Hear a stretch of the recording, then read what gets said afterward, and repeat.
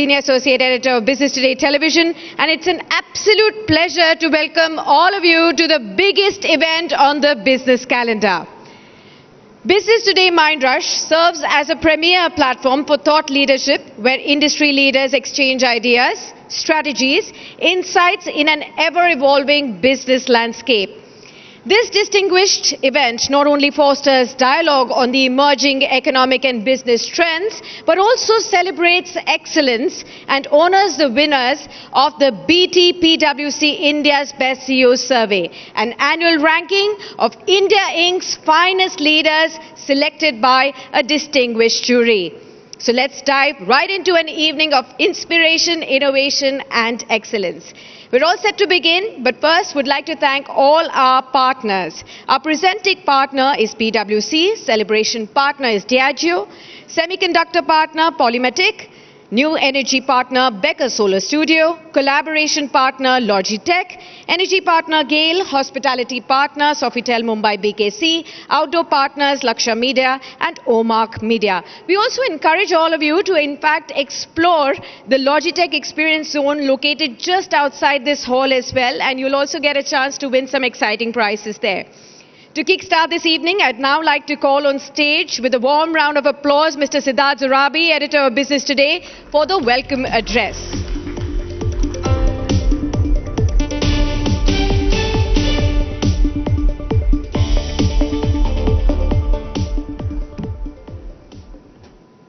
Good afternoon, namaskar.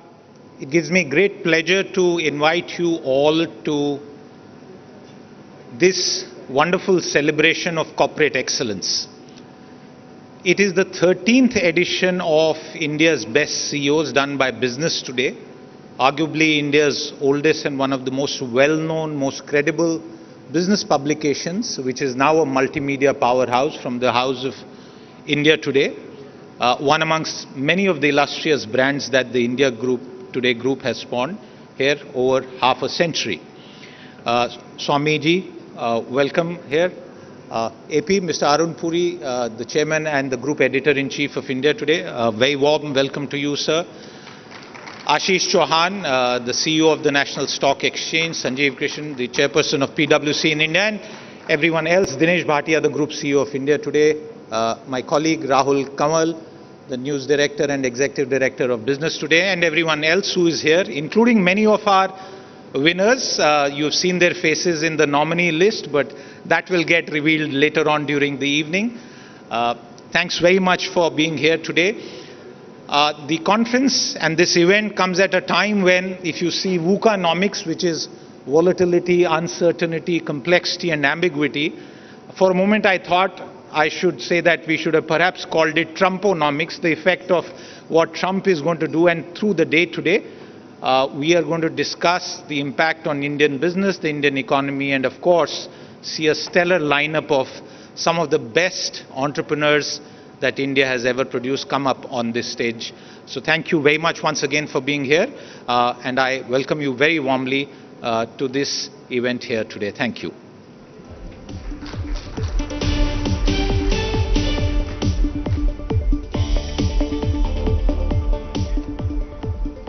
Thank you, Siddharth, for those warm words.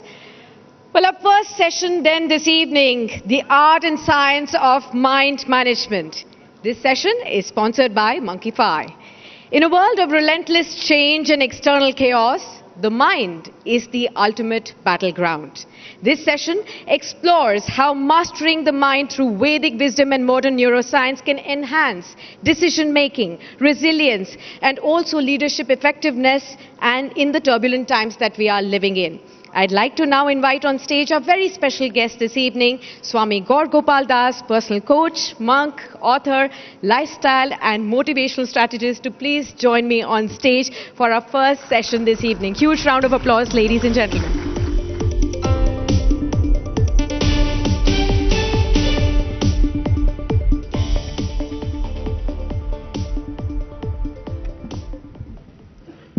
Good evening, everyone.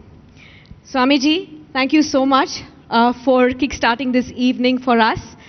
You know, mind management is often talked about, but I want to begin by understanding from you Why do you think it is extremely important to manage the minds, and how can we do that effectively in today's day and age? First of all, a very good afternoon to you, ladies and gentlemen. First of all, doesn't look like you're very happy seeing me, guys. A very good afternoon to all of you, ladies and gentlemen. Okay, sounds great now. It's a great privilege, pleasure, and honor to be here at the BT Mindrush, and I remember coming here, I think, 2 years back for the 11th edition, I think, and always been a pleasure. My gratitude to Business Today for having me over again. To Mr. Puri, the BT team, all the dignitaries in the audience, and of course, all the guests here. And my congratulations to all those who will win the award this evening as well. But coming to the question, Sakshi, about why is the mind so critical and why is the mind so important in the world today? Everything that we do, all the decisions that we make are very critically and importantly based upon the stability and the calmness of our mind. Whether it's a business decision or a personal decision, without clarity, it's very hard to see the way ahead. If you see a lake, and if that lake is all churned up and it's completely turbulent, you cannot see what is at the bottom of the lake with clarity. We allow the water of the lake to settle down, and once the water settles down, there is clarity. Once there is clarity, that's when our decisions and actions are properly aligned. Which is exactly why I feel mind is a very critical component that needs to be dealt with. In a world that, I love the title Vucanomics. You know, I looked up on an AI engine, if there was a word like this existing. VUCA exists, but Vucanomics is a BT-IP looks like. You know, and we live in a world which is so volatile, and the volatility comes from the change. The change is so rapid, so quick, and the change is so unpredictable. It's quite fast, quite unpredictable. To keep up with that change, to have the agility, to have the adaptability is not as easy. Then there is you, that is the uncertainty in the VUCA, right? And the uncertainty is about the present. The uncertainty is about the future. And why does that uncertainty come? Because there is complexity.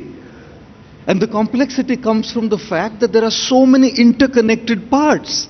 Today in a global economy, there are so many interconnected parts. There are so many variables in this complex equation. So no matter how much I want to do things on my own, there are elements that are influencing me. The economics today, the financial condition today, the markets today. Because of being a coupled economy, it's going to affect us, this tremendous amount of complexity. And that complexity leads to a lot of ambiguity, right? Ambiguity because there are multiple opinions and multiple interpretations of a fact. So many interpretations. The media is giving their interpretations, thought leaders are giving their interpretations, influencers are sharing their interpretations, and in a vast array of opinions and interpretations, what is the truth? What is the fact? Becomes extremely ambiguous. So to be able to navigate this VUCA world with its volatility, with its uncertainty, with its complexity, with its ambiguity, I think needs a lot of mental and emotional resilience, which is exactly why the mind is important. Look, you can have a strategy to navigate through the turmoil, but if you don't have the inner strength, the grit, the fortitude, and the mental and emotional resilience to navigate through that turmoil, it's hard. You know, so we need strategy, but we need perspective.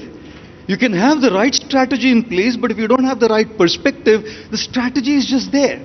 So I do feel that the mind is very critical because inner strength, resilience, grit, fortitude matters a lot in executing that strategy. And it's not just the leaders. It's about the people whom they lead as well. Absolutely. So mastering the mind perhaps more important than mastering the world, or at least it should come before that. You have also often talked about, servant leadership. So I want to understand, how will this aspect really help create great leaders of the future? Right. I think when it comes to servant leadership, I just can't get the hang of when is it that leadership got related to power and authority. leadership was always a matter of service and responsibility. When there is service and responsibility, power and authority automatically comes. But when people have authority and power without service and responsibility, the people whom they lead do not see them as an icon, as a role model, and naturally people cut corners in the vision that a leader has given to them. Sadly, leadership has become so selfish. There was a leader of a company. He came in a very fancy car, new car, and his subordinate opened the door of the car and said, "Sir, new car, fantastic, huh? Incredible car." The boss said, "If you work hard like 18 hours a day, if you work hard like 18 hours a day, 7 days a week, all year round, next year, I will have a better than this." You know? So the point now is, it's all about exploitation and gaining it for myself. So power, authority, exploitation, resources, my growth.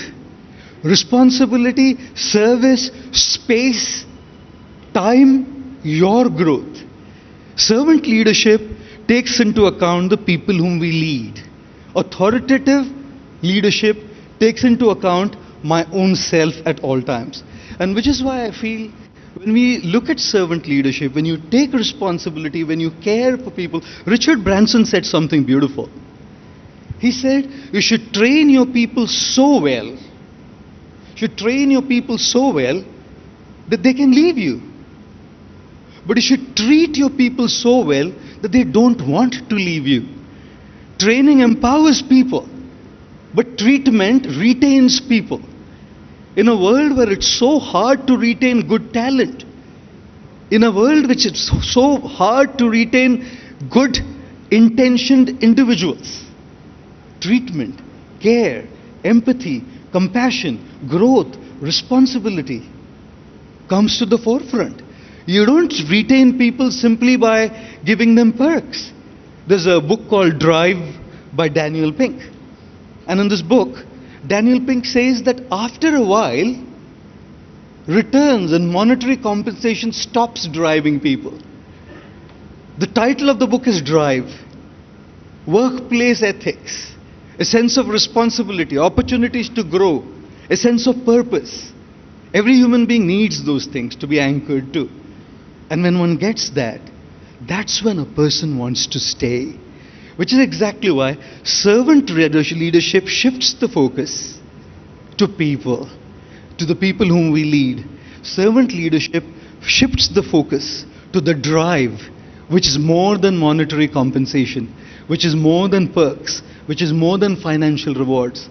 It's a matter of growth, it's a matter of learning, it's a matter of treatment, it's a matter of responsibility, and it's a matter of purpose and contribution. And with Gen Z, if you're leading Gen Z, hashtag purpose seems to be like the word that they look at a lot. Absolutely. So Swamiji, you did mention, about an 18-hour every day. There has been this ongoing debate where corporates are more and more vouching for you need to work for 70 hours a week or 90 hours per week. There's this lot of debate, and I'm sure all the organizations here are also identifying their stands as to how should they be going forward, because there is this thought process as if India needs to be the world leader, we have to work as much, and they're pushing employees. Which side of the debate would you be on, and how would you look at this debate? Can I recite a quick Hindi poem if that's fine? Absolutely. Pleasure. परेशान थी पप्पू की wife. Sorry about that. परेशान थी पप्पू की wife क्योंकि non happening थी उसकी life. Pappu करता था दिन भर काम ही काम, उसको कभी भी नहीं मिलता था आराम. पप्पू के बॉस भी थे बड़े ही कूल, प्रमोशन को हर बार कन्वीनियंटली जाते थे भूल. काम तो करवाते थे अप अंटिल 9, कभी नहीं भूलते थे वो डेडलाइन. पप्पू भी बनना चाहता था बेस्ट, इसीलिए वो नहीं करता था रेस्ट. दिन रात करता था बॉस की गुलामी, अप्रेजल की उम्मीद में करता था सलामी. दिन गुजरे और फिर गुजरे कुछ साल, बुरा होता गया पप्पू का हाल. पप्पू को अभी कुछ याद नहीं रहता था, गलती से बीवी को बहन जी कहता था. एक दिन पप्पू को समझ आया और छोड़ दी उसने प्रमोशन की मोह माया। बॉस को बोला, यूं क्यों सुताते हो, अप्रेजल का लड्डू दिखा के उल्लू क्यों बनाते हो, प्रमोशन दो वरना चला जाऊंगा, अप्रेजल देने पर भी वापस नहीं आऊंगा। बॉस हंसकर बोले, कोई नहीं कोई बात, अभी और भी पप्पूज है मेरे पास, ये दुनिया पप्पुओं की बनी है, सबको बस आगे बढ़ने की पड़ी है, तुम नहीं तो किसी और से कराऊंगा, तुम्हारी तरह एक और पप्पू बनाऊंगा। Right, the world of Pappus. Right, my apologies for that one, the world of pappus. So my point is, if somebody can work day and night 24/7, who am I to stop that? If somebody has that work ethic and somebody believes in that ideology, who are we to stop that? We live in a free world. We live in a world with free ideologies. We live in a world with free thinking.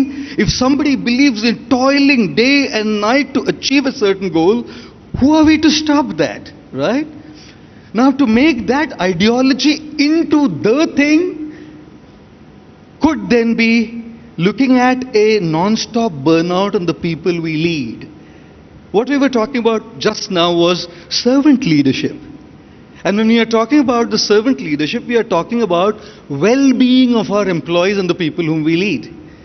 When we talk about well-being, we talk about professional and financial well-being for sure. Trust me, today people are professionally skilled. I'm sorry to say they're not professionally well. There's a difference between being professionally skilled and doing professionally, really going to the heights of your professional careers, but they don't feel well. Professional well-being, we talk about emotional well-being, we talk about spiritual well-being, we talk about mental well-being, we talk about physical well-being. Who is there to talk about professional well-being? Where a servant leader is creating a work ethic, a work ethos, which is concerned about the well-being of the people we lead professionally, financially, mentally, emotionally. Imagine a person who's a wreck. If somebody can take those long working hours and stay focused and stable, fantastic. Does everybody have that tenacity? Does everybody have that capacity? Does everybody have that bandwidth? Is an important question mark, right? So do the people whom we lead not also have the freedom, the liberty in a world and in a nation to live the life they want? I feel one of the biggest issues in the corporate world today is burnout. Massive burnout. When you just keep working without caring for your own self, you're pouring from an empty cup, man. You're pouring from an empty jar.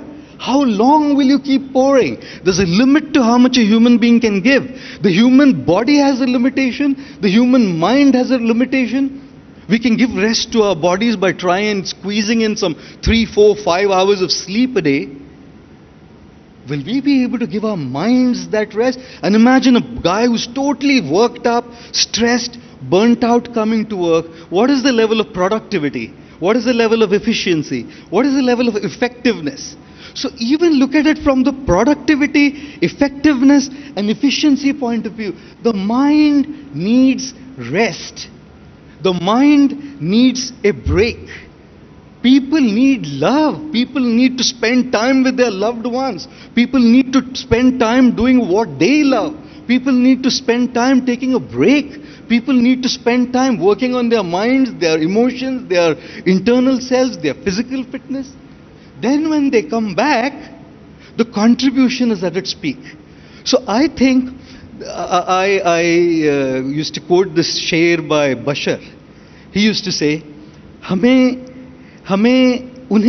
उन्हें कामयाबी में सुकून नजर आया, उन्हें कामयाबी में सुकून नजर आया तो वो दौड़ते गए, उन्हें कामयाबी में सुकून नजर आया तो वो दौड़ते गए, हमें सुकून में कामयाबी नजर आई तो हम ठहर गए. Very well said. You have a कामयाबी in सुकून and you have a सुकून in कामयाबी, right? So can we do without कामयाबी? No. You have to run. You have to chase. You have to hustle. You have to give your 200%. There's no debating that.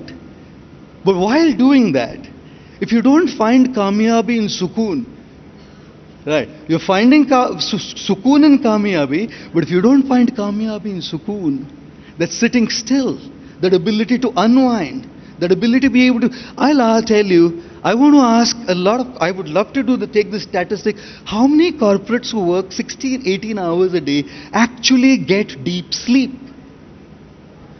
Actually are well rested? How many people actually rest well? When they wake up, do they really wake up fresh? Do they really wake up completely energized? Do they really wake up saying, I want to look forward to that session at work? Or do they wake up like a zombie saying, another day, another deadline, another guy who's engaging in some politics against me there, another place where I have to give in 18 hours a day? Imagine the level of involvement and engagement in work, madam, dipping down. And which is exactly why I don't think it's about 70 hours or I don't think it's about 17 hours. It's about finding that right kind of balance. Going on either extremes is dangerous. Spiritual leaders will promote shanti, peace, unwind, energize, sleep, take it easy. And who hustles then? And hustlers will promote hustle, run, keep going. And who cares care of your own self? Finding that balance is an individual responsibility. There'll be theories, there'll be ideologies, there'll be multiple things that are being promoted. You need to listen to your own voice. In this whole world that's drowning in so much noise, we are forgetting to listen to our voice. And therefore it's critical. Don't let the opinion and the noise of others drown us. There was a guy who was selling fish on the side of a road. He had a board there was written, fresh fish sold here. One guy came and said, we can see it's fresh, rub the fresh. So he rubbed the fresh, it said fish sold here. Another guy came and said, we know you're selling fish, not tomatoes, rub the fish. So he rubbed the fish, now it was sold here. A guy came and said, you're sitting at the marketplace, you're not giving it out for free, right? Rub the sole. So he rubbed the sole. It was only here left now. A schoolboy came and said, we can see you sitting here, not there. Rub the here. He rubbed the here, the board was empty. A guy came and said, Pagal hai tu, board khali hai, kuch likhta kyun nahi? Right. There'll always be somebody who's going to say something, guys. The noise of the world's opinions is what creates ambiguity. Take what's best, but listen to your mind, your needs, your system, and chalk your way. So how do the organizations and corporate leaders today prepare themselves for all the uncertainties that you began by talking about, businesses uncertainties, policy uncertainties, technology uncertainties as well? How do we prep to take on the world which is constantly changing? Right. Thank you for that question. You can't change facts, can we? Facts are the way they are, the markets are the way they are today. Decisions made in some place influence us here, influence our markets, our personal lives, and the lives of people whom we lead in ways that we feel absolutely helpless.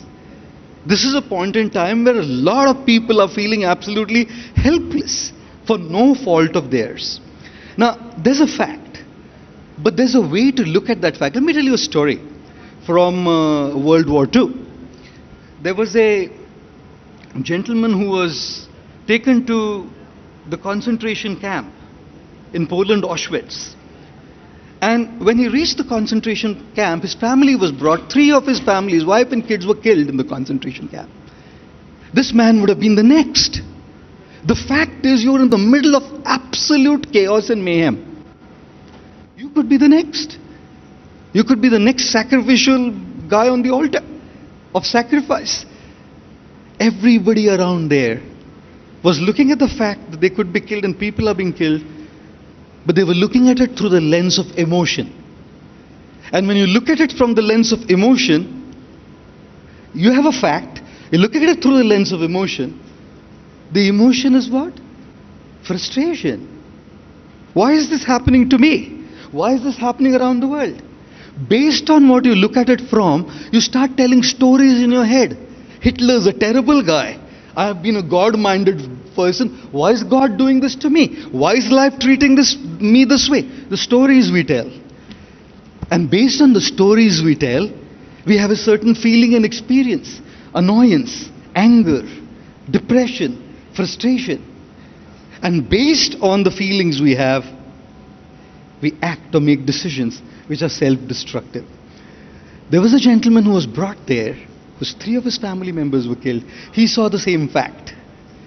But he saw the fact not through a lens of emotion that why is this happening to me?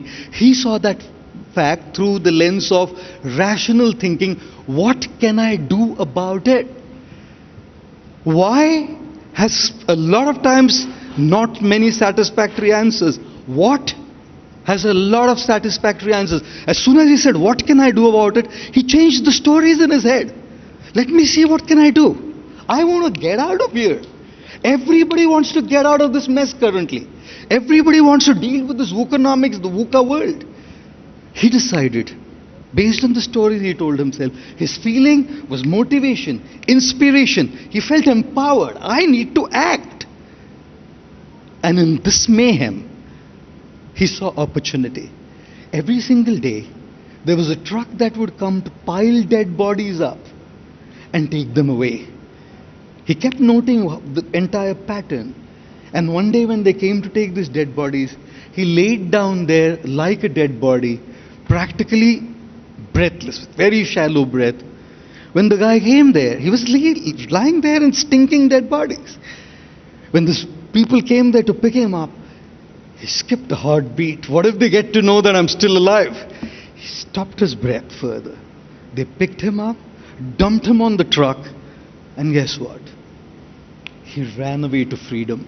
Which is exactly why facts should not be seen through a lens of emotion. Yes, we are human beings. Yes, we have emotions. When the markets go down, we have anger, we have frustration, we feel lost, there's uncertainty, we don't know when things are changing, we feel helpless, and we are all going to go through this. But to change it to a lens of rational thinking makes us feel empowered. And what rational thinking is about? Look at statistics in the history. COVID, the 2008 recession. We bounced back. Yeah. What says that we won't bounce back again? What says that we won't bounce back again, right? And therefore, Ghalib said something very interesting. He said, Guzar jayega ye daur bhi Ghalib, Guzar jayega ye daur bhi Ghalib, zara itminan to rakh. Jahan khushi hi nahi thehri, wahan gam ki kya auqat hai, right? This time will pass. It has passed in the past, why will this not go? Lens of wisdom, lens of objectivity. First S is statistics. Second S is your scoreboard. Look into your past and look at your own score of how many challenges have you handled before. So many challenges came to you, you came out of it. What tells you that you won't come out of this one? Statistics, scoreboard. The third S is strategy. Looking at what are the controllables. There are a lot of uncontrollables in my hand and I can do nothing about it. It's like beating my head against the wall. The wall won't move, I'll hit my head. Looking at what is controllable is strategic. The fourth S is support. Seeking support from wise guides. Seeking support from mentors. Seeking support, emotional support from loved ones to pass through this phase. The fifth S is strengthening our purpose. Viktor Frankl in his book, Man's Search for Meaning, says that people who survived the concentration camp either focused on some loved one and they fought it back, or they focused on a goal to be achieved and fought it back, or they focused on a sense of duty and fought it back. It was purpose that kept them alive, strengthening your purpose. And last but not the least, the sixth S is spirituality, mindfulness, meditation, to calm down our mind so we move from the lens of emotion to the lens of rational and wisdom thinking. Fantastic. 5 S's there. We can continue to go on listening to you and it doesn't feel like the time is passing at all. But the time's up. Thank you so much, Swamiji. It's been an absolute pleasure and honor to be speaking to you. I'm sure a lot of us will be taking back a lot of lessons. I want you to be here with us. And meanwhile, I'll request Mr. Dinesh Bhatia, Group CEO of India Today, to please come up on stage and felicitate Swamiji with the token of appreciation. If you could please get that on stage as well.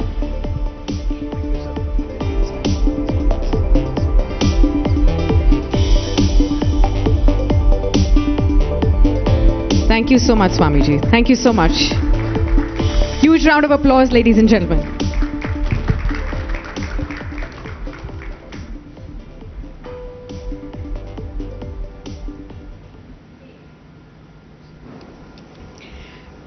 It definitely calls for a huge round of applause, what you've just heard. A very, very enlightened session like there. Moving on to our next session, Beyond the Bull and Bear. The future of money. In a world where markets are shaped by disruption, volatility and rapid technological shifts, navigating the investment landscape requires a new approach. This session will deep dive into the evolving forces driving financial markets, offering insights on risk, opportunity and future of wealth creation. Let us please welcome on stage Mr. Ashish Chauhan, MD and CEO of NSE India. And to take this conversation forward, I am welcoming editor of Business Today, Mr. Siddharth Zarabi. Warm welcome.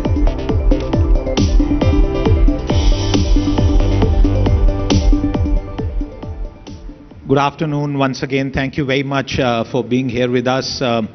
Ashish ji, this week's been pretty decent for the markets after many days and weeks of pain. In fact, perhaps the best week in 4 years. But this is not a question with a market, a guru kind of approach in mind. The rise of the equity cult in India is now undeniable. And I don't know how many people here in the audience know that the National Stock Exchange is present nearly in every pin code of this country.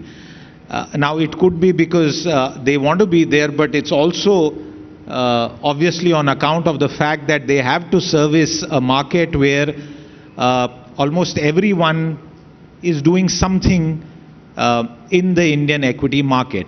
What explains this? Is this a fundamental shift in approach towards markets, towards equity investing in India? Thank you, Siddharth, and thank you for calling me. In some ways, it can be answered in many ways, but currently, as you rightly said, we have more than 19,300 or 400 pin codes in India, and we are not there in 28 pin codes. And most of those pin codes are now airports, where you can't be staying full day normally, and so I can't do KYC for you. So effectively, it's there. And why this has happened? It's kind of interesting because I have been there for last 34 years in this business of running markets. When I joined in 91, 92, there were around 1 million people investing in stock markets. Unique individuals, 10 lakh. Today, there are 11 crore unique investors. That is literally 110 times more people.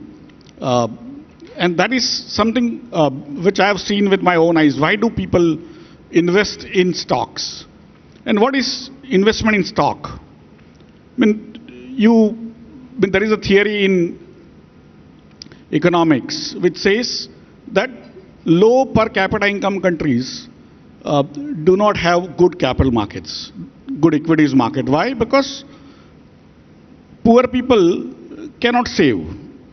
And if they save, they don't trust even their brothers. How will a person sitting in Srinagar or Dibrugarh or Jorhat will put her hard saved, not hard earned, but hard saved, 1,000 rupees or 500 rupees into somebody running a company in Salem in Tamil Nadu, which she is never going to visit. But she has that complete confidence that that entrepreneur who she is putting her money in has made her a partner.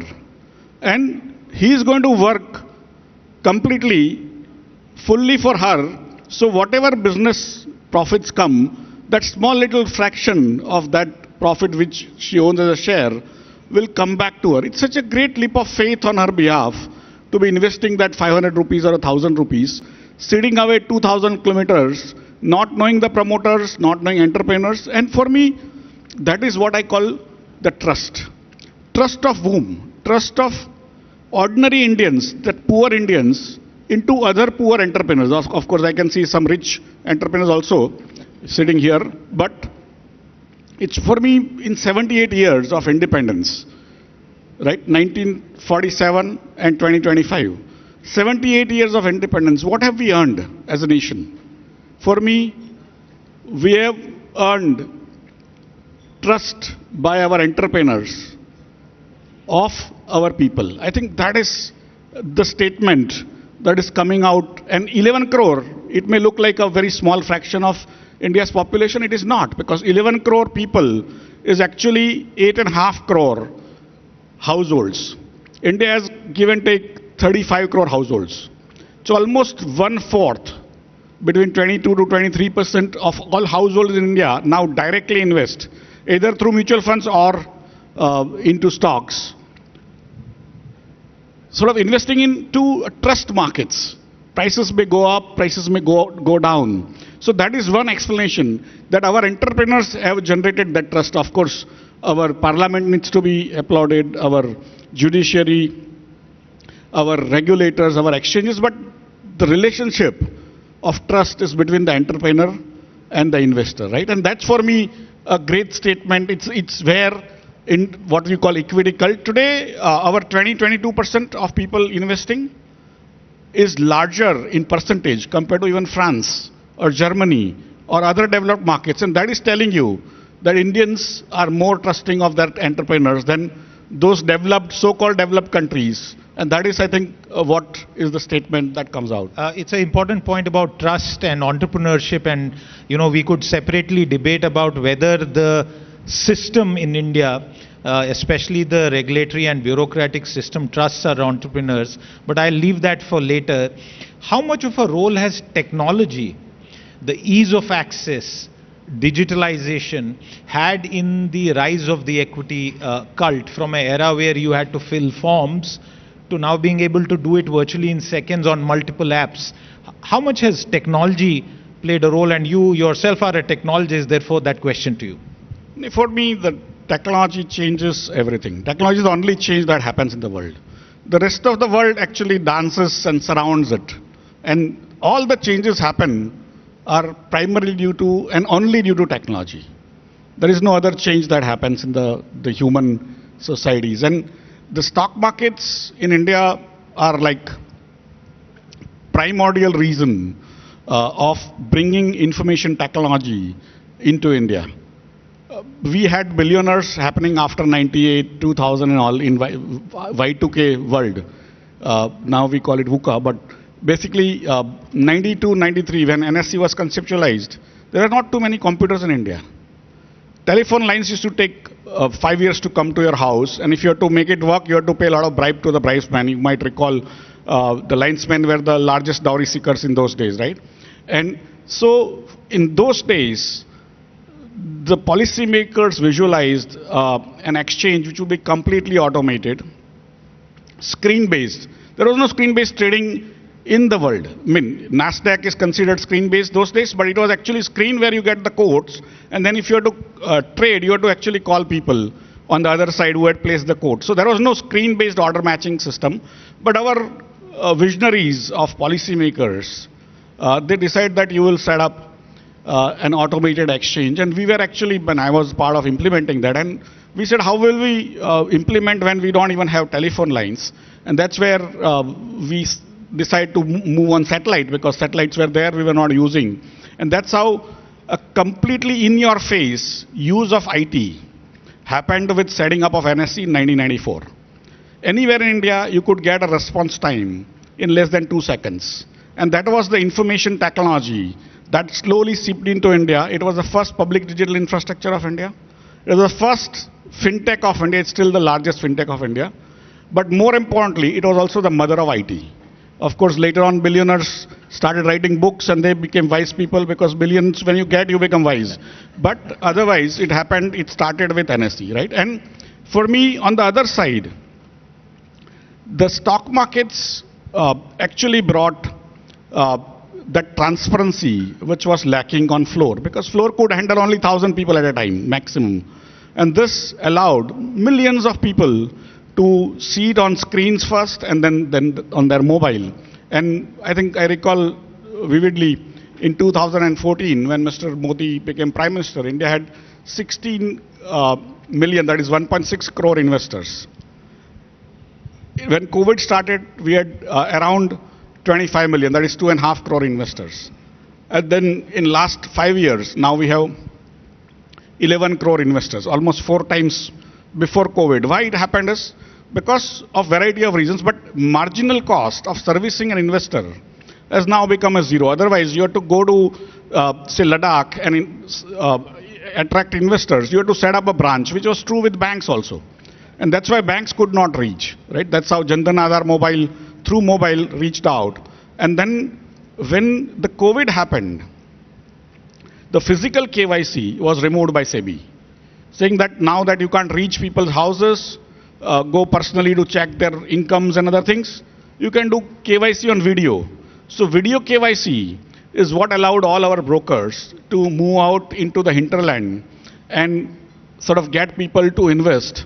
Of course, returns on the stock markets were much higher than what you would get on the fixed deposits, and that's where also people came in. But there are many, many reasons, but one is the cost of new investor coming down from anywhere in the world, I mean anywhere in the country, came down close to zero, and the video KYC allowed to do it much faster, and that's where we could gather all those investors. And today I have 11 crore unique investors, but literally 21.5 crore accounts. Each, pretty much every investor on an average is getting almost 2 accounts, like everyone is getting 2 SIM cards. So that's how it's happening. That's a very detailed explanation of how market have evolved, especially in the last 4 to 5 years. Is there a flip side to it, Ashish, in the sense that has this ease of access, ease of selling and purchase also increased risk taking?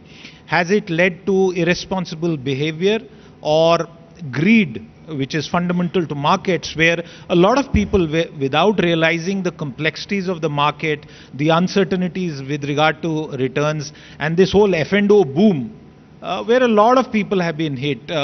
There are several studies which say that very few retail investors actually make money. Is the ease of access actually responsible for that as well? I think there are many facts, and then there are many analyses, as I think Gaurav Prabhu said, right? And everyone has a view based on where they are looking at the elephant. Because we are all blind men describing elephant wherever we touch.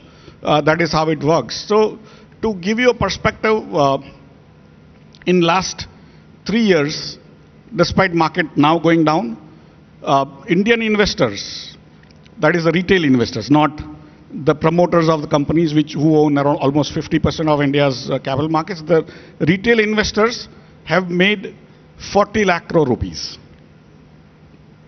after cutting for derivatives losses. There are 11 crore investors.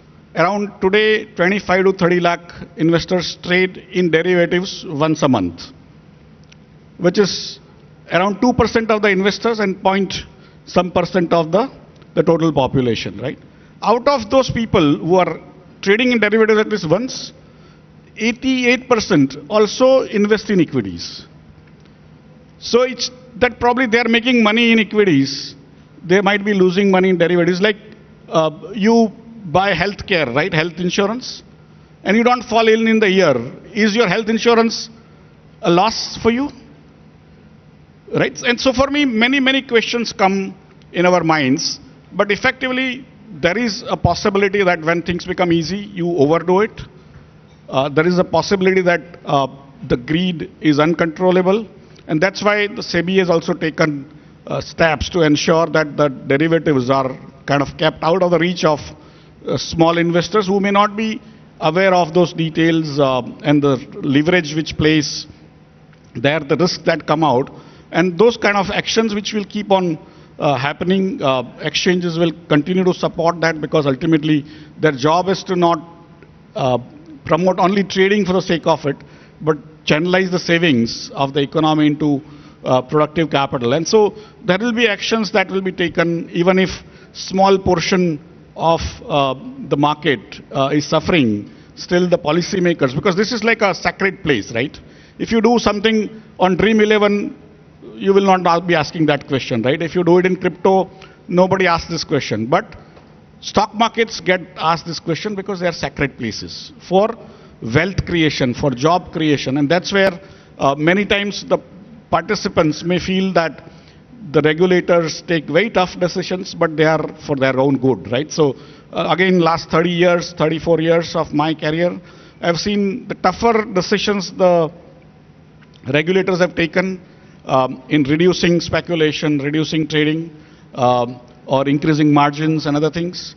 They've actually increased comfort of more investors. That's what has brought in more investors back. So effectively, last thing I would say is, when something becomes easy, you do it more. That doesn't mean it is wrong. So when the washing machines came, people thought the ladies will spend less time washing clothes because it will become now easy to wash clothes. You know what happened? They started washing more clothes. And that's what happens when things become easy. But that is not necessarily it is bad, right? Because now you get cleaner houses, at least within the house. Outside you might have more pollution, but inside you have cleaner clothes and houses and stuff like that. That's what finally, there will be more other issues come up and we'll have to keep on solving them as they come. Do you think the objectives behind the curbs that the regulator, the Stock Exchange Board of India, imposed on derivatives, whether they have achieved the objective that they were meant to? Broadly, I think everything is a work in process, you know. So today, I think their first measures started getting implemented around October, November. Today we are sitting in March after 6 months. April 1, some more measures are coming. Some more measures are being thought about. So effectively, the volumes in terms of the number of contracts has gone down by 50-60%, but the premium traded also has gone down by 25-30%. And that was the purpose, that they wanted to break the momentum that the sort of perceived sort of options trading was getting. And now I think that momentum has been broken. People are also coming to their senses. And our perspective has been that if you don't know the instrument, don't touch it. So especially for retail investors, derivatives is not the place to be in. They increase the lot size, they increase the margins. Now even intraday margins are going to change. But effectively, similarly, don't believe in tips, don't believe in this discussions that happen on television about stop loss and all. Because if somebody is sitting like me and you ask me saying what will happen to this stock, and I say no, it will go up, do you think I really mean good for you? I am probably selling that, that's why you want me to, I want you to buy, right? So effectively take this as entertainment rather than some sort of an advice when it comes out of the pop circuits or messages or WhatsApp or something. So since you mentioned television, I want to ask you, what about these so-called influencers on all manner of social media platforms, not regulated, outside the reach of most people? We don't know who they are, what they are up to, yet they proliferate. So it's interesting you spoke about television, but what about those people? Aren't they also equally responsible? No, absolutely. I mean, it's television is because you're sitting in front of me, but otherwise influencers are equally, and many of them are irresponsible. And what is the difference between a television or an influencer now? Everyone has the same loudspeaker, right? And so people there is a lot of noise and very little signal, right? And at the same time to say that influencers are bad, but we are regulated so we can do it. That is where I also think there has to be some sort of a balance to be maintained, that people who are traditional mediums, do they still have to do it? Or only influencers have to be blamed, and those kind of things. Is it time for SEBI to sort of relook some of its positions, you know, because April is going to be a very interesting time for our markets, not only because of the other steps that are supposed to come into effect from the 1st of April. On 2nd April, by all reckoning, we will see reciprocal tariffs hit many parts of the world, from the United States, perhaps India as well, although there is a meeting that might help us prevent that. Is it therefore time for SEBI to sort of step back and perhaps pause, given what's happened in the markets, Mr. Chauhan? Broadly, I think SEBI has, all the measures relating to derivatives have happened. You can see over last few days some other measures which have slowed down a little. At the same time, what you can predict that is the reciprocal tariff or anything, is already priced into the stocks. What is unknown? See, there are, I think in Dick Cheney or somebody who said that, there are known knowns and there are known unknowns and there are unknown unknowns. Stock market takes care in everyday pricing, index and other things, the known knowns, and then known unknowns, that is your reciprocal tariff. What sort of jars people is the unknown unknown, that was not even thought, and that is where I think again COVID was mentioned, which was in a way unknown, right? And so that is where, and even Trump's reciprocal tariff, when it was spoken, it was unknown. Now, in last 2 months, it has become known unknown, right? Absolutely. It's perhaps also been digested to some extent. Exchanges like yours enable access. It allows entrepreneurs to raise capital from the markets. Equally, we have seen in the past few years the age of the IPO. We have had massive IPOs. Many more are in the pipeline. I want to ask you, what is your sense about 2025, the rest of the year, in terms of IPOs? Will the IPO gravy train continue to chug along? No, the markets have been consistently good over last 2-3 years, and that's where when markets are good, the volumes go up, IPOs come in. Last 6 months, markets have not been good, and so the IPOs have become less in number, but still there is enough and more momentum available. So we see a lot of activity currently also happening in the IPO space. Lot more prospectuses are being planned and filed and other things. It's just that most of them will also wait for the opportune time, which is when the market is on an upswing. And so you might see a little here and there going forward, depending on how the market behaves over the next few months. Mr. Chauhan, I want you to spend a minute to speak to a general audience regarding this issue that we have seen about loss-making companies hitting the markets, raising a lot of money because investors perhaps have a fear of missing out.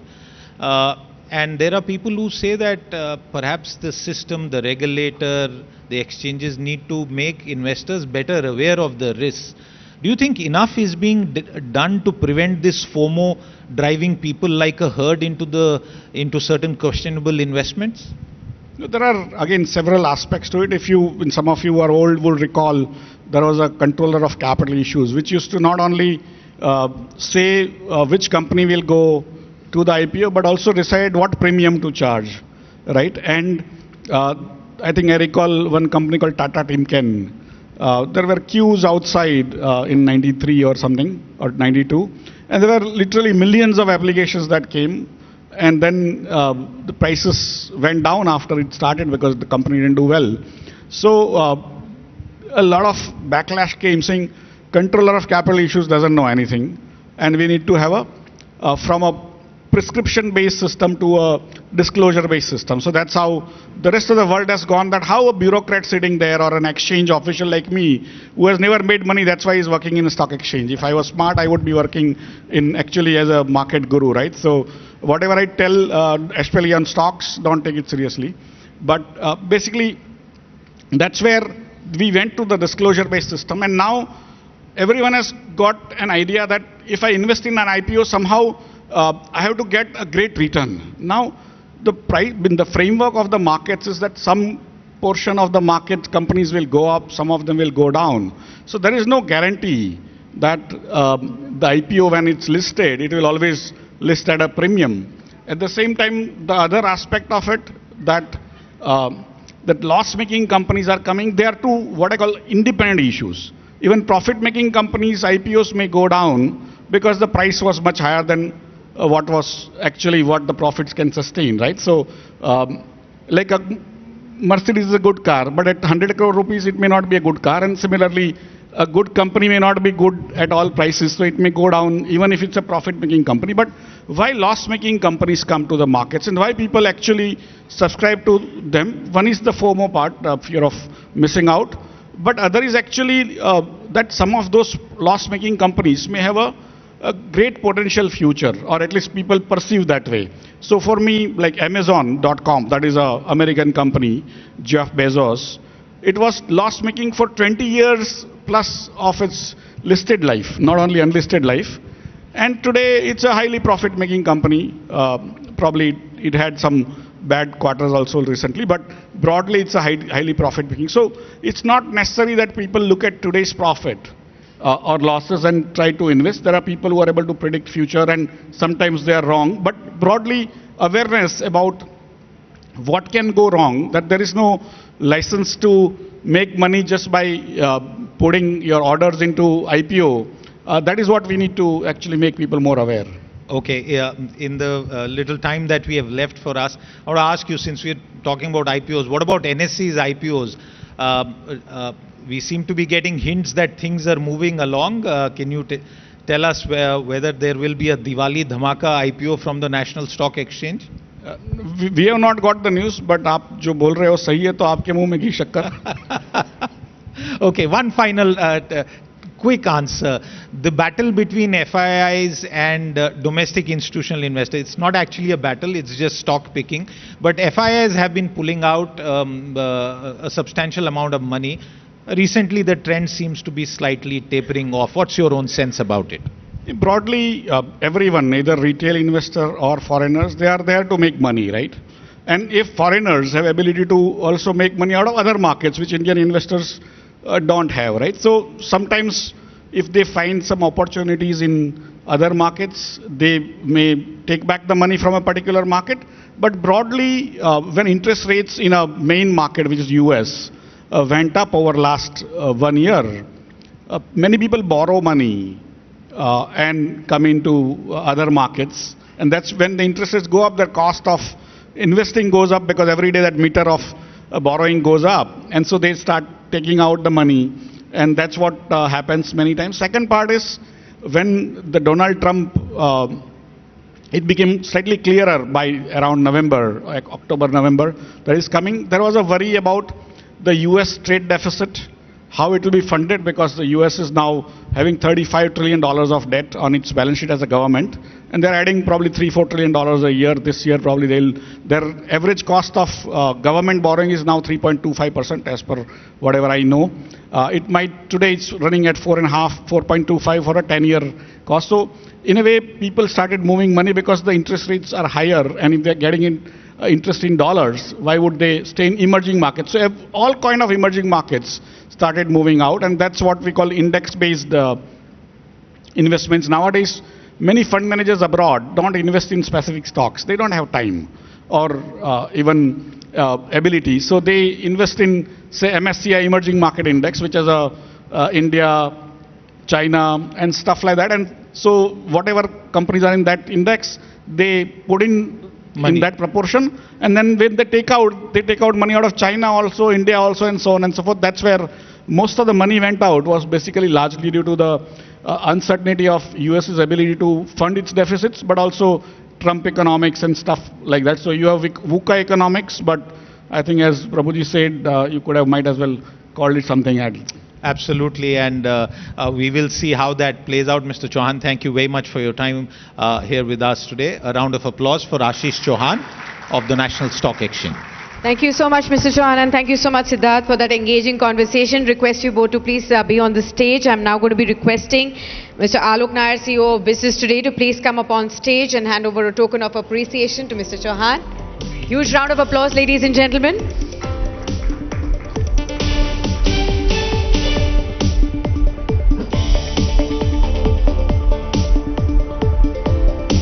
Let's pose for a photo op, please. Thank you so much, Mr. Chauhan. Thank you so much, Siddharth and Alok. Our next session, ladies and gentlemen, is Boardroom to Impact, a Leader's Journey.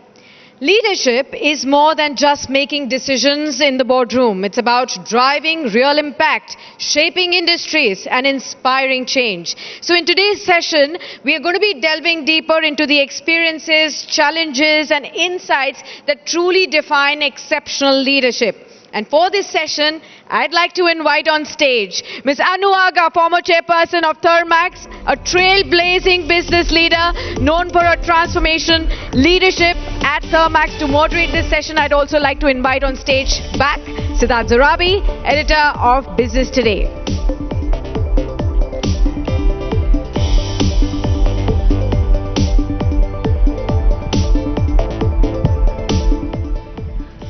a very warm welcome once again. It's not often that I have had the pleasure of getting to talk to someone formally on stage who hung up her boots in corporate life almost 20 years ago and basically has devoted herself to social causes ever since. Since there are lots of people here and many people who are watching us, I want to begin by asking you about your definition of struggle and how in your own life you dealt with struggle while running a business, raising a family, and basically remaining fit, active, and about Anuvaga. Thanks, Siddharth. Let me begin by saying, let me give you an idea of my personal life and then professional. By training, I'm a social worker, but destiny took me to the corporate world.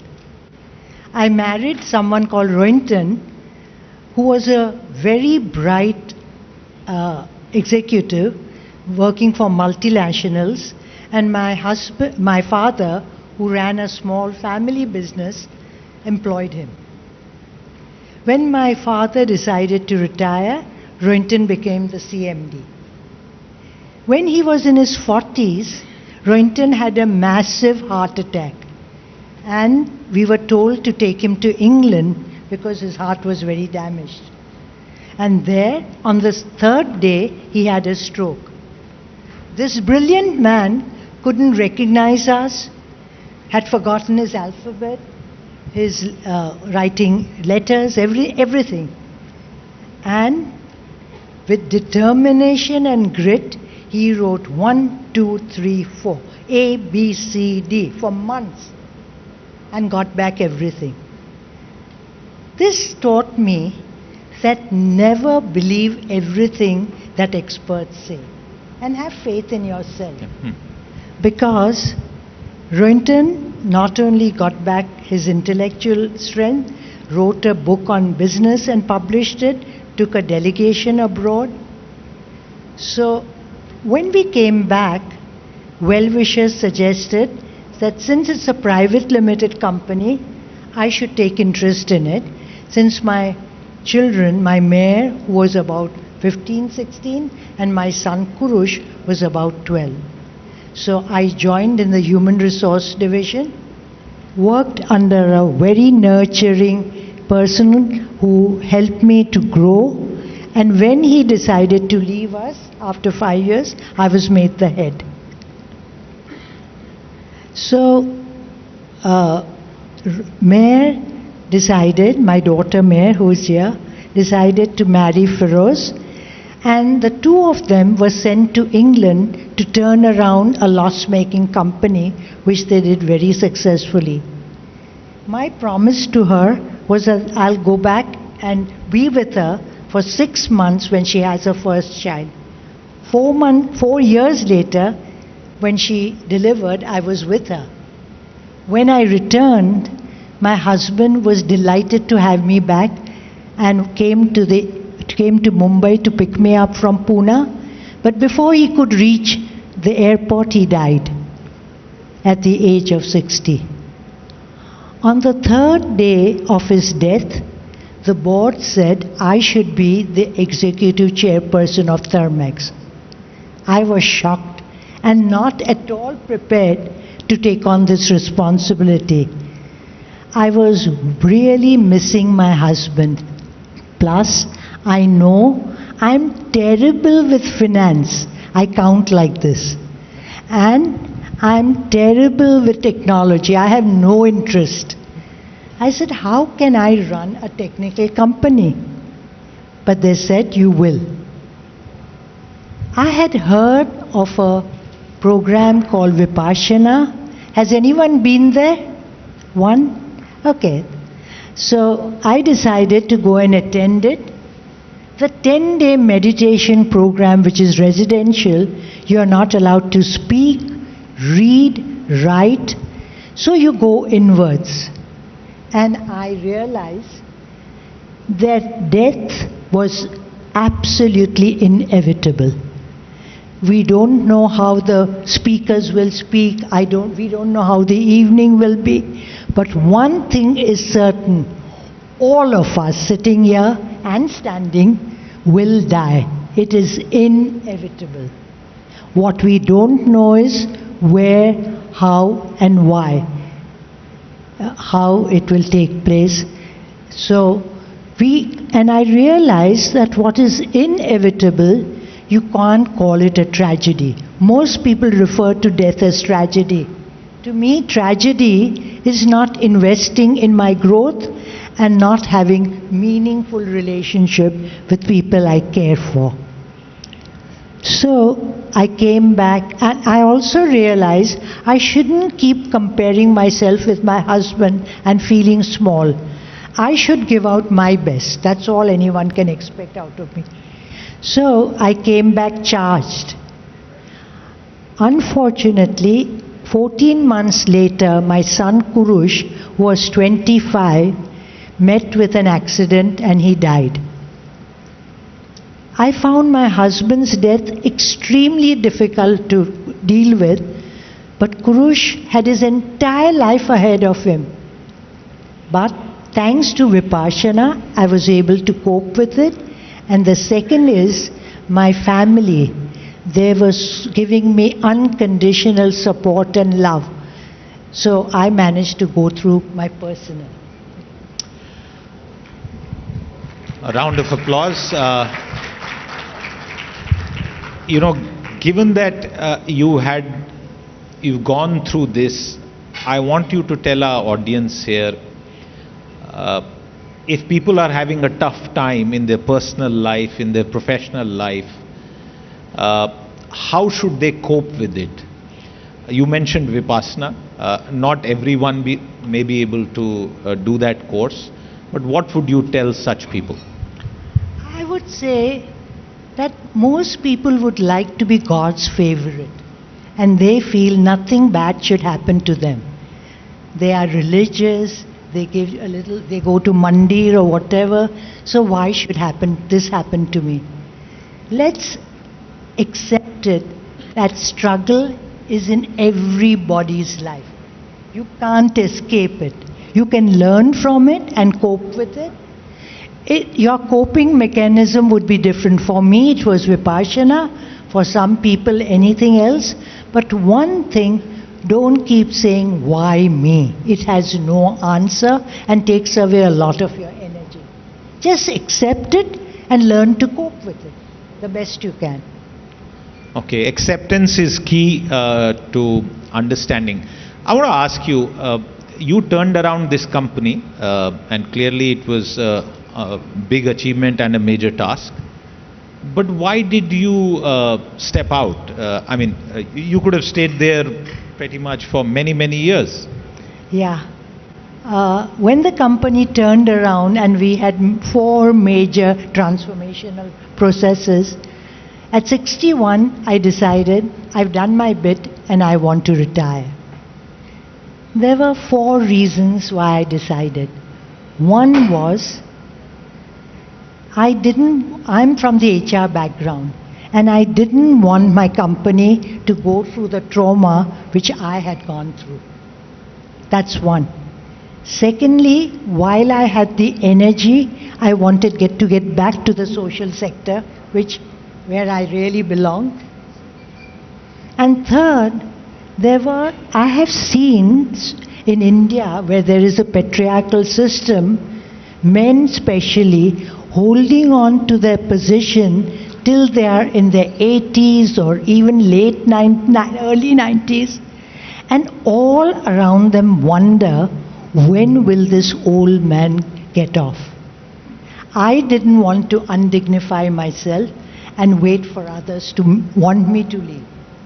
These are the reasons. As you look back at your professional career, is there anything that if you were able to turn the clock back, you would like to change? Siddharth, I have many things I could do differently, regrets. but nothing about which I feel so guilty that I feel I wish I had done that. I wish. I'm not one of those who keep saying, I wish, I could. I just live for the pro moment. Whatever is happening is happening. Of course, few things I wish I had paid a little more importance to finance and technology when I was in HR. But these are minor things, nothing significant. No, I have no major regrets. No major regrets, and clearly that would be a life well lived if you do not have any major regrets. Let me ask you about philanthropy. About what? About giving back to society, about corporate philanthropy, and your own approach to how do you see the whole idea of giving back? If God and your hard work has led you to considerable wealth, in whatever form that you get, if you were to give it back to society, for those who might be thinking of this, how would you advise them, Anuaga, to approach the issue of giving back to society? Anyone living in India sees hundreds and thousands of problems facing them. And I believe in trusteeship model of Gandhiji, where the wealth you've been given is not only for your personal use, but for the good causes. So when I was the chairperson, we decided to give a small amount way before CSR was made compulsory. That was a very small thing. We also gave 50% of the Thermex dividend to philanthropy as a family, and we spend it on educating the underprivileged, give some to the health sector and animal welfare, small amounts to health and family health sector. I really think that if you see, as I said, the poverty around, how do I live with myself knowing that people have no opportunity to study and improve their lot, or have a proper meal, or have a roof over their head? I just feel a little sensitivity would help. As you look back at the arc of your life, and clearly you've learned so much, gone through so many situations, to what extent did the challenges that you faced change you as a person? I'm trying to draw you out on what you were at the age of 25, 50, and we wish you many, many more decades of good and healthy life. But to what extent did it change you? I think anyone who says they haven't changed hasn't been a matured human being. Experiences in life make you reflect and change. So I have also changed. I was a young girl, of course, very social conscious about what was happening, but still very happy with my social life, not so much bothered about what was happening in the outside world. But as I grew close to the NGOs, and the two NGOs I'm very close to are Akanksha and Teach for India, I saw the magic education can do to lift a child from poverty and his entire family out of poverty. When I saw the health issues which could be helped through our little bit of giving. My granddaughter is passionate about dogs. So I wasn't at all keen on sharing wealth for the animal kingdom. But I realized with her influence that they also do count.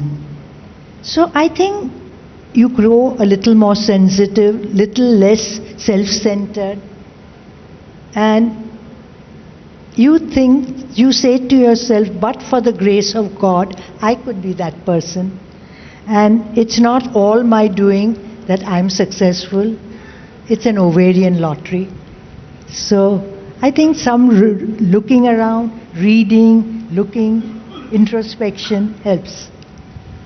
Ms. Aga, before CSR was mandated by law in India, and there was a big debate whether it should happen. Eventually we had a law, and that framework is applicable currently.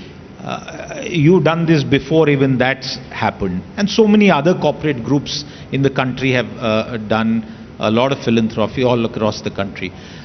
What would you advise today's boards? And we now have so many startups. These are young people who manage to get very high valuations for their companies and much higher disposable income at a very early age. What would you advise these two cohorts, corporate boards and individual startup founders? How should they approach the issue of CSR and philanthropy? In a lighter way, I would say contact me and I'll tell them where to give. And there are hundreds of causes where they can give. But genuinely, if you are doing CSR because it's compulsory, there will be one consequence. But if as a company you believe in it, for example, we decided that we have 14 factories in India, and our first duty is to look after the communities around it. So we made a study and then we started doing that as a first obligation. So I find some of the industries really taking it seriously and doing a great job. Some of them like to do it where they were born, in the village in which they were. But unfortunately, there are a few who do it because they have to. So they wait till end of February, end of March, and then say, where can we get this money? And if they don't spend it, they have to go to give to the PM's fund. So if that kind of CSR is done, it has one kind of impact. But if you really find out what you are interested or what you want to give and focus on it, it has another impact. Should there be a mandate? Did you agree with it when it was instituted? And what would you say now? Earlier, I didn't like it being mandated. But today, seeing the money that is allowed today, I think it's a good thing. We've got used to it. Let's continue. Let's continue. One final question, and this is to youngsters who are starting out in the workforce, and you perhaps might have heard of the debate that goes on about working hours, work-life balance, the stress of working in large cities, and 70 hours, that became a very infamous statement. Where do you stand on this? How does one draw a balance between work and life? You know, I'm not happy with the word balance. When I say balance, I think of a rope walker, you know, tightrope walker, and you're always fumbling. Whereas you realize that you have to put in extra hours at work at times, and sometimes you are needed at home. So if you have this balance, in India, I think it's relatively easy because we have so many family members, help at home. So I think my daughter managed so beautifully. Shamelessly, she asked for help when she needed to look after her children, and managed very well. So I don't think you have to balance it. You have to manage it with well-being for yourself and for your company. The company is not going to keep you if you want to have like France is demanding, just a few hours. Yeah. Well, that's a wonderful answer, a balanced answer, and I request everyone here in the audience to give a round of ovation, standing up for Miss Aga for what she has done all her life. Thank you very much for being here with us today. Thank you. Thank you so much, Ms. Aga. Can I please request you to stay back on stage, ma'am, just for a moment. And I would like to request Mr. Dinesh Bhatia, Group CEO of India Today Group, to please come up on stage and to felicitate Ms. Aga and present a token of appreciation. Huge round of applause, ladies and gentlemen, and thank you so much for the standing ovation for Ms. Aga. Thank you so much, ma'am, for those exceptional insights that you've shared on our platform and the amazing stories of grit that you've shared, leadership lessons aplenty. Thank you so much, ma'am, and thank you so much, Siddharth.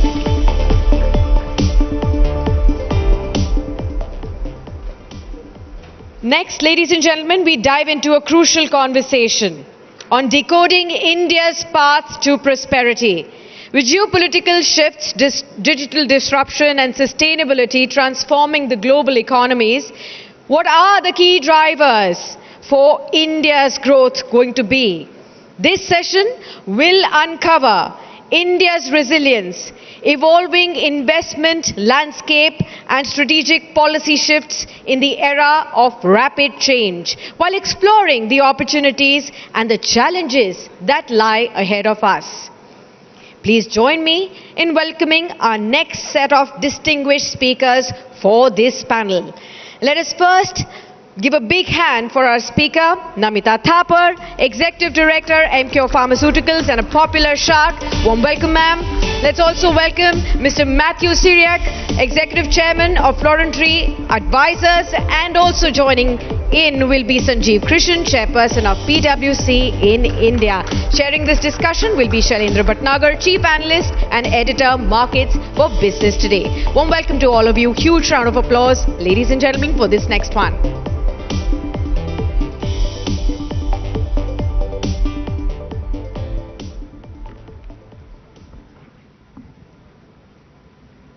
Good evening, ladies and gentlemen. A very warm welcome to everyone. The panel is very well set. Over the last 4 years or so, each month, India has minted a dollar billionaire. And this is against the backdrop of consistent news items which talk about 80 crore people not being able to afford 2 or 3 decent meals a day. With this background, ladies and gentlemen, let's discuss what prosperity means for a country like us. We are 150 crore people growing rapidly, both in terms of income as well as aspirations. I'll start with you, Namita, first. 20,000 crores as market capitalization, 70% owned by you at MKO Pharma. How do you define prosperity for yourself? And how do you see it for your employees and the wider public at large? I think I'll quickly divide the question in 3 parts, for me, for the company, and maybe the country.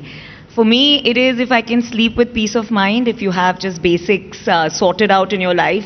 It's a miracle what a little bit of money and a little bit of silence and goodness and integrity can do when you sleep at night. You sleep well.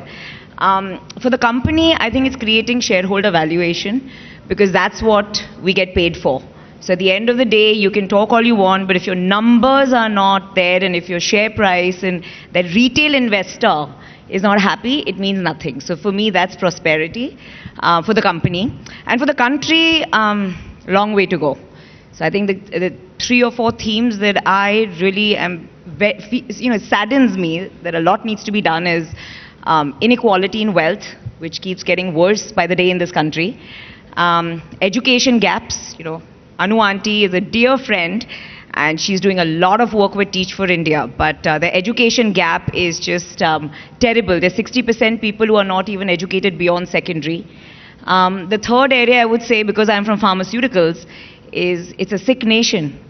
If you see the 3 A's, the access, awareness, affordability, it's a terrible state of affairs. The NCDs, the non-communicable diseases, is getting worse by the day. So I think there are a lot of these basics that we need to cover if we really want to call ourselves a prosperous nation. Otherwise, it's just all talk.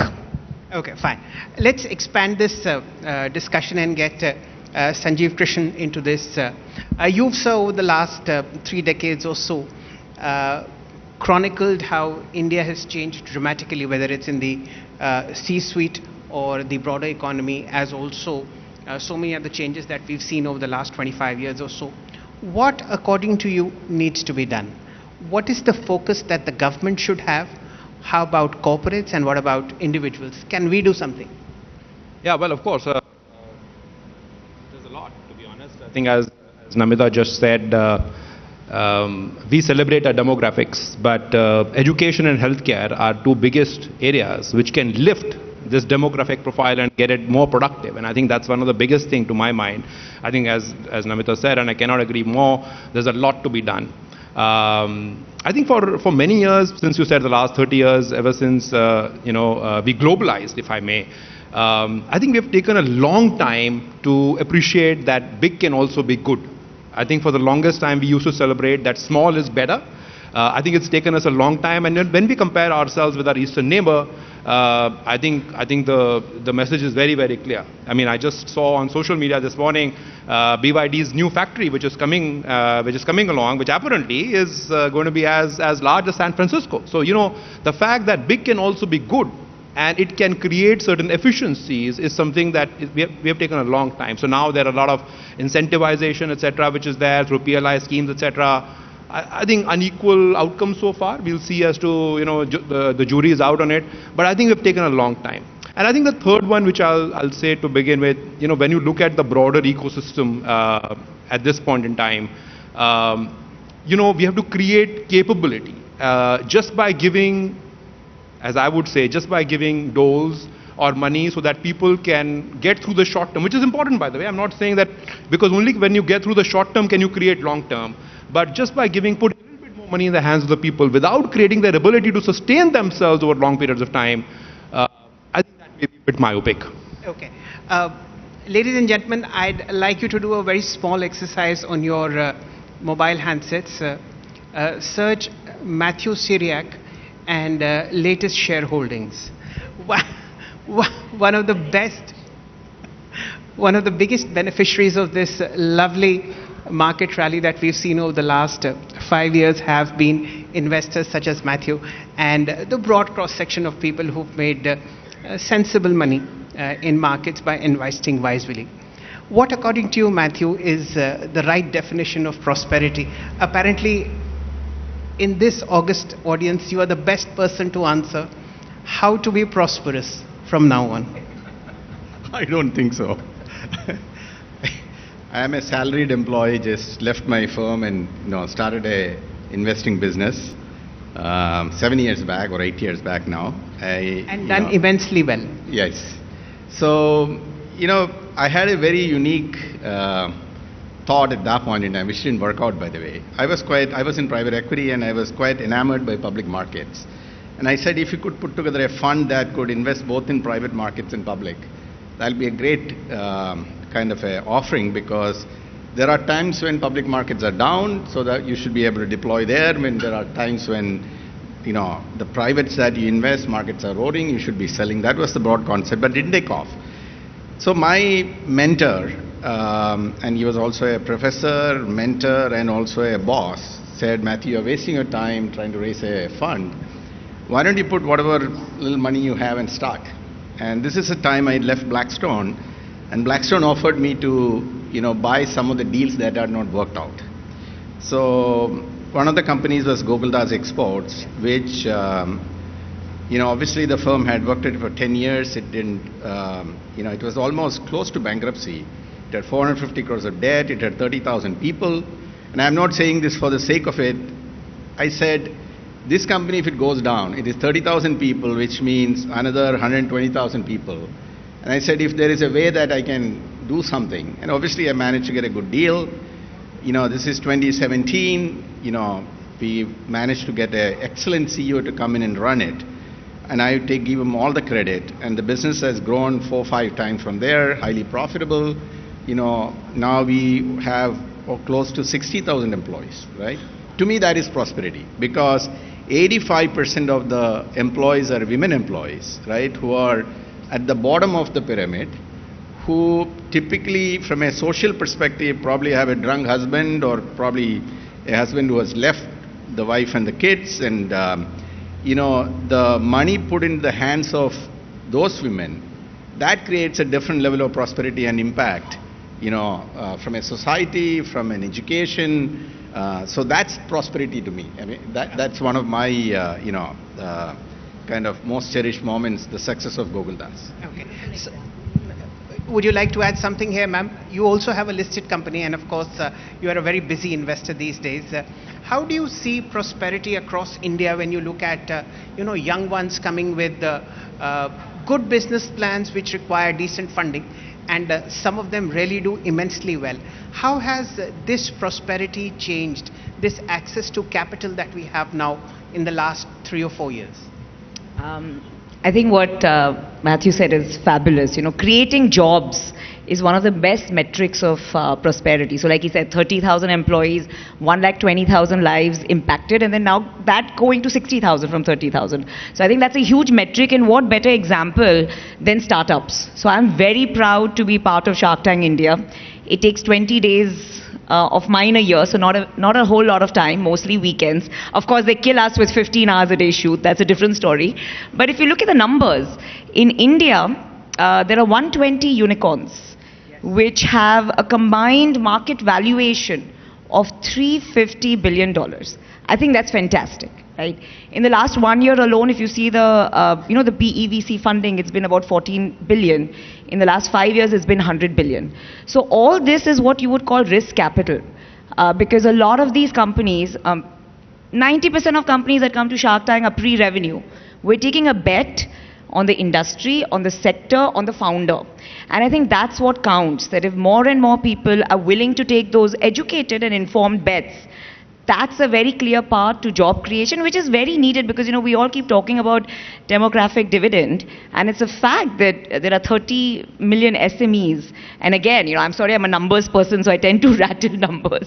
But there are, you're talking about 2/3 of the population being under 35. So if there isn't that amount of job creation and reskilling, that has to go hand in hand, you're going to be in trouble, and there's no P of prosperity anywhere to be seen. Sanjeev, when you look at the fact that job growth and salary growth has been stagnant in India, job growth and salary growth has been more or less stagnant at the entry level over the last 5 years. You have inflation that's almost troublesome. How do you look at prosperity from the point of view of people who are entering the job market, trying to set themselves up, and this is also an age of automation, age of artificial intelligence, where jobs are simply not there. Yeah. Well, I think first of all, I may not agree with what you said. I mean, salaries have been rising. I mean, in fact, they haven't been rising as fast as profit growth. Well, that may be true. That may be true. But let me just say that on India's demographics, Indian IT industry, I think we do see some pressures because the cost arbitrage continues to go down. And I would say that that's where the opportunity also is, and it is about skilling ourselves. You said about employment. One of the recent surveys that came across which said that in India, everybody who's employed, 1 out of 2 people is less skilled for the job they already have. And now in the mix is something like AI, etc., which has always been there, but now possibly has been manifesting a little bit more. So in a situation where we are already underskilled for the job we have, there is disruption, further technology disruption that has come in. I think the only thing that we need to be focused on at this point in time is how do we upskill ourselves and stay relevant. Again, Namita just said, I mean, look at the entrepreneurs, those 120 unicorns who have come along, right? I mean, there was something in them that they created, that a challenge that they took, an opportunity that they took, and they've created so much wealth. I'm sure that is one way to go. But for the population at large, who wish to just be working in what is India's strength, whether in factories or in capability centers, global capability centers that India is proud of having, I think the upskilling gap is the one missing. Let me also say that when we talk about something like semiconductors, for instance, we say that okay, we are not part of the value chain, but 25% of the design for chips actually happens in India. And that's been happening for the last 3 decades. It has been happening for a long time. But to sustain that, I think we need to focus on upskilling in a very different way, and I think that's where the whole focus on education, sharp education, has to be of a different magnitude. Matthew, in your case, a lot of money was made because you had concentrated bets, and some of those bets were for a very long period of time. India is investing, and we are financializing our assets in the form of moving away from bank deposits, maybe towards markets. What would be your advice over the next 10 odd years that retailers can do to create decent wealth by doing the least? That's a tough one. I don't know, but see, when I look at the opportunities, I'll talk about myself, how I think about it, and I don't know exactly how retailers would be able to participate. If you really look at the investing landscape, I think technology and deep tech is going to be a big part of the value creation from here on. You have the traditional businesses, the brick and mortar businesses. You have the next level of, tech businesses in India, which are what I would call, they're all great businesses, but they are all business model plays, right? You have basically taken business models from different markets, whether it is fintech, consumer tech, services. All of that has been executed well for the Indian market, including our NPCI, the RuPay, and some of the products are essentially creating, the best business model for the Indian market. But I think if you fast forward, let's say 10 years from now, the incremental value created would be actually in deep tech and electronics and semiconductors. And I think, Sanjeev, you mentioned, I was talking to a partner of mine. The statistics are as follows. 30% of chip design talent is in US. 75% of the market value of chip companies are US companies. The second largest chip design capability is India, actually 20%. As you rightly said, Texas Instruments came here in 1980s, actually, 86. Yes. So it's almost 40 years. And every single chip company, semiconductor company, whether it is Japanese, European, US, if not the first concentration of talent outside their home market, is always India. In fact, for AMD, it's actually India, right? But we have not been able to take advantage of that.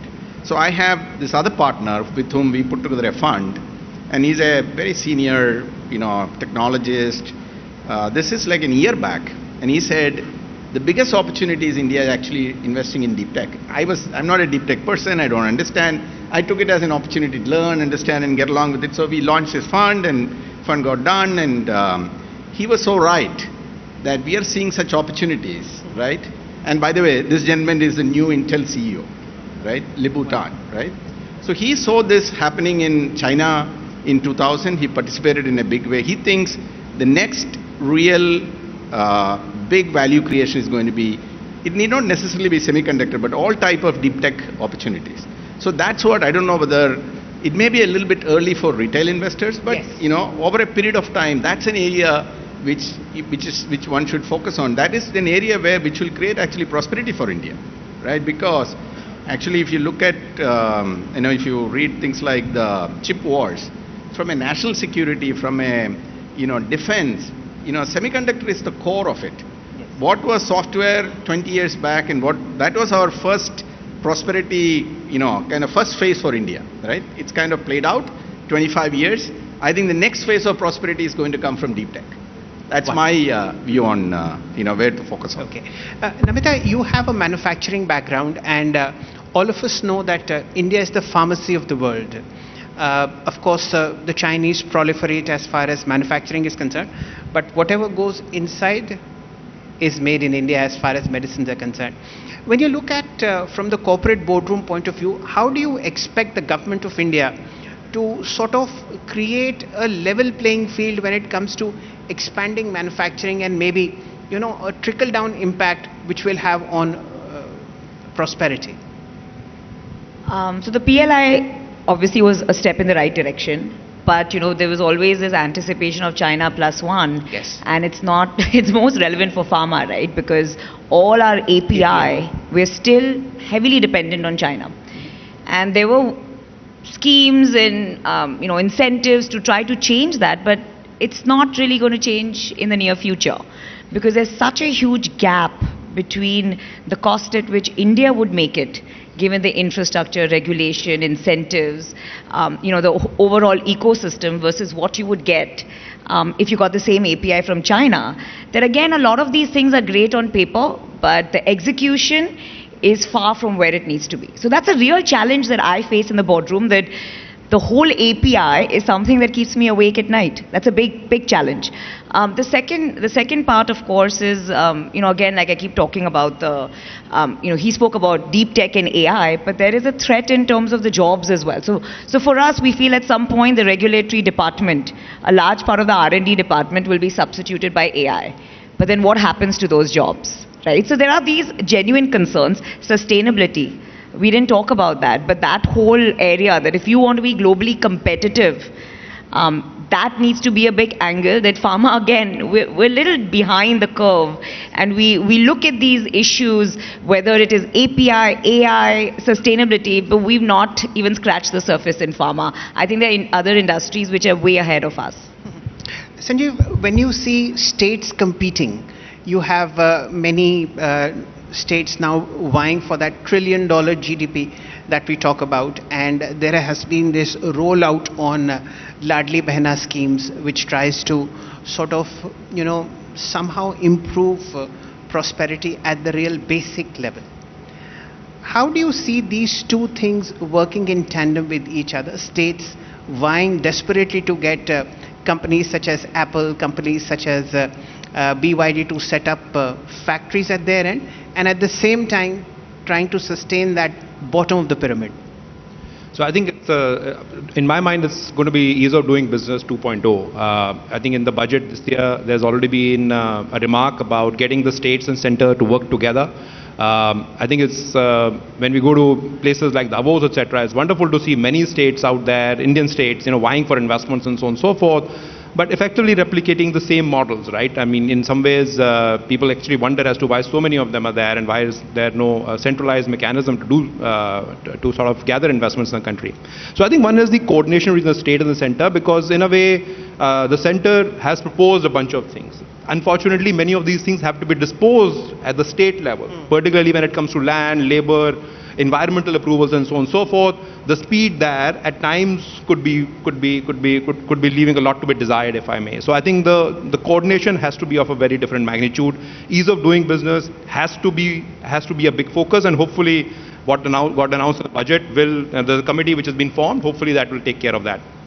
I think I like to talk about two specific things. Can't specifically talk about Ladli Behna, but let me just say, again, the involvement of women in the workforce. And, Matthew just spoke about his example, and I think that's a brilliant example. Simply because if we have more and more of our women into the workforce, just imagine the impact that it has on GDP, for instance. And I think that could be of a very significant magnitude. In fact, Namita spoke about sustainability. Let me say that many of the sustainability startups, and this is on record, many of the sustainability startups have indeed been initiated by women. Yes. In fact, not only that, most of the sustainability investment funds also are being run by women, by the way. So I think, if you just look at it, if we can get greater involvement, and it is a wonderful agenda, politically, socially, economically. And those are the three axes on which I've always been told that you should make any recommendations. So all the recommendations that we make are on those three axes, and it fits in very, very well. So to my mind, I think involvement of more and more women into the workforce will certainly help. And the last thing that I would say is that, when we talk about states and centers, etc., we need to also be, I think what hurts me a little bit is this divide between, certain regions of the country being more developed than the others. Okay. And I think that's an area which requires significant incremental focus, because unless there is inclusive development right across India, there could be social issues that might crop up, which might impair India's image in the minds of foreign investors and others as we look into the out years. Just to add a line, one of the best wealth creators in corporate India is Thermax, run by two ladies here. And I think it was listed in 1996.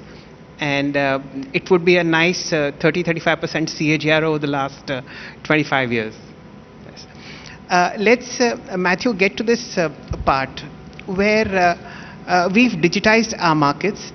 And as you would know, 35 years ago, we used to physically go into an exchange and trade securities. Now everything is done on a mobile phone. So basically, creating wealth or actually making it work for you has become easier. Has it also got a flip side? when there is so much of trading, so much of, quick investments that are happening, which possibly jeopardize long-term wealth creation? Absolutely. I think public markets are a very treacherous animal, right? So, I have my own personal experience where I feel, the only thing that works is longer term investing. And I have also tried multiple times trying to figure out various strategies. I think despite, lot of effort, I think you're actually battling, supercomputers and algos, which takes away, combined with significant volatility, takes away a lot of the money from the market. And who pays for it? It's people who are on the other side, right? So I think, having said that, I think Indian population, and I'm talking about particularly in the western part of India, maybe true of other markets as well, people have the tendency to be an active participant in the market. It is that little bit of that, I wouldn't call it gambling, that desire for action. And, maybe it's a little bit of that get quick rich type approach. So I think it is something, I think, eventually takes away a lot of the value creation for retail markets, and true of even high net worth as well. So, what advice would you give to a lot of these newbie retailers who are coming into the market over the last 2.5 years to create wealth such as yours? What to do, what not to do? My point on this is from a retailer's perspective, or rather retail investor's perspective. I think investing is a longer term game. Learning investing is more important than actively participating. So the opportunity because investing is, if you are starting out at 25, you have a 40, 50 year ahead of you. Your opportunity to be in the market and not to be out of market, right? So doing research, learning, taking measured steps, I think is probably a better approach, and building it brick by brick, which is sometimes not very exciting, but that's what I think people should focus on. And I think I'm not against direct investing, right? I think while it is great, people would say mutual funds are experts and you should go through that. I mean, that should be, when you're starting out, maybe 80-90% should be that. But it's good to have, it's part of your life, right? Yes. Investing is, I'm talking about an average person, right? If you're a middle income or even a low to middle income, that's a, thing that adds value, because most of the people, their cash flows are just enough to survive through their, regular life, right? So keeping some money away and building that, nest egg is something important. And having some exposure and, knowledge of direct investing is something that people should have. I just want to add one point, Sanjeev, on the Ladli Ben. Again, I don't want to say anything controversial, but I see states doing it differently, right? There are a set of states, and I come from Kerala, and we have had a Marxist government for several years. The exceptional investment they have done in three things: education. Kerala public schools are so good that a lot of people actually send their children to public school. This is something that started only in the last 10-15 years. And the hospitals are exceptional. The quality of hospital at the cost at which it is delivered is exceptional. And obviously the other thing Kerala government has done very well is poverty elimination. Kerala is one of the few states. So I think what is happening probably in the northern states, and I don't know whether it is about just handing out money to get votes. I think it's more than that. They get so overwhelmed, they're not able to take that money and really execute for the population. If you really take a 10-15 year view, that would create capacity, that would create infrastructure, rather than just giving out money, because you're giving out money to a lot of people. The requirements is very different. You may be giving money to somebody who has a, 100,000 income, or maybe 50,000 income. In the way these things are administered, if you have taken that money and created the capacity and kind of built, basic, which is healthcare, education, and some supplementing, food, I think that would have been a much better way to implement. And I think the reason why they are not doing it is they're probably overwhelmed to do it. This is just my Namita, the final word to you. This is the third term of the present government at the center. Two things that you would expect them to do over the next 3-4 years as far as prosperity and spreading it across India is concerned. I think the one thing, again, from a pharma perspective, is sometimes there tends to be over-regulation in certain sectors, and I don't think that's always good for the long term. There are also some policy flip-flops. Sometimes an incentive is given and then it's taken away. I mean, if you see the other countries, when an incentive is given, it's kept long-term so that it can have that impact. You can't have a short-term incentive. You can't have policy flip-flops. You can't have over-regulation. And Sanjeev was absolutely right in what he said about ease of doing business. There's many challenges. Especially, I have about 70 companies now in my portfolio, Shark Tank. I see the kind of issues they bring to me from a legal, regulatory standpoint. It's not easy. I mean, we're a certain scale. MQ now is a very large company. So we have processes and systems in place. But for the ones who are just starting up, it's not easy. So I think a lot more needs to be done in terms of making the ease of business better, not over-regulating, keeping a more long-term outlook, not flip-flopping on policies. If we can really crack that, I think that'll be fabulous. Secondly, for the GDP really to grow at the rate we want, the mix in terms of manufacturing becoming a higher part of the product mix is very important. So yes, PLI has been successful, but I don't think it's reached the level in terms of numbers that we all had expected. So in execution, a lot more needs to be done to get to that, manufacturing being a higher percent of the mix. And then finally, you need a lot more risk capital and public-private partnership from the, between the government and industry. Because the gaps we see between patients and hospital beds, number of nurses coming out, doctors coming out. I mean, I'm talking pharma specific because that's my domain expertise. But there are a lot of gaps. And these can only be taken care of if there's private and public partnership. It's not to the extent that you see globally. Right. So I think these are just 2 or 3 top of the mind things we can work on. Thank you. A round of applause, ladies and gentlemen, for the panel.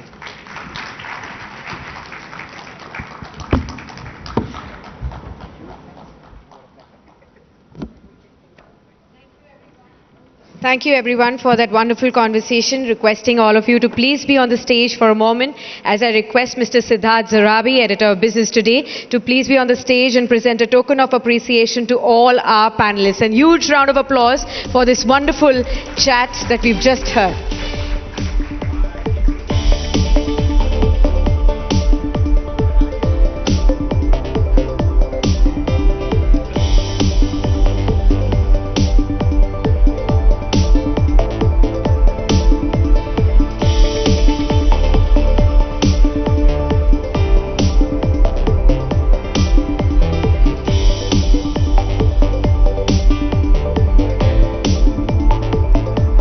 Thank you so much, Ms. Namita Thapar. Thank you so much, Matthew Syriac. Thank you so much, Sanjeev Krishan.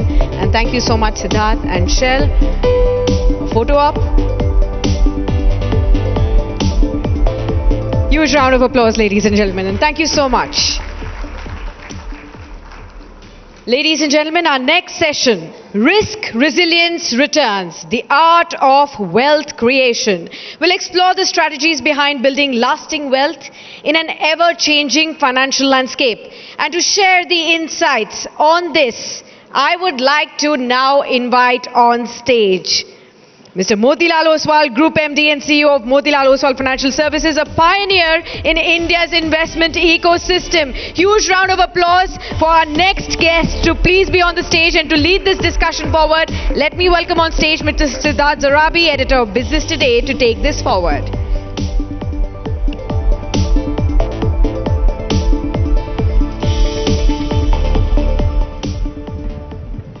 Good afternoon once again. Mr. Motilal Oswal is, many of you would perhaps recognize him because of the brand, one of the most famous brokerages in India. But let me say, he's more of a businessman than just a stock picker. And today on the conversation, I want to draw out some observations from him on wealth creation. But I want to start by asking you this question that is topmost on most people's mind. Are the Indian markets out of the danger zone? This week seems to have been very good after many weeks of pain. Yeah, maybe market knew that I'm going to be invited here. So they have welcomed all of us here. Yeah, interesting times. So the market always we have seen, I have been in the market for last now about 40 years, 4 decades. And I've seen the market will keep going through ups and downs. That's the nature of the market. They are never going to be stable. And you see 1 week they are up 5%, in 6 months they are down about 15%, 6 to 8 months. So volatility is really actually increasing day by day. If I look at the trends for last maybe decade by decade, every decade, next decade is going to be far more volatile than what used to be in the same. And because of geopolitical developments, because of so much happening in the social media, and a lot of kind of, I think, other parameters.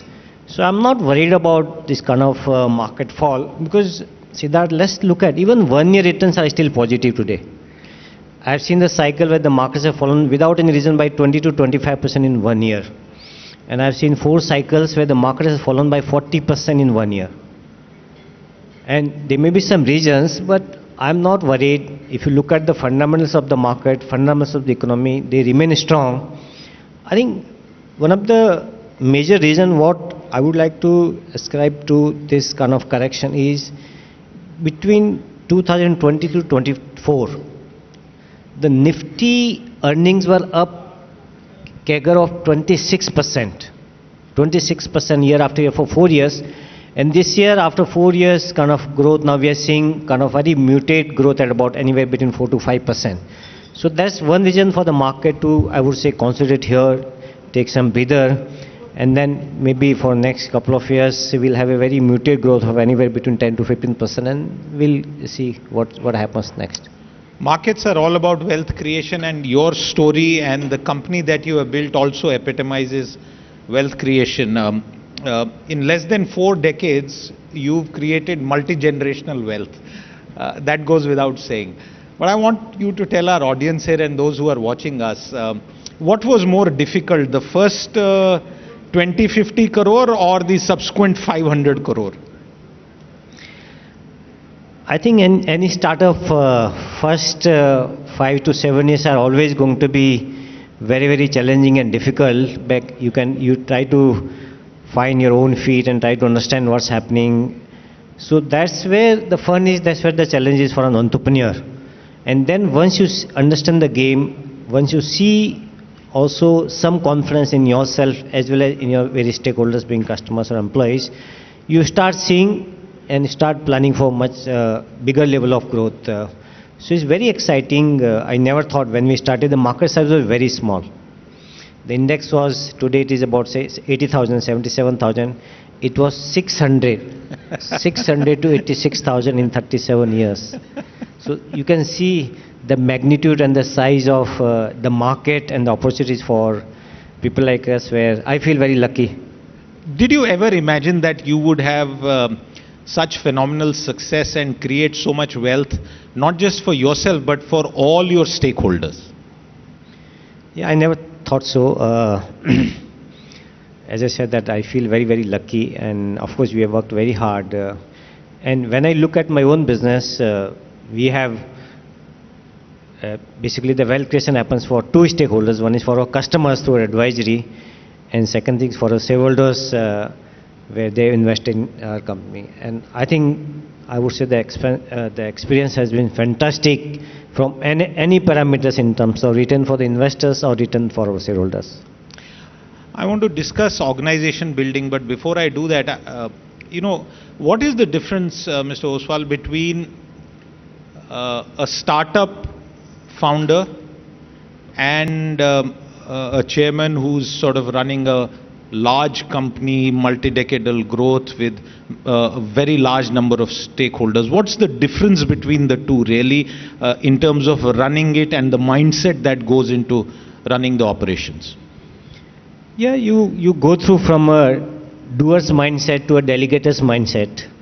Because when you're a startup, you try to do everything yourself, and you will have very small team and very, very focused areas to really work upon. But once the organization become bigger and bigger, your priorities definitely change from first you do strategy, you do execution, you really try to hire people, everything you do. But then I think you make sure that if your aspirations are very large, then you invest into people, you invest into processes, you invest in really, I would say, the levers which will bring growth and sustainability for the organization.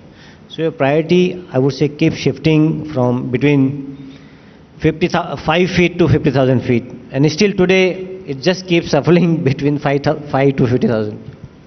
Are these the building blocks of building a successful organization, or would you add some more things to the mix? I think there are many blocks to build an organization. I think it all starts with your own passion and vision, and then you set the value system once you really have some people joining you. So your vision and values become absolutely very, very critical for your sustainability for future. And then your biggest challenge is really getting or attracting and retaining the best talent. And I think the values, culture, talent, and your aspirations, these are the, I would say, few blocks which are very, very important for any organization. So, Swal, you are in a business where trust is fundamental to the way you operate. You manage people's money, and the people who you employ to do all of that also have to be above board. I wonder if you can share with our audience any learnings with regard to this very peculiar kind of business, stock market, brokerage, regulatory oversight, compliances, disclosures, and walking the tight path, knowing that you cannot do any insider trading and all of those things. What are the learnings that you can share with us here? As you said rightly, when you play with people's money, play means when you advise and manage such a large money, it's very important that not only you follow the values, but each and every person who advises your customers, who deals with your customers. Like we have got 14,000 employees today. We have large number of distributors and partners we work with. So the biggest challenge for us to make sure that at every touch point, the values absolutely are followed. And that's where you, of course, the culture starts from the top, but then I think you build in certain system, processes, governance, the learning practices to make sure that at every touch point, the customer experience as well as the behavior of the people absolutely remain flawless. You know, since we are talking about the markets, and we've seen in previous sessions also this matter came up, and I want to get you to speak about it. And this is the average Aam Aadmi Indian stock investor. Ashish Chauhan of the National Stock Exchange shared those phenomenal numbers. And if you look at it in household terms, like he said, almost 26% of Indian households have direct exposure to the equity markets. Given that, do you think the way technology and the large firms, trading technologies, research, and all of that come together, are the odds stacked against the small investor? Can he never win against the big boys in the trade? See, how do you define, Siddharth, first the small investor? Because in market, you got all kind of investors or speculators or traders or hedgers or the institutional investors. So there are different kind of, I think, customers coming in with very different needs, but they come to the same market, same platform. So it is very, very important for us to understand the profile of the person. Small investor may put, say, 100 rupees SIP every month, and small investor also can invest kind of, I think, direct money into the IPO or into the stocks. So when we look at the large number of customers, when we keep looking at the data, most of the new investors, the retail side, they either come to the IPO market or they come through the SIP today, but earlier they used to come to the IPO or mostly when the market used to be rising. If you look at last 5 years kind of, I think, rise, where the demat account has gone 4 times actually. It's only because of the rising trend in the market and of course financialization of savings and technological advancement or thanks to the technology and mobility which really people have been able to achieve. But if I have to look at the people who have made money, it is only the people who have invested into either the mutual funds or into the stocks for long term, which is unfortunately a very small minority of the people. Most of the people actually have gone into speculating part or the shorter term investing, shorter term trading I will call it. And that's where the people go wrong. Fundamentals of the market, people have forgotten that here the money can be made only in long term by buying into the right companies or maybe into the funds. But people have become more traders, and that's where the bigger problem is today. Do you support what has been done to sort of curb some of the most excessive speculative tendencies in the market? The regulator has acted, more measures are coming. What's your view on this as an expert in this space? See, any measure coming in from the regulatory side at least will have very short-term impact. But market finds its own kind of course, or the investors find its own ways, because when they want to trade, when they want to invest, they will find the ways to really, I think, make sure that they come to the market. The fundamental part of why people come to the market, either they are greedy or they have savings for long term. But unfortunate part is there are more greedy people today than the long term savers. And this greed means really you end up going into speculative activities, you end up investing into very unknown companies, and that's where you burn your hands. Does anything need to be done to change that? I think market really is becoming much more matured. The level of education and awareness also is happening a lot. And some of the positive trends which I've seen, one is huge amount of money is coming through SIP, which is really, I think, really long-term money. In 4 years, the SIP actually amount, which used to be 4,000 crores a month, today is 25,000 crores a month.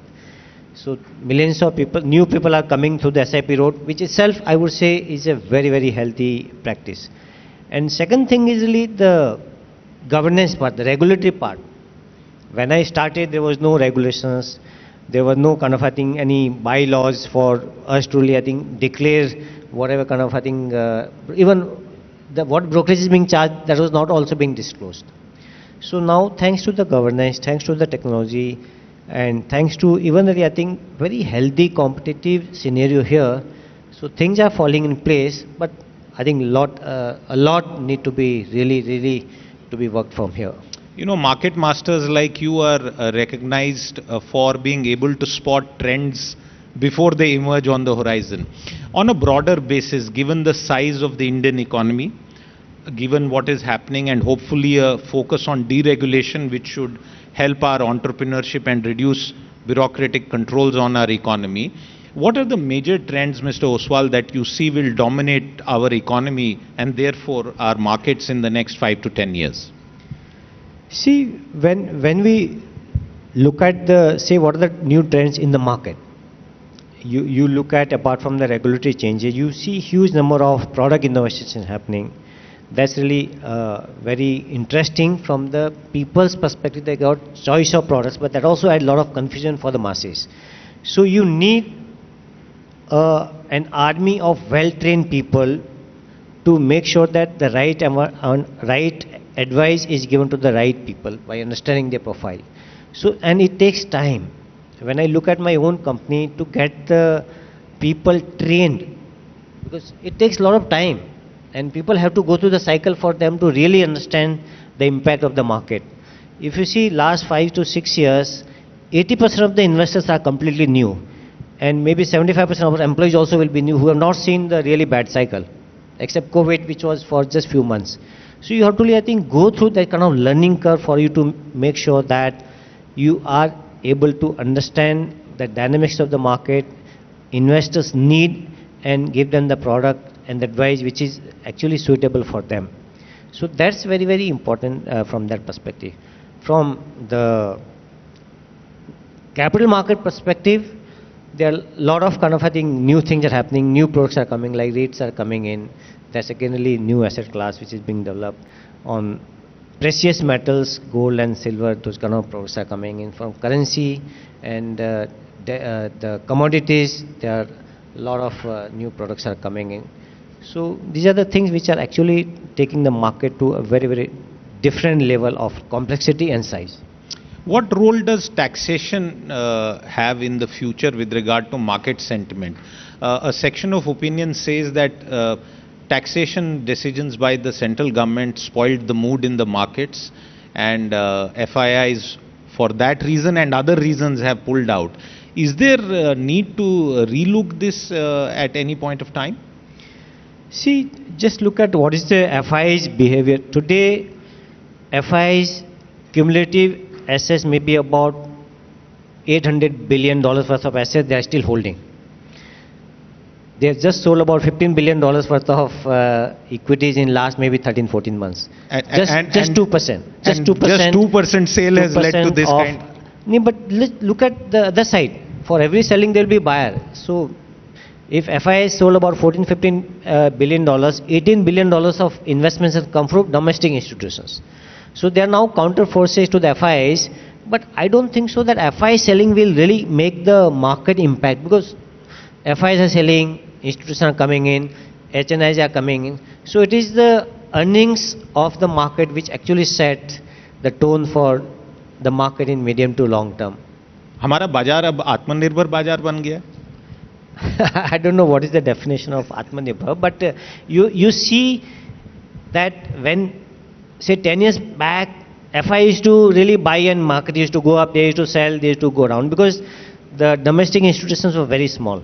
Today, SIP money, SIP money itself is about 25,000 crores a month. So that has become the counter force to that. So it is good balance between the international money, domestic money, the family offices, and of course the retail money.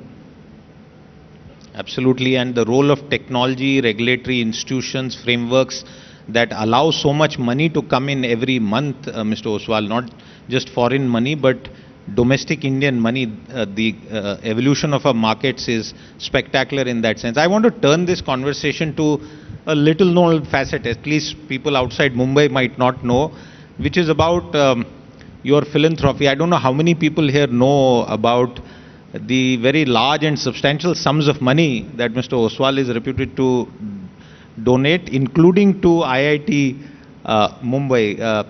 How important is it to give back to society, and what goals have you set for yourself at this stage in your career and life? See, Siddharth, in philanthropy, we are just learning the game. There are veterans here. I think Anuma ma'am just left, but there are veterans here, and we need to learn a lot from them. But when I look at the life, I think I've been very, very lucky. We never thought that we will create so much wealth for ourselves and we'll create an institution like this today. And somebody invested, and somebody really, I think, invested into the educations or the hostels where I was the beneficiary. So it is always kind of, I think, something really keeps you thinking that can we give it some portion, give it something back to the society where we have got so much from there. So about 2 years back, me and Ramdev, we own about 60% of the equity, the listed firm. So we have now put 10% of the equity into our foundation as commitment to be spent in next 10 years. So I would say we are a student of philanthropy. We're just learning the game. We just, I think, committed about 300 crores plus in last 12 months. The idea is to spend this 10% of the equity into next 9 to 10 years. And I think that is a social obligation which we really feel that it is important. And I think this is just the beginning. Hopefully, we should really be able to do more. One final quick point. What would you like your legacy to be known as, just beyond wealth creation? Because a lot of people might just recognize you for that, but what do you want your legacy to be? I think I'm an entrepreneur by heart, right? So I still feel like that, although it is 37 years, but I still work like a startup. You feel energetic every day, you work maybe 10, 11 hours a day, Monday to Saturday. So I think the India, I would say, the entrepreneurship power is immense. And there's so much has been really wealth, employment has been created by the entrepreneurs, and it is just the beginning. So my salute to the entrepreneurship spirit and the NGO spirit in the country, which really I think both, I would say, spirit actually are contributing a lot in the nation building. Round of applause for Motilal Oswal. Thank you. Thank Thank you you, very Siddharth. much for your time with us today. Thank you so much, Mr. Oswal. It's been a privilege to listen to you. Can I please request you to be on the stage for a little moment? I'll invite Alok Nair, CEO of Business Today, to please come up on stage and felicitate Mr. Oswal and present a token of appreciation to him.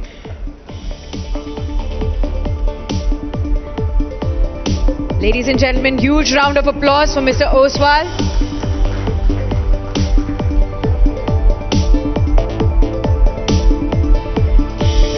Thank you so much, sir, and thank you so much, Siddharth. Alok, thank you so much. Moving on, ladies and gentlemen, our next session is the Disruptors mindset. How great leaders embrace change. Global disruptions, economic volatility, and technological shifts demand a new kind of leadership. Adaptive, decisive, and visionary.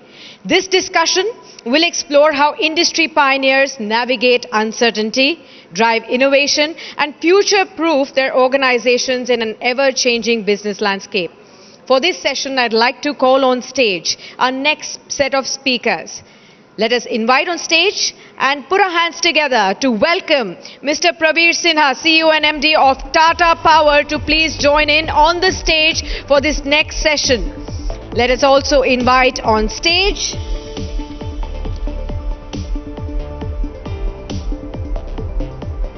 we'll just take a moment for the stage setup.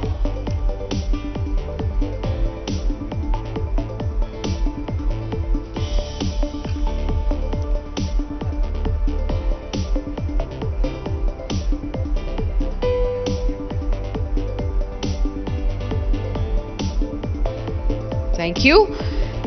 Let us put our hands together for Mr. Praveer Sinha to join in on stage. Please, CEO and MD of Tata Power. Let's also welcome Mr. Kishore Patil, the CEO and MD of KPIT Technologies, to also join in on the stage. We also are joined by Mr. Sandeep Kalra, the CEO of Persistent Systems, for this special session, and Mr. Anand Lakshmanan, the head of Logitech for Business India. To moderate this session, I'd like to invite on stage Shailendra Bhatnagar, Chief Analyst and Editor, Markets for Business Today.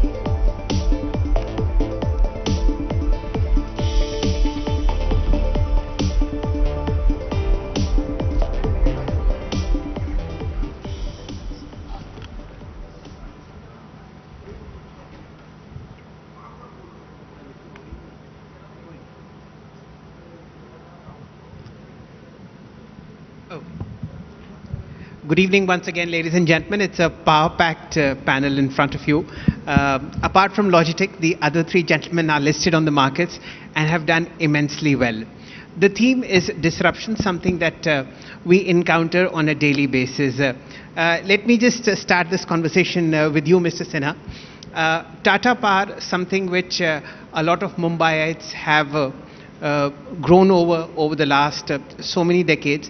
And in this day and age of renewables, we have an instance where the main business seems to be at risk, given the main thrust that is coming in globally on renewables. How, as Tata Power, do you make elephants dance at this point? Thank you very much. I don't think we make elephants dance, we just do our work. But let me tell you that few years back, we saw that globally there is a huge disruption that is happening in the power sector. For the first time, we saw that decarbonization is becoming a big theme, and the decarbonization is becoming a big theme because I think what is important for all of us to realize is that the climate change is a reality. It is not something which will happen 10, 20, 50 years, but it's there, we can see it ourselves. And I think the technology that came was not about only disrupting the power sector, but also disrupting the mobility and very many other sectors. And I think that's something that we saw. The second disruption, we saw that you can have decentralized generation of power. So the way power can be generated and used is going through a change. And what Mr. Thomas Alva Edison invented in 1890s was no more relevant. They were much smarter and better ways to generate electricity and use it, and you can actually, everyone can generate and use it. So you become from a consumer only to a prosumer. And I think what it also meant was that you will have multi-directional flow of electrons. Earlier it used to be unidirectional. And the third big thing happened is digital technology. We never had digital technology in power sector. And for the first time, it was not just about the flow of electrons, but it was also about the flow of data that was taking place. And it was on real-time basis. So I think the 3Ds brought about the big disruption. And Tata Power realized this. We were, I think, one of the first one to realize way back in 2018-19. And we saw the writing on the wall that if we do not change, we will miss the bus and we will not be able to demonstrate the leadership. And leadership was not only in action, but also in thought that we need to demonstrate. And we started moving. A lot of people I know that in 2019 and 20 told me that you will not do conventional coal-based. You are being very foolish. This is not the right thing. You are making good money in it. But I think we took the right step. Sometimes disruption is also about sacrifice, and I think we agreed that we will sacrifice not investing in coal, but investing in renewable energy, clean energy solutions. And it has been recognized by the market also. Absolutely. I find that the market has given value to the change that we have done, and it has also energized everyone in the organization. I have nearly 25,000 people working in the company, and they also feel that there is a new future and a new way of doing things. So I think the type of innovation, the type of creativity, the type of doing new things and trying new things has kicked in the organization. So I think for Tata Power this has been, we have been dancing actually, if it's not the others who are dancing. The reason why I said that elephants can dance too, if you look at how the market has appreciated what Tata Power has done, I was looking at some data. Profit after tax in the last 10 years for Mr. Sinha has grown at a CAGR of 77%, and the stock price has actually flown 60% each year for the last 5 years. Ladies and gentlemen, now we'll discuss a space, software, where disruption is just a part of life. Mr. Patil and Mr. Kalra represent KPIT Technologies and of course Persistent Systems, two stocks that have created immense value over the last 5 years. I'll give the percentages a little later, but the changes that your car is undergoing, ladies and gentlemen, it's the biggest computer now. Handhelds are becoming smaller, desktops are becoming powerful and smaller, but the car is getting computerized, and that's because of Mr. Patil. So Mr. Patil, when you look at disruptions, from a time when people used to drive bullock carts to driverless cars, how do you deal with disruption on a daily basis? Thank you. So let me just give you one context and then I come back to what you mentioned. See, 5-6 years back, we were a generic IT company, generic diversified services company. We were growing. But we were thinking, what do we leave behind an organization which is a generic company, just become $1 billion or so, or a company which is a leader in one sector where we could create a multi-billion-dollar business. And we thought the leadership can be created when there is a disruption. And we looked around and we looked at what is our passion, what is our purpose. I think for any business there has to be a deeper purpose. And we thought that automotive was going through that transition, to your point. And that's when we decided that when the automotive was becoming more on the software on wheels, yes, that's the opportunity we should grab. And that is when we really decided to really divested 2/3 of our business and focused on 1/3 of the business, which was, I guess, when you look back, it looks very different. And now we are much bigger than what we were 5 years back. To your answer your question, I think when we decided that, again to address your question, we thought that the disruption is coming because of the technology. So the biggest transition we did was to move into a technology space. So the kind of investment we made from making it about 4 to 5% of our revenue, and again inorganic investment, the significant investment in the technology, and really making it really the soul of the organization was the biggest change, and that allows us to really be there. The second thing what we did is, in the value chain you go the upstream. There are 70% of our business was with the suppliers in automotive systems like Bosch, Continental, those kind of a company. We moved it to 80% to direct OEMs, which is who are the basically the car manufacturers. And these things allowed us to be closer to where the basic stakeholders are and understand the consumer need in the market. I think that was the big transformation, and to your point, that allowed us to remain close to the end consumers and understand what changes will drive the value. Okay. I think over the next 2 or 3 years, or maybe 5 years from now, we'll be downloading new cars in our own four-wheeler. Mr. Patil will answer to that a little later. But Sandeepji, to you. You are dealing now with possibly the biggest disruption that can happen in any professional IT software engineer's life is artificial intelligence. The entire Indian ecosystem of software was based on body count. The more engineers that you can send to US, the more money that you can make for your shareholders. Now, is this a paradigm shift where artificial intelligence will replace maybe 3/4 of the software engineers that you hire, and will you become more profitable, or will your business shut down because of this disruption? So look, whenever there's a disruption, there's always opportunities in that. Like, for example, if you look at the automotive side, the electrification of automotives gives a very big opportunity, and KPIT is doing a great job at that. Similarly, if you look at AI, AI is only going to give more and more work if we kind of scale up to it. So one thing is we have to upskill as an industry.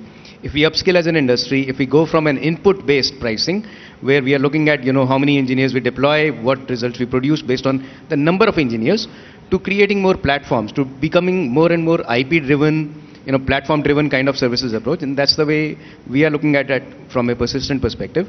I think if we do that thing right, if our industry does that right, if India does it right, if we upskill, there's no dearth of work that can come our way. I don't think we are going to shut down. We are only going to increase more and more, and the more value we add, more profit we make. So both revenue per employee, profit per employee should go up, and if we upskill, more work should come our way. That's the way we are looking at it. And that, ladies and gentlemen, has been very well rewarded by stock markets. All three gentlemen are listed. In the case of Mr. Kalra, the stock has just appreciated 100% each year for the last 5 years. Ditto for Mr. Patil. And as far as the biggest elephant in the room is concerned, it's a fabulous 59% each year that the stock has gone up with. Let's get Anandji into the conversation. Anand, as COVID happened, life as we knew in the professional world got disrupted. From coming to offices, we shifted to Zoom. And that is where your hardware company came into focus, Logitech. How do you think has life changed for Logitech beyond COVID, and what from now on? Great question. Obviously, all of us started using Zoom because we could not go to office, we could not meet our colleagues face to face. So Logitech was one of those companies which benefited because of this disruption and the way meetings were happening.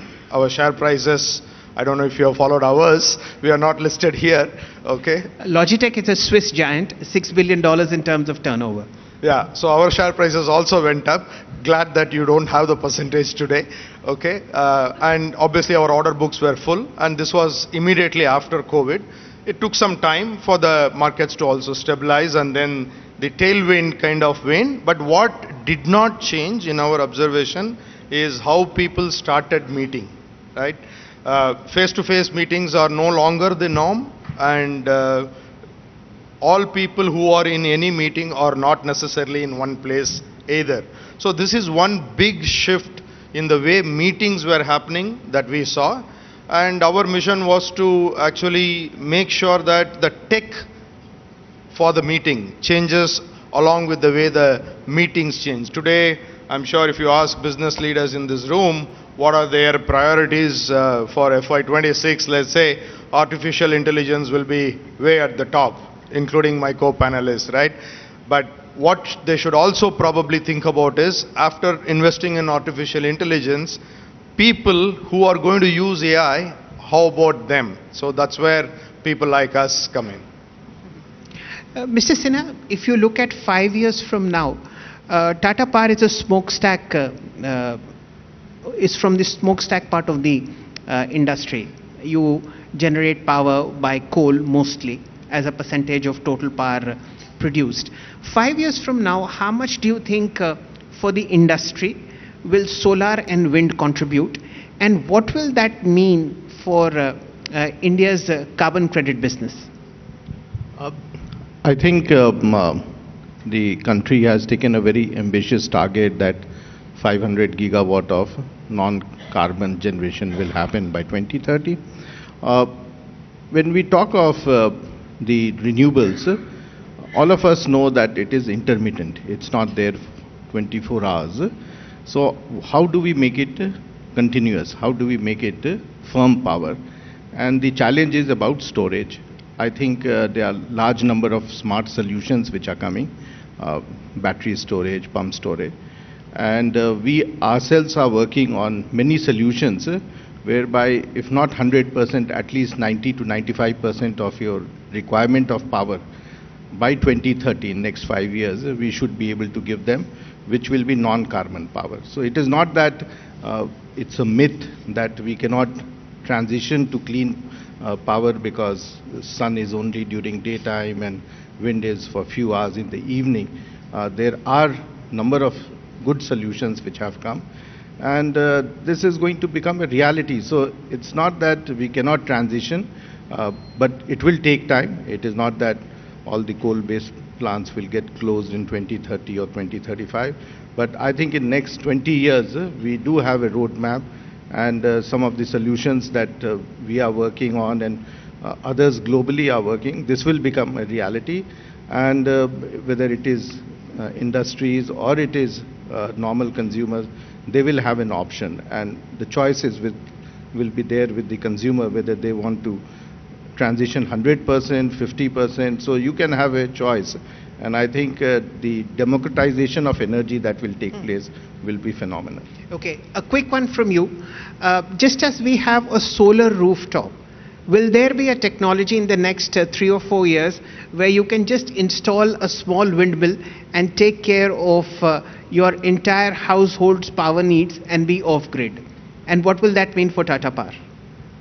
I don't think we will have individual wind. Wind is little more complex because it is only in few locations where you will have that opportunity. Solar is, we are fortunate as a country, we are blessed.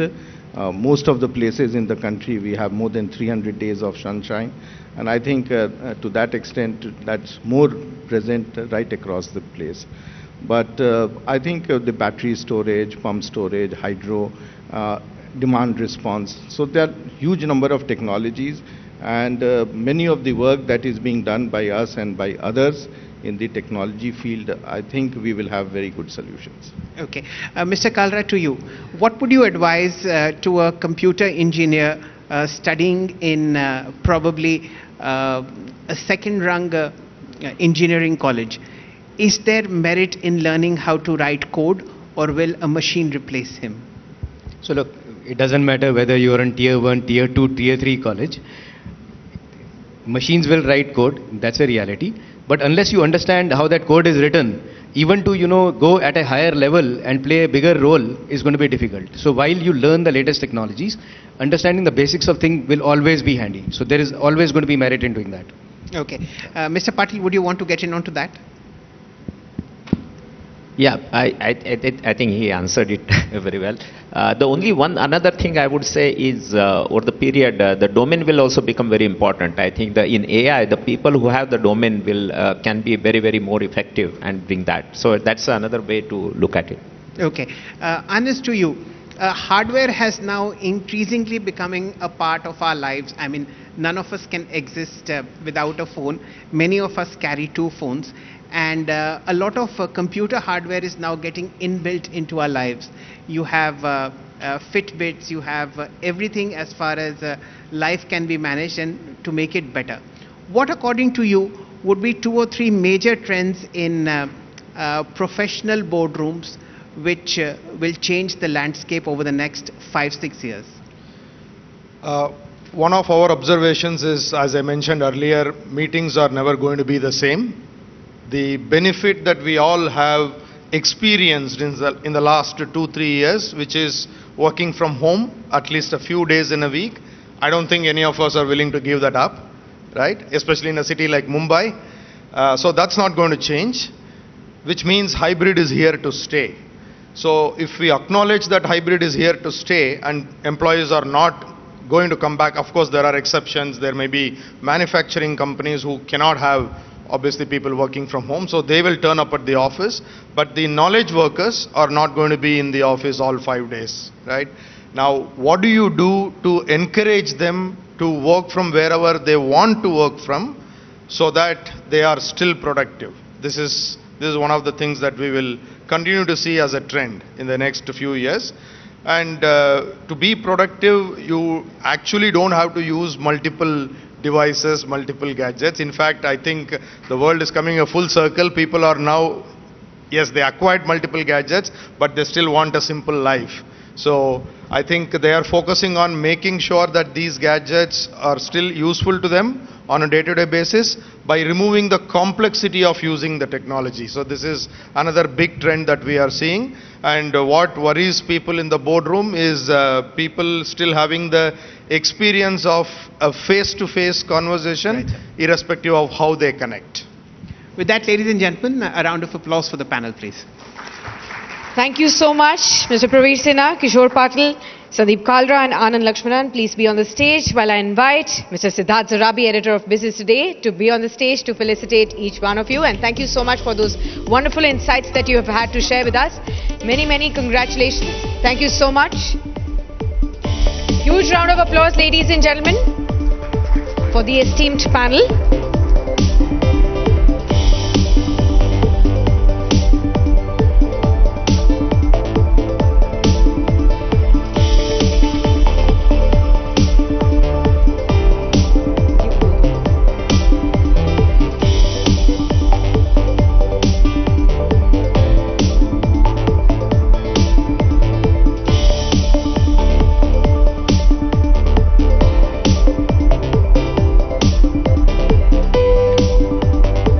Big hand, ladies and gentlemen.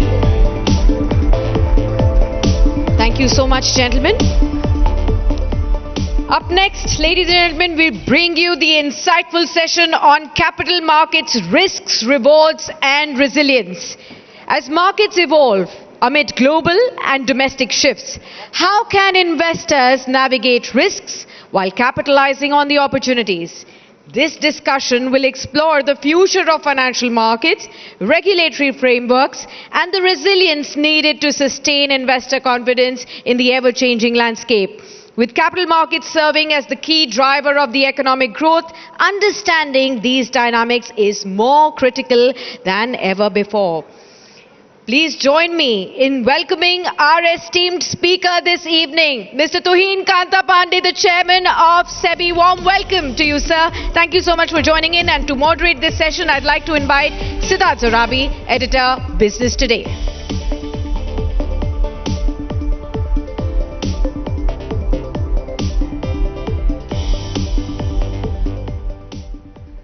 Very warm welcome once again.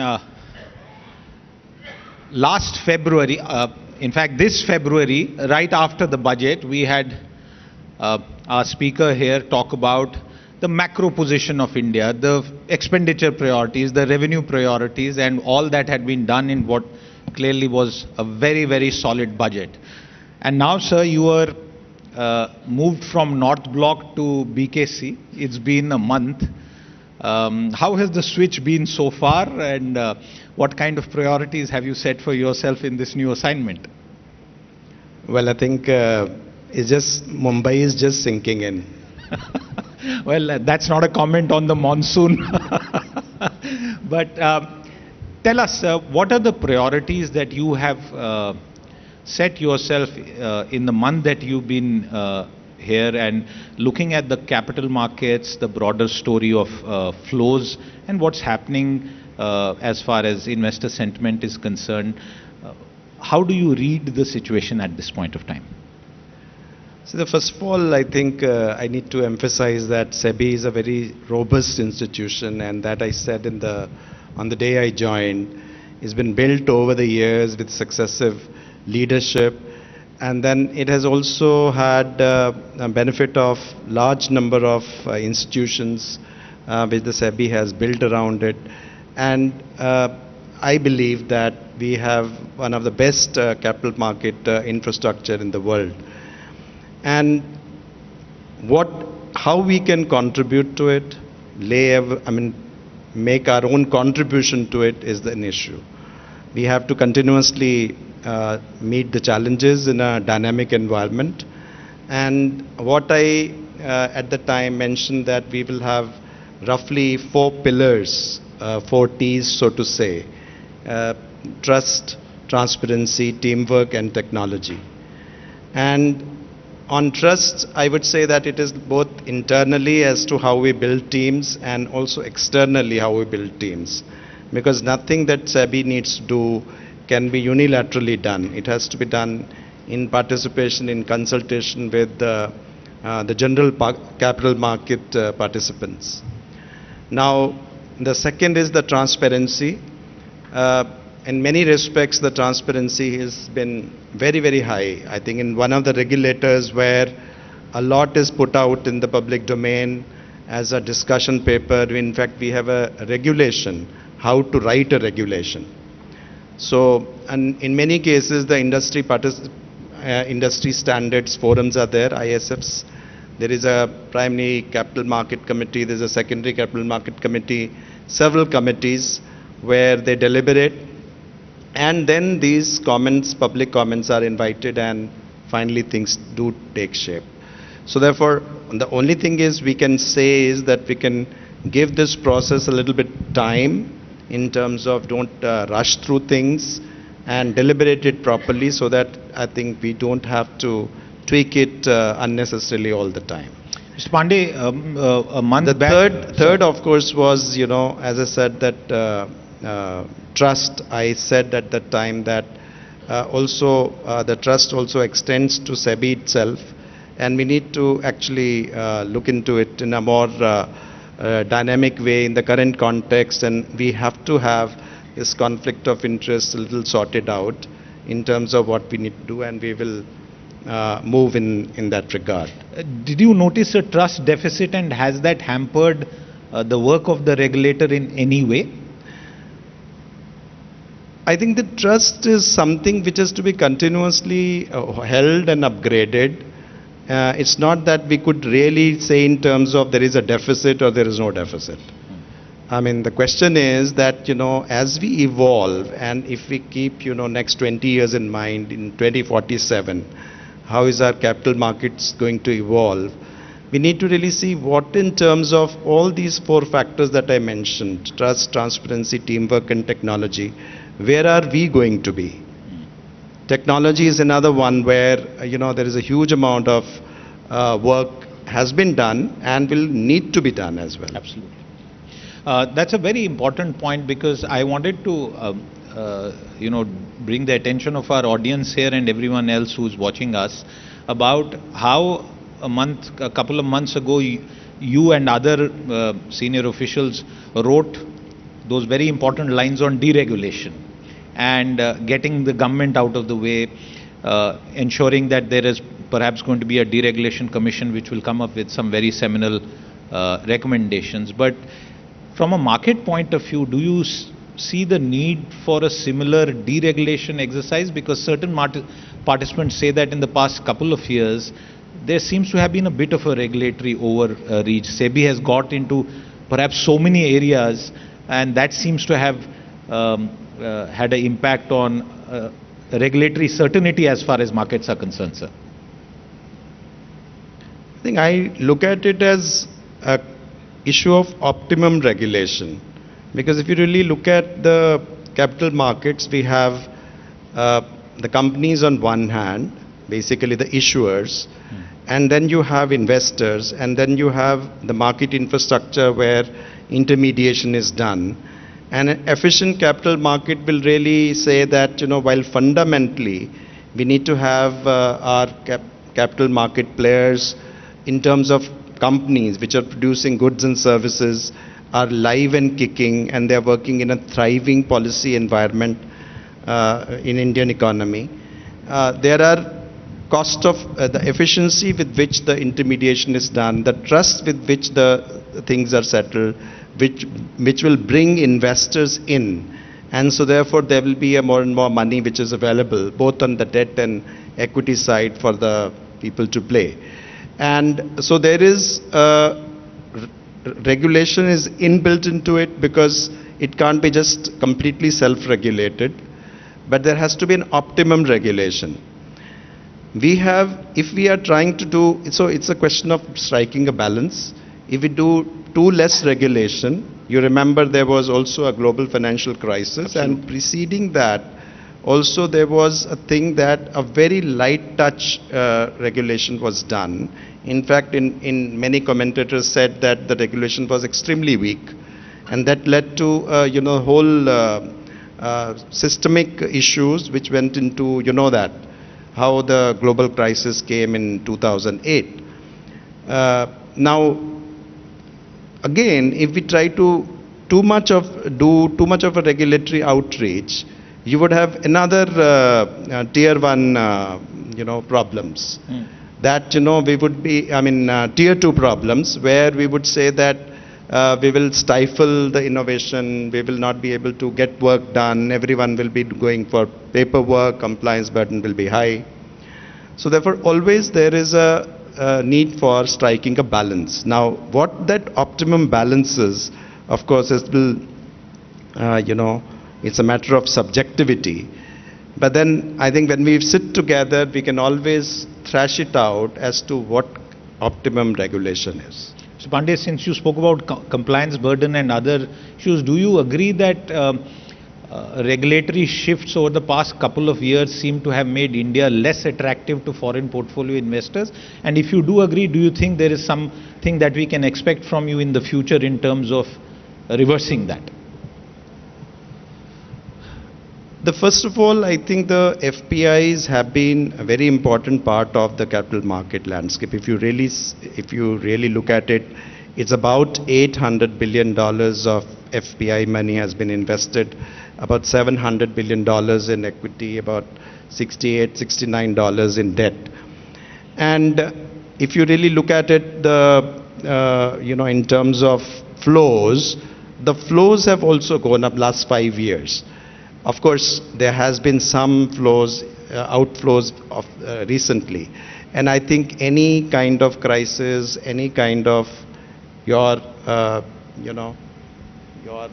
Vucanomics. Vucanomics. So, when you Vucanomics, you have, such a volatility and uncertainty, then obviously, there would be some churning and the FPIs can also leave.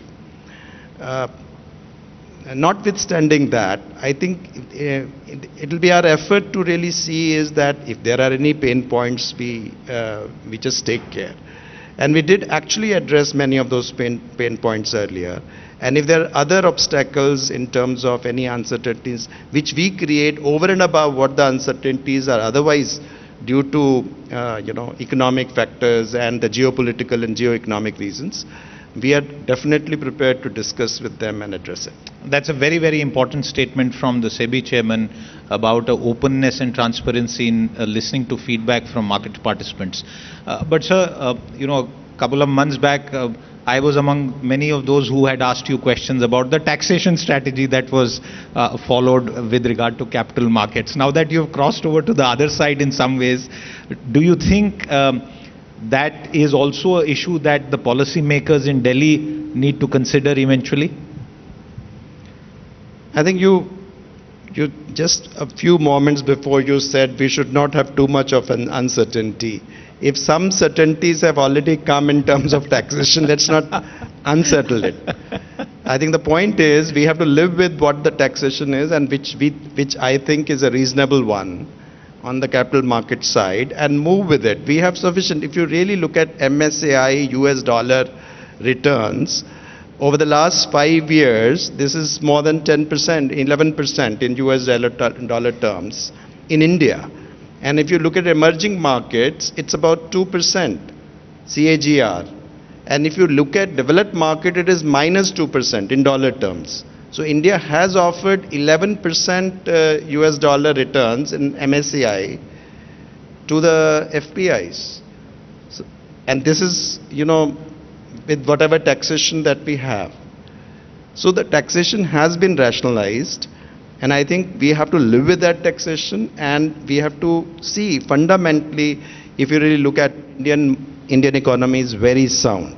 Not only that, it is one of the fastest, in fact, the fastest growing large economy, with 6% plus, and we had a little bit of, slowdown, which was there in last quarter, and then next quarter it picked up.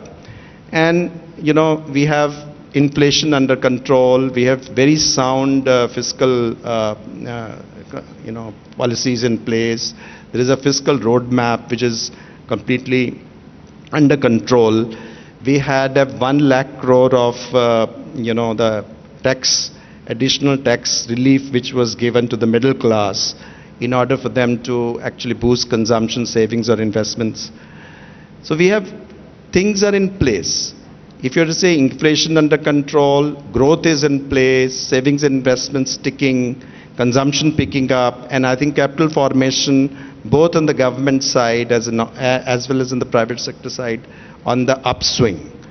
So, and you have several policy ecosystem which is in place in terms of, for example, PLI system, where whole lot of industries have come into India, the electronics industry which is coming into being. The tax system has actually responded to their problems and brought in all kinds of, facilitation in this budget as well as in the previous budgets.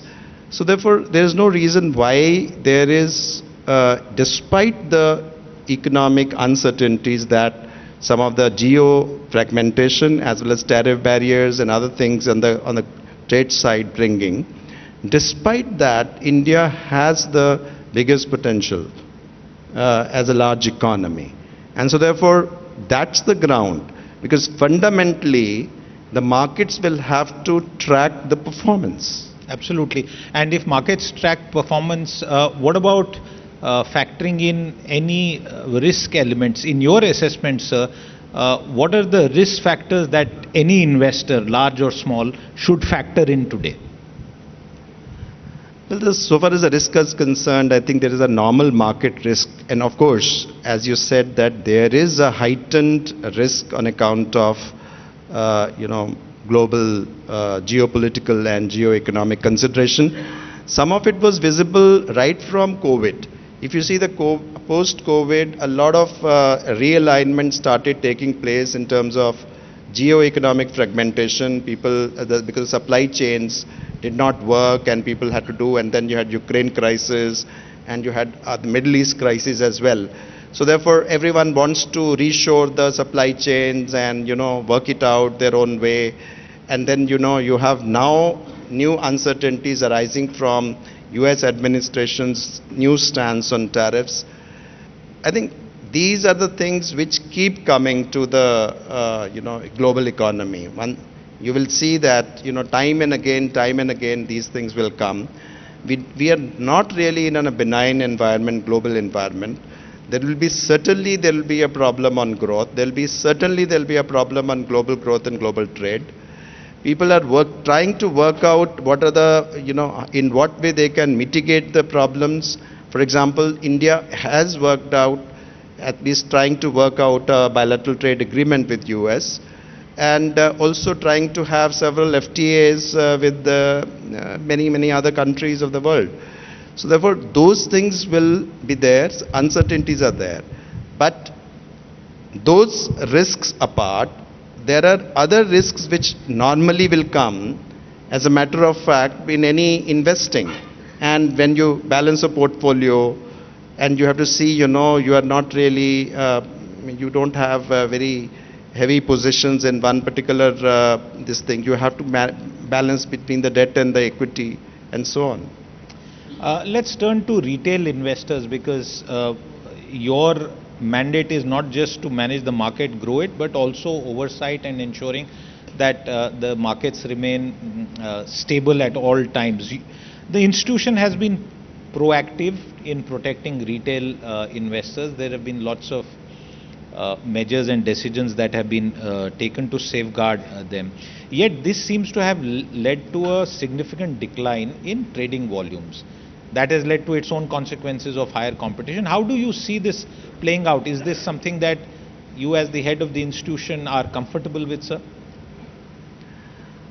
Well, first of all, I would like to really say, I think what you are referring to is the derivative market, but I would like to give you a holistic picture, because retail is very much there in cash market in a big way. Look at the kind of retail protection that our system has provided. When you want to enter, you want to have ease of entry when you want to invest. So we have 95% of the time we have Aadhaar-based authentication in KYC. So therefore you can start investing very easily in India. It's not only the app, it's also the whole KYC process and so on. Then you say that if you want to have the transactions, then what happens? How are you protected? And due to the efforts of SEBI and other market players, we have been able to ensure a system where there will be no default, risk due to default of the brokers. We have upped the money and the security in a manner. For example, all the money rest will go to the clearing corporation. It will not be with the clearing members. It will be really secured with clearing corporations. And all the securities will be directly credited by the depositories to the accounts of the retailers for the investors. So therefore, your securities are not going to go anywhere. Your money is not going to go anywhere. You are fully protected. Now, third, if you want to exit again, there is a big facilitation. Now, the other day, I think day before yesterday, we had tied up and we issued that release that we have worked out with DigiLocker. So therefore, you have this problem of unclaimed money. You do not know where the things are, and there are no record of that sometimes. So therefore, we created this DigiLocker system where you can have a nominee to the DigiLocker, where in any of the KRAs, if you have a reported death, that will be really put it out to not only to all the system, it will go to the DigiLocker, and from the DigiLocker, it will go to the nominee SMS, and from there, you will be able to know exactly and access the DigiLocker and get those claimed, all your mutual funds and securities access to. Now, this is this is not there anywhere in the world, this kind of a system. I think digitally, if you really see, we are providing the world's best practices so far as the retail protection is concerned. Now, let us come to other retail protection areas. Now, if you say that as a minority shareholders, we have had several, sometimes, that is what you sometimes also call, regulatory overreach. But from the point of view of retail investors, what we have a system of corporate governance practices, the disclosures, the independent director regulations, then you have investor education, then you have investor grievances, the scores portal through which the grievances are redressed. So you have a large number of protection, not to talk of other things which the minority shareholders, which we say that should be done, including, for example, related party transactions. So therefore, there is a sufficient thing on the investor protection which has been done. Now coming to your volume, that means, I mean, the question you were basically wanting to ask was in relation to derivative market. Now in derivative market, when the SEBI has done the study, 9 out of 10 retail investors have lost the money on F&O market. I mean, sometimes, you know, in their exuberance, the retail investors seem to think that they are very smart and therefore but actually they're losing money, and this has been proven where you have, you know, last few. So therefore, we need better nuanced thing on that. And in order to do that, so is may I interrupt you, sir? Is a clamp down the answer, or is, like you yourself said, a more nuanced framework which allows people to take their risk? After all, it's a free country. We need to have a nuance. We have to have an informed investors. We have to also have some systemic improvements. Now, in terms of systemic improvement, in terms of how you measure, for example, the volumes you mentioned. Now, the volumes you can mention in terms of notional interest. Now, the point is, the notional interest is sometimes misleading in case of, because when you're comparing options and futures, they are not necessarily, it's like apples and oranges. In case of options, it is the premiums which are more, important.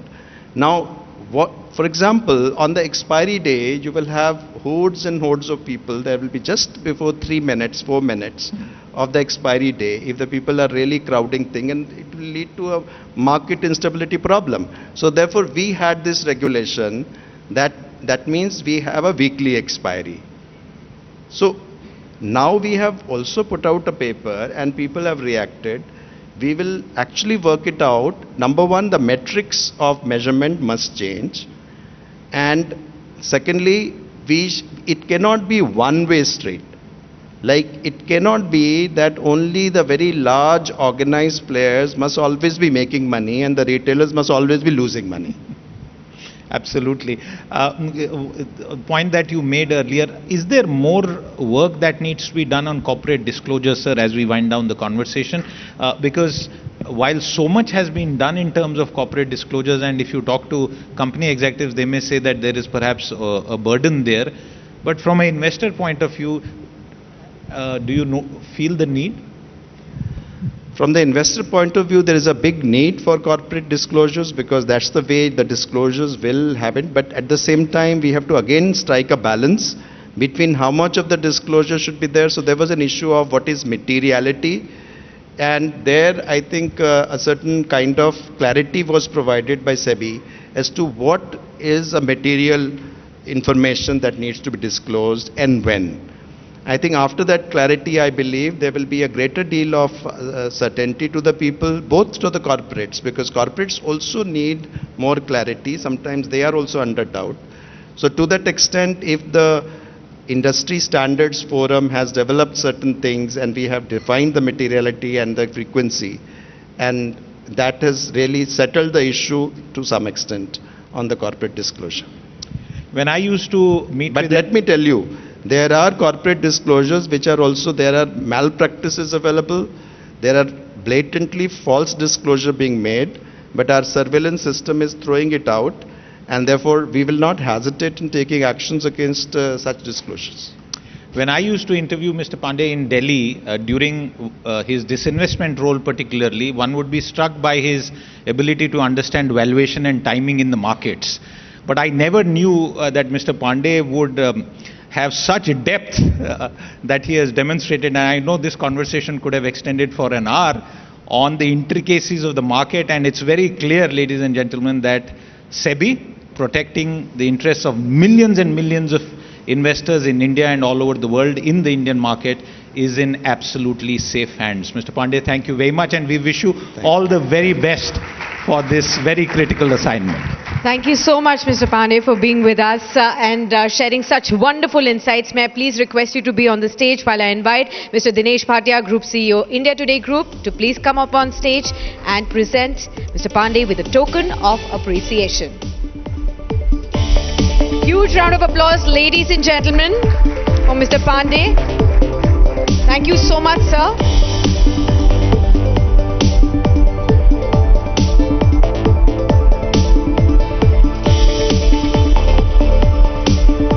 so much, Mr. Pandey. Ladies and gentlemen, our next session is titled Innovating in India. India stands at the forefront of a healthcare revolution where innovation is not just about breakthroughs, but about impact, making quality healthcare more accessible, affordable, and efficient. Our next speaker is Dr. Devi Prasad Shetty, a renowned cardiac surgeon and a visionary healthcare czar who has been instrumental in revolutionizing affordable healthcare in India. I would seek to understand in this conversation with him how technological advancements and progressive policy making are now going to be shaping the future of India's healthcare. Ladies and gentlemen, please put your hands together to welcome Dr. Devi Prasad Shetty on stage to have a conversation with me.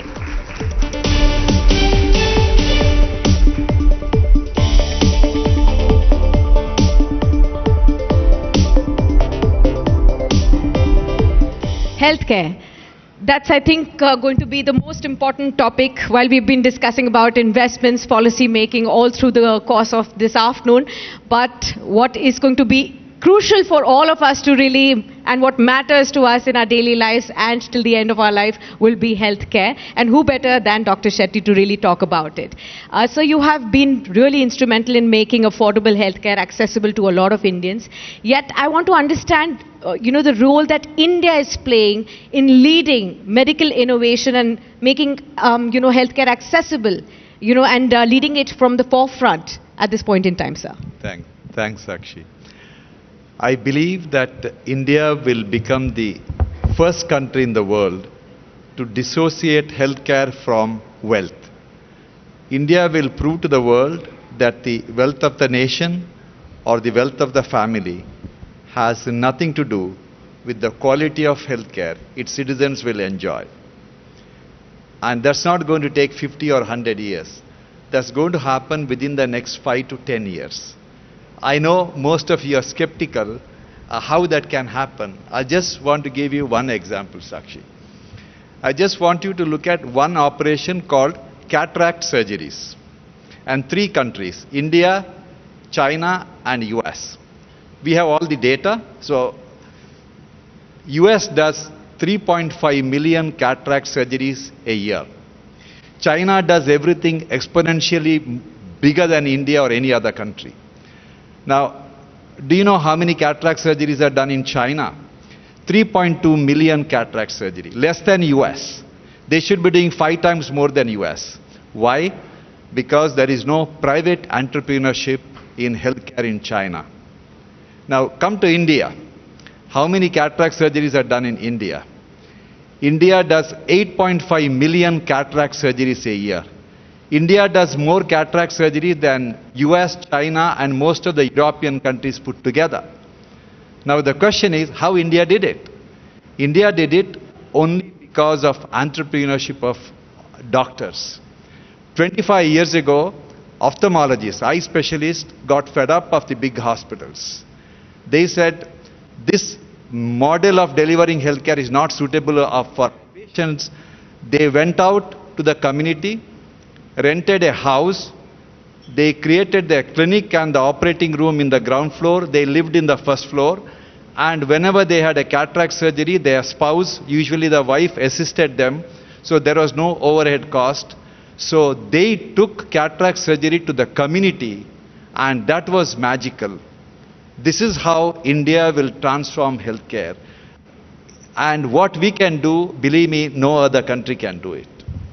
That's amazing to hear and very encouraging at that.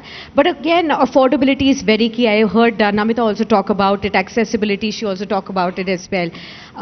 Still we see in private hospitals, the costs are soaring so much higher. We still have a very minuscule percentage of population that is insured in the country as well. The onus lies on who to really make affordability and accessibility truly reach the people? Sakshi, the only solution India has is the health insurance.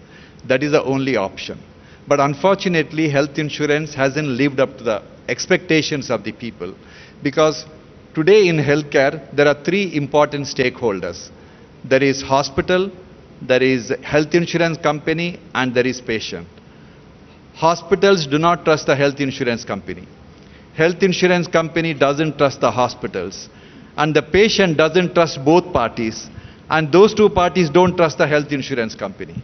So you have a business in which there are three important stakeholders. They don't trust each other. Now, when a hospital becomes a health insurance company, everything will change. That's the reason why we decided to become health insurance company, because about 16% of the heart surgery done in India is done by us. More people develop heart attack, it is better for my business. I have no incentive in preventing people from developing heart attack. Once I become a health insurance company, I will work very hard to make sure that people don't develop the heart attack. Then my interest and the customer interest is aligned. Then the magic will happen. But that insurance should be affordable. That is the biggest challenge. We kept the insurance at, we want to cover the middle class families who are earning 20,000, 50,000 rupees to a tune of 1 crore rupees for any surgery and 5 lakh rupees for medical treatment with the premium of 10,000 rupees. That's all. Yeah. So I think a lot of insurance companies should really see how things are getting revolutionized by the healthcare players like you, sir.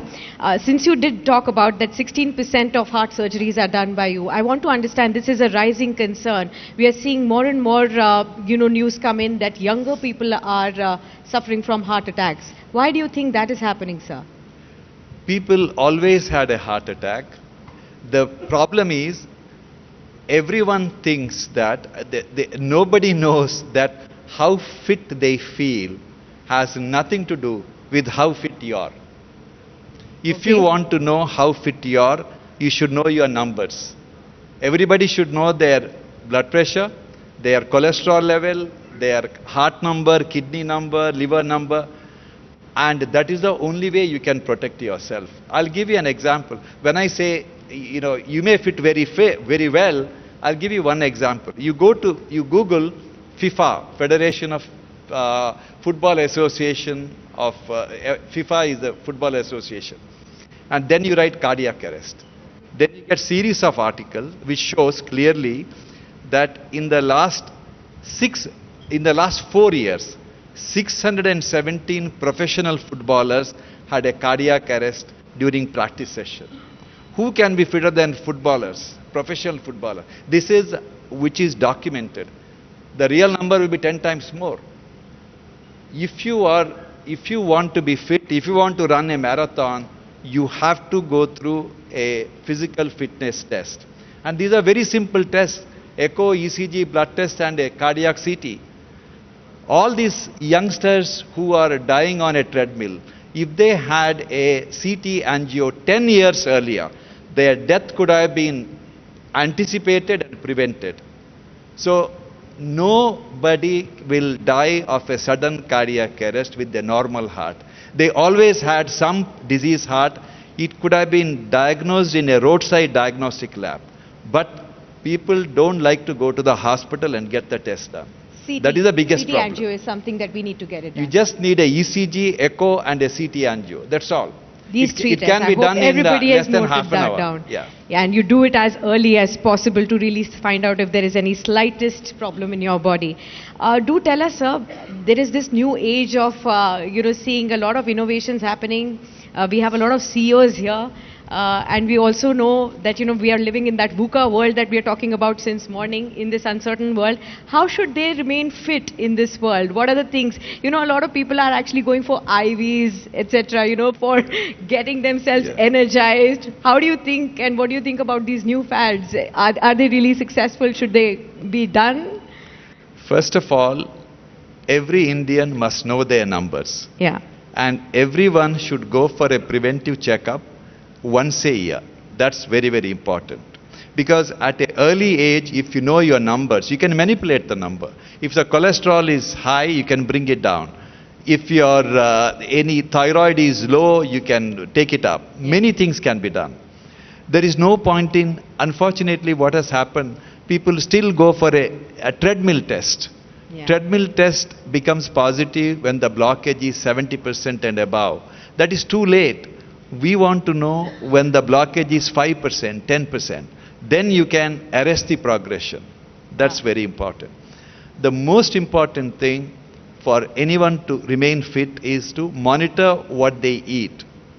You are what you eat. No matter what you do, if you take not the right food, you will remain unhealthy. And the other important thing is physical exercise. Indians are notoriously poor in exercising. That's very true. It is very important. There are many articles by especially magazines like JAMA, which clearly shown that people who walk 10,000 steps a day, Yeah. they live longer, they live healthier, they have less incidence of heart problem, kidney problem, Alzheimer's, and you name it, they have a less incidence. All you have to do is to walk 10,000. Is it difficult? No. No. I don't know most of the people here, but yet they are not walking more than 3,000 steps. Now, Okay. if you just, whenever you are walking or talking on the mobile phone, use a earphone, and when you are talking, you start walking, you will add another 2,000 steps. And that is such a simple step. Absolutely. So essentially, walking is not about walking in the morning or evening. Yeah. Walking whole day. Yeah. And all this fad about cardio and all these exercises, they are not good for the heart. What is good for the heart is sustained exercise over a long period of time. That's true. Another...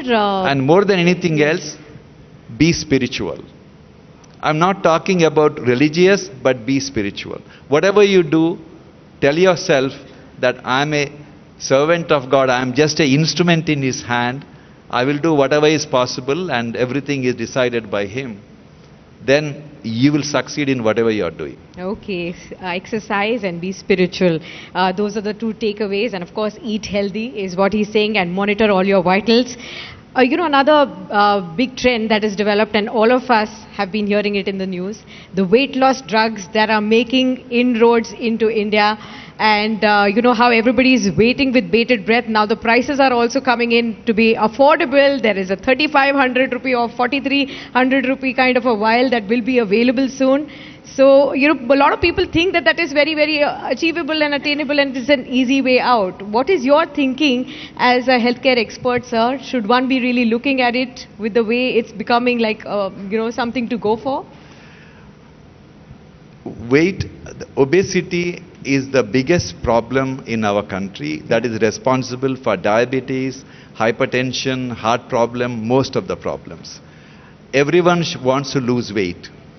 It is very important that they change their diet and they exercise, do everything possible. If everything fails, they can resort to these drugs. I don't want to name a brand or guarantee the safety. It is too early yet, but whatever results which I have shown, that I don't think there is a serious side effect, but I am not sure. I am not an expert in it. There is, with my limited knowledge in this area, I feel that it's not as a last resort. People with morbid obesity, they are unable to lose weight. They could try it, but only for a limited period of time. And it should be done by an expert doctor, and they should be closely monitored. That's very, very important. But I can tell you, they are really, really magical. They give amazing results. Okay. So I hope and pray to God it remains safe for the people. Yes, and with more and more Indian pharmaceutical companies, Namita, would you be bringing one in? Yes, Namita says yes. So this is going to be the next big thing that everybody is watching out for. We could have talked for hours and hours. This is a topic that everybody is listening with keen ears. But thank you so much, Dr. Shetty, for your inspiring words and, of course, the work that you have been doing. I wish you all the very best, and thank you so much for being with us on this special, edition, and, of course, on this panel. Huge round of applause, ladies and gentlemen. May I please request you to just stand by, and I will request Mr. Anand Lakshmanan to please come upon stage to felicitate Dr. Shetty and present him with a token of appreciation. Thank you so much, sir.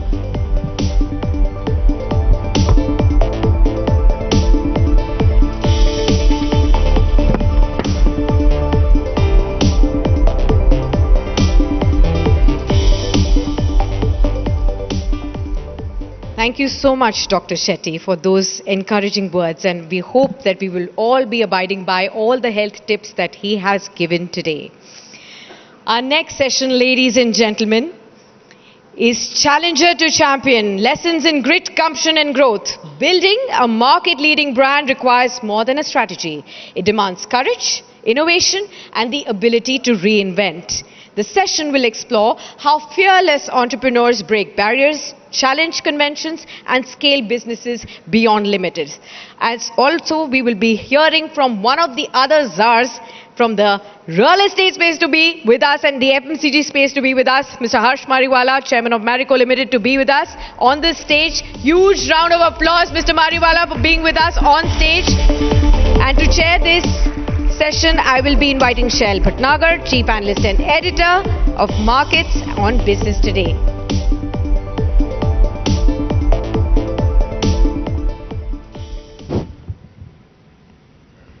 The evening gets better and better, ladies and gentlemen.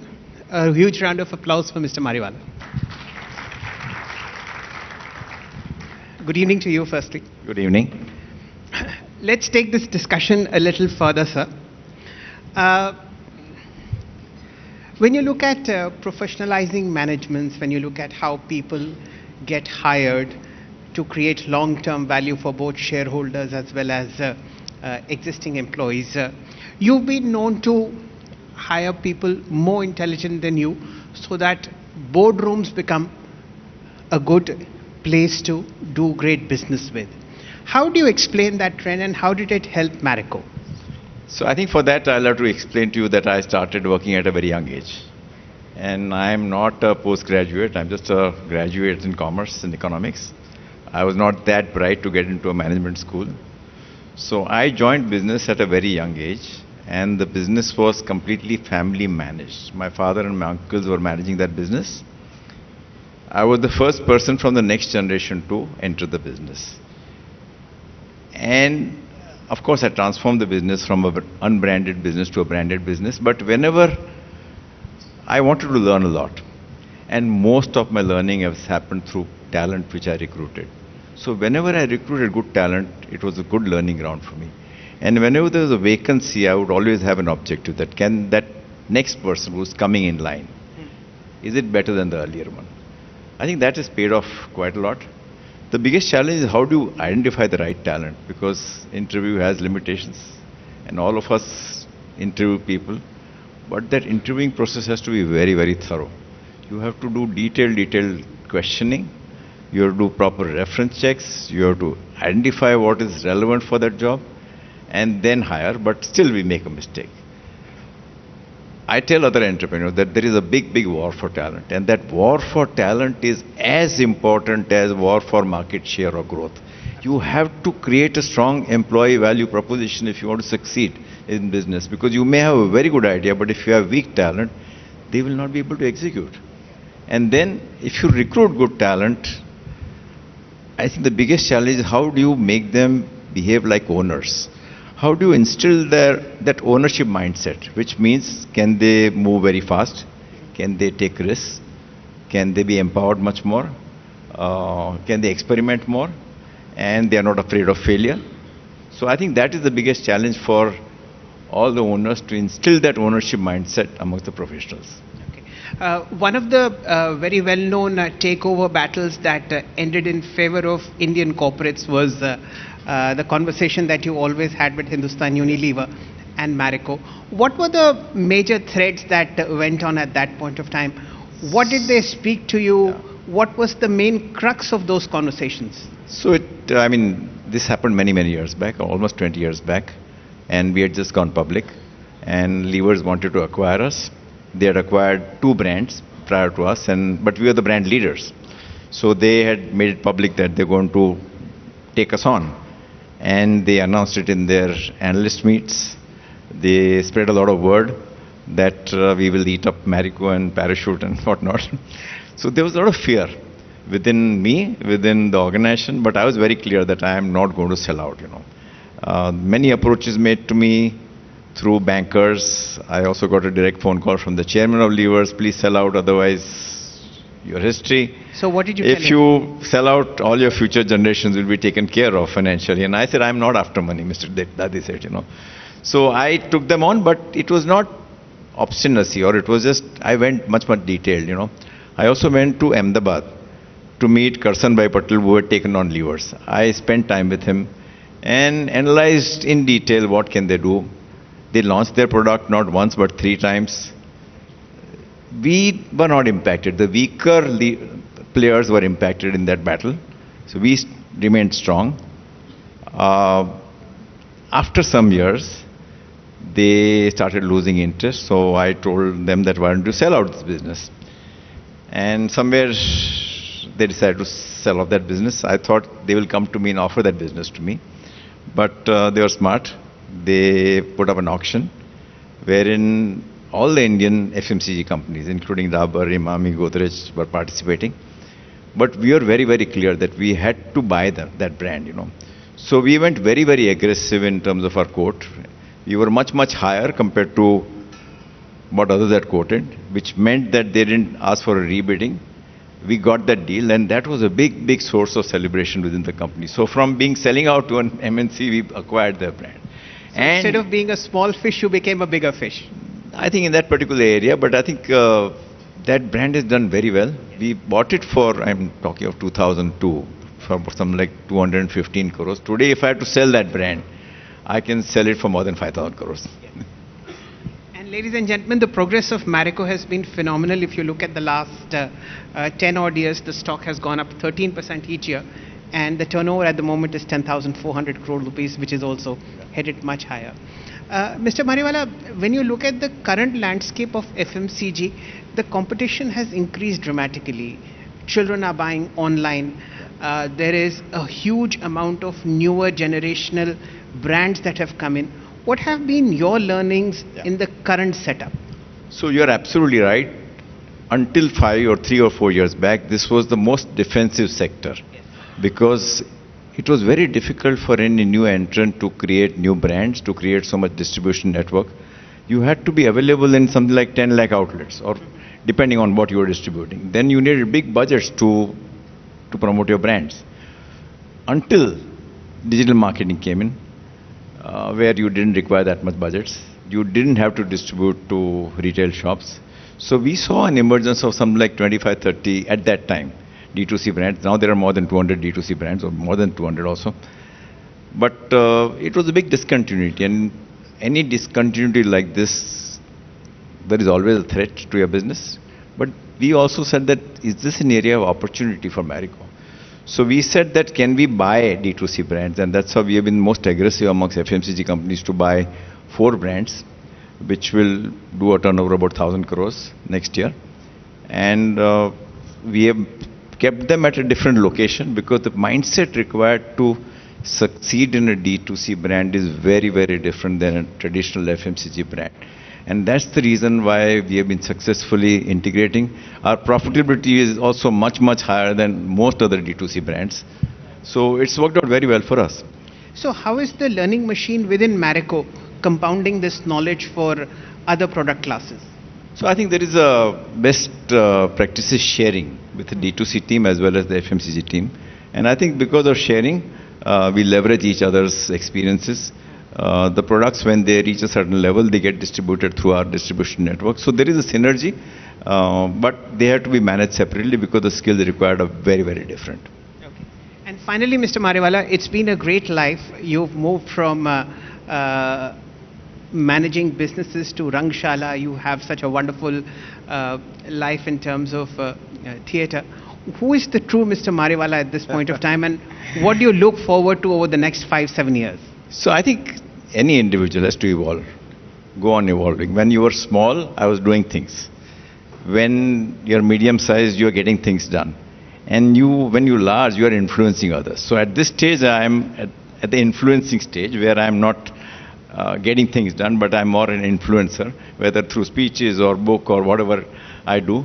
So I think my life has evolved, and I've reinvented myself in the last few years after I stepped down as managing director, and I do a lot of things which are now purpose-led. So can I make a difference to others? This is my motto in life. So can I make an impact to others, and not just, because ultimately, beyond a point, money is not important, I think ultimately the role of any organization is to look at all stakeholders. The organization exists for all stakeholders and not just shareholders.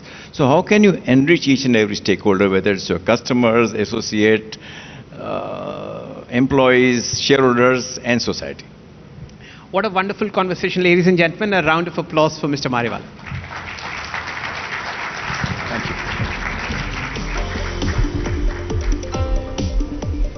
Thank you so much, Mr. Mariwala, and thank you so much, Shell, for that great conversation that we've had. Let me request Mr. Harsh Shah of Sri Naman Group to please come upon stage to hand over a token of appreciation to Mr. Mariwala. Huge round of applause, ladies and gentlemen.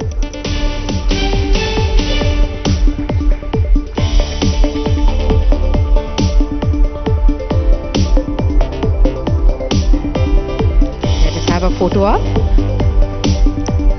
Thank you so much, Mr. Mariwala, and thank you so much, Shell.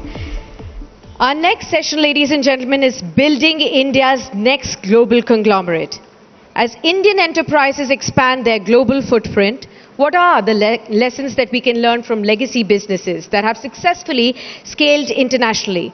This session will delve into strategic expansion, corporate governance, and the future of India Inc. on a world stage. For this session, I would like to call upon stage our esteemed guest, Mr. Kumar Mangalam Birla, Chairman of Aditya Birla Group, a visionary leader who has steered one of the most diversified and globally successful business groups, to share with us his keynote address. Warm welcome to you, sir. Huge round of applause, ladies and gentlemen, for Mr. Birla.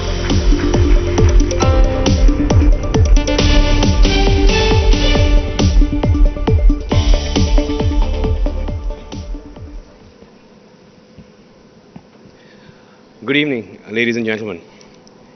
At the turn of the year, I wrote about the T factor and how that could disproportionately influence the course of this year. I'm guessing that I don't need to tell this audience who the T factor stands for. And I believe that we're now in the throes of what I call a U3 world, a world that is uncertain, unpredictable, and unorthodox. And this is evident in our news feeds, as it is in conversations between heads of state. This is therefore an interesting time, I believe, to talk about globalization and building India's next global conglomerate.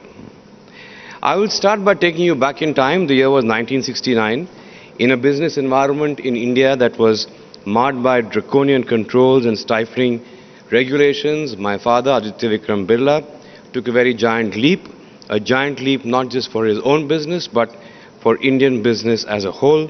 He made a pioneering move by setting up manufacturing units in Thailand. He embraced globalization 22 years before globalization had even become a part of our lexicon in India. And our success in Thailand and subsequently in Indonesia acted as a springboard for our global ambitions. On one of my earlier global acquisitions in 1998, which took our group to Canada, where we acquired 2 pulp units. We had a very interesting experience. Back then, selling the India story was no easy task. To many in the West, India was distant, unfamiliar, and very frankly, very third world. My colleagues found themselves in front of employee unions, in front of the provincial government, making presentations that went far beyond the balance sheet. They had to showcase India itself even before presenting our credentials. Fast forward to today, and the contrast couldn't be starker. From America to Africa, Indian capital is sought after. A seller who is looking to sell an asset no longer sees an Indian acquirer as being an uncertain acquirer. Instead, they see stability, they see entrepreneurship of high caliber, they see a future that is secure. So that is the distance that India and Indian businesses have traveled, more so in the last 1 decade than perhaps even before that. From having to present our credentials, we have evolved today into a global enterprise operating in 41 countries, spread across 6 continents with over 185,000 employees. This journey offers some insights into building a global conglomerate, which I've been asked to share with you today. Let me start with the first, which is what I call sanity over vanity. Every time we have acquired or invested overseas, it has been driven by a clear and a very compelling business rationale. Expansion, after all, must be guided by logic and not by bravado. The temptation to chase global ambitions without having a clear-cut strategy in place can be costly. What looks dazzling in the short term will become a burden in the mid to long term. Our approach has been quite simple: go global in businesses where we have a strong foundation at home in India. For example, when we acquired mines in Australia, it was to secure raw material for our copper smelter in India. When Hindalco took over Novelis, a company headquartered in Canada, and 3 times its size then, it wasn't just about scale. It was about gaining a significant presence in the downstream part of the aluminium value chain. To put it in context, Hindalco then had a presence in the upstream metal part of the value chain, which means that we made aluminium, and metal prices are always volatile and not in the control of producers. Novelis, which we acquired, on the other hand, manufactures aluminium rolled products used in automotive and beverage cans. In fact, 1 out of every 3 beverage cans in the world is made by Novelis products. This downstream part of the businesses have higher margins, they are less volatile, and hence by acquiring Novelis, we were creating a company with far less volatility in earnings and higher margins. So the point I'd like to make that every move has had purpose, every investment has had a plan, and that rigor and that discipline has made all the difference. Second, I believe that integration is as much about mutual respect as it is about gaining efficiencies. After the Novelis acquisition, plenty of newsprint was spilled predicting integration hurdles and cross-cultural challenges. The skeptics were certain that there would be a mismatch between the two cultures, and to be fair, challenges did arise, some expected, others surprisingly subtle. One of them was as mundane as it was symbolic: transitioning Novelis employees to an Aditya Birla Group email ID. A simple IT change, one might think, but identity runs deeper, and changing it overnight would have sent the wrong signal that all of us are taking over all of you. We took our time, almost a year actually, before making the change. The message was clear that if we were this thoughtful about something as small as an email address, we would be equally, if not much more deliberate about larger cultural and operational integration. In fact, our approach to integration has always been measured. Even before we place a bid to acquire an asset, we typically would do a thorough assessment of the talent, ensuring compatibility of people with our ethos. And as a result of this, we have made very few changes in the senior management teams of the acquired businesses. This also ensures continuity. As an example, the deputy CFO of Novelis, when we acquired it, is today the CEO of the company. Third learning: globalization is not a one-way process. Globalization is far more reciprocal than it might seem. With each foray into new territories, we have assimilated novel ideas and embraced diverse perspectives. This dynamic exchange encompasses just about everything. For example, from the impressive safety standards of our American units to the frugal engineering of some of our Asian operations. And most often, people are the conduits of this exchange. Therefore, we have a well-established protocol on global mobility of high-quality talent across the group. This would mean, for example, providing our American colleagues a chance to work in the fastest-growing economy in the world. This mobility gives our talent wider exposure, new experience horizons, and this in turn creates more consummate leaders who can take on larger roles in the group. I think an intended consequence of a global corporation should be to create a global cadre of leadership. I believe that in this world, where national markers of identity are gaining increasing prominence, global corporations like the Aditya Birla Group have the powerful ability to unite people. Through a shared purpose and a common set of values, a truly global corporation has the ability to bind a diverse workforce, one that has an unwavering commitment to growth. And that brings me to my fourth learning, the role of the corporate center.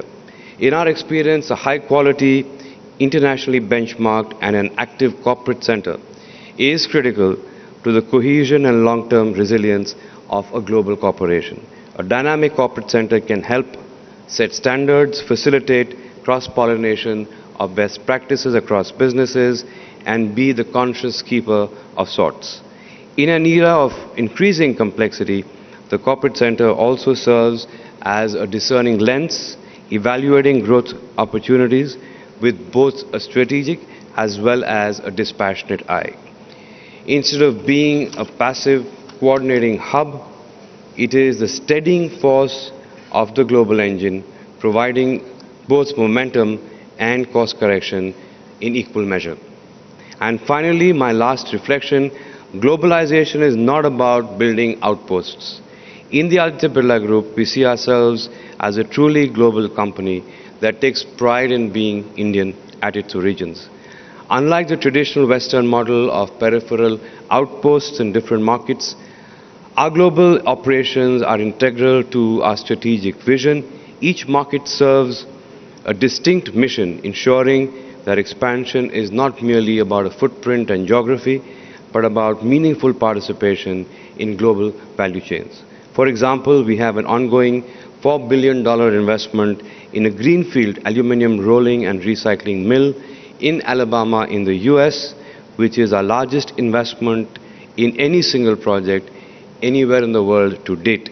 And this project underscores this approach. Through this investment, we are making a demonstrative commitment to continue to grow with our beverage packaging and our automotive customers to meet the needs of low-carbon, highly sustainable aluminum solutions.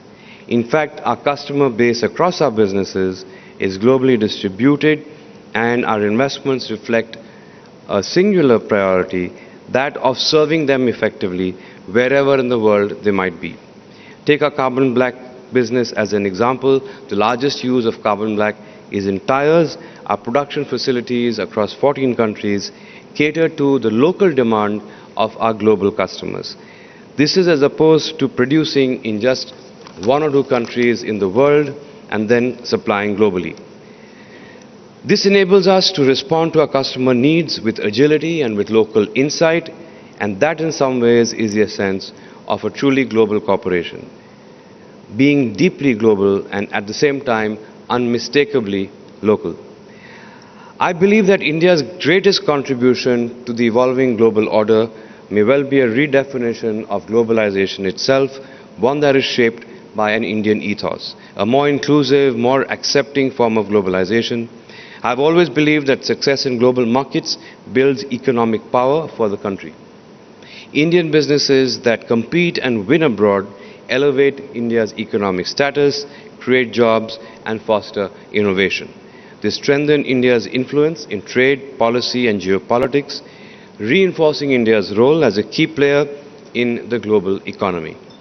I hope that our journey of the Aditya Birla Group inspires many more Indian companies to take bold strides internationally. Their success in some ways will be India's success. The globalization of business, even in general, is an unfolding reality. For us, what has once been a lonely step onto the world stage is now a confident stride. Yet the next frontier will demand even more capital, more capabilities, and more insightful imagination, and the ability to not just compete, but also to shape global industries and set new standards globally. The world is watching India with new expectations, and I'm sure that India Inc. will live up to these expectations and also define a bold new future on the global stage. Thank you. Mr. Birla, could we please request you to stay on the stage, please, sir? And I'd now like to invite Mr. Rahul Kaval, News Director, Ashtak and India Today, and also Executive Director, Business Today, to have an interesting Q&A session now with you on stage. Mr. Birla, thank you very much. Can we have a very warm round of applause for that insightful address? Thank you. I don't know how many of you sitting here know that this is the 30th year that Kumar Birla has been running the Aditya Birla Group. And this is a massive responsibility he was thrust into at a very young age. And from there, he's grown into the responsibility every year. And when it seems that they've already done everything that they could possibly do. He finds new opportunities, creates new businesses, and the new businesses are as successful as the businesses that he inherited, and that's quite a skill. We want to keep this very short, so we won't take too much time. But I want you to give us a broad sense of your vision for Viksit Bharat 2047. The Prime Minister Modi talks about taking India to the position of a developed country by 2047. Looked at from your lens, Mr. Birla, do you think India, in the way that we are progressing, is on track to achieve that? We've got the External Affairs Minister here. And if you were to do some policy prescriptions to those in power, what more would you like to see for India to be able to achieve its true potential? So my answer to your question is yes, I do think that we're on the right track. 2047 is a while away, so a little bit of crystal gazing, but I think if you look across the world, we're the only large economy of our size growing at 6, 7, 8% annually, which I think in itself is a huge achievement. Not just us, but the world realizes that. And this is our time in the sun. I think everyone in this room knows that. You feel proud being Indian after a very long time. So yes, I think we're on track. There's so many things that one can point out to. I think, a lot of the problems that we think are Indian problems are unique to the Indian economy from the vantage of leading a company across so many countries. Some of these problems actually are generic across global economies. Let's say environment, for example. Whilst we talk a lot about environment and the shift that we need to make to green, that's that's an issue that companies globally are grappling with in the corporate context. So I think, yes, I think that our government is doing a great job. Kudos to them, policy stability, great optimism about India, things happening on the ground, large investment in infrastructure, which was lacking up until a few years ago. So I think, I feel proud of being an Indian industrialist because we're seen with a whole new set of eyes now.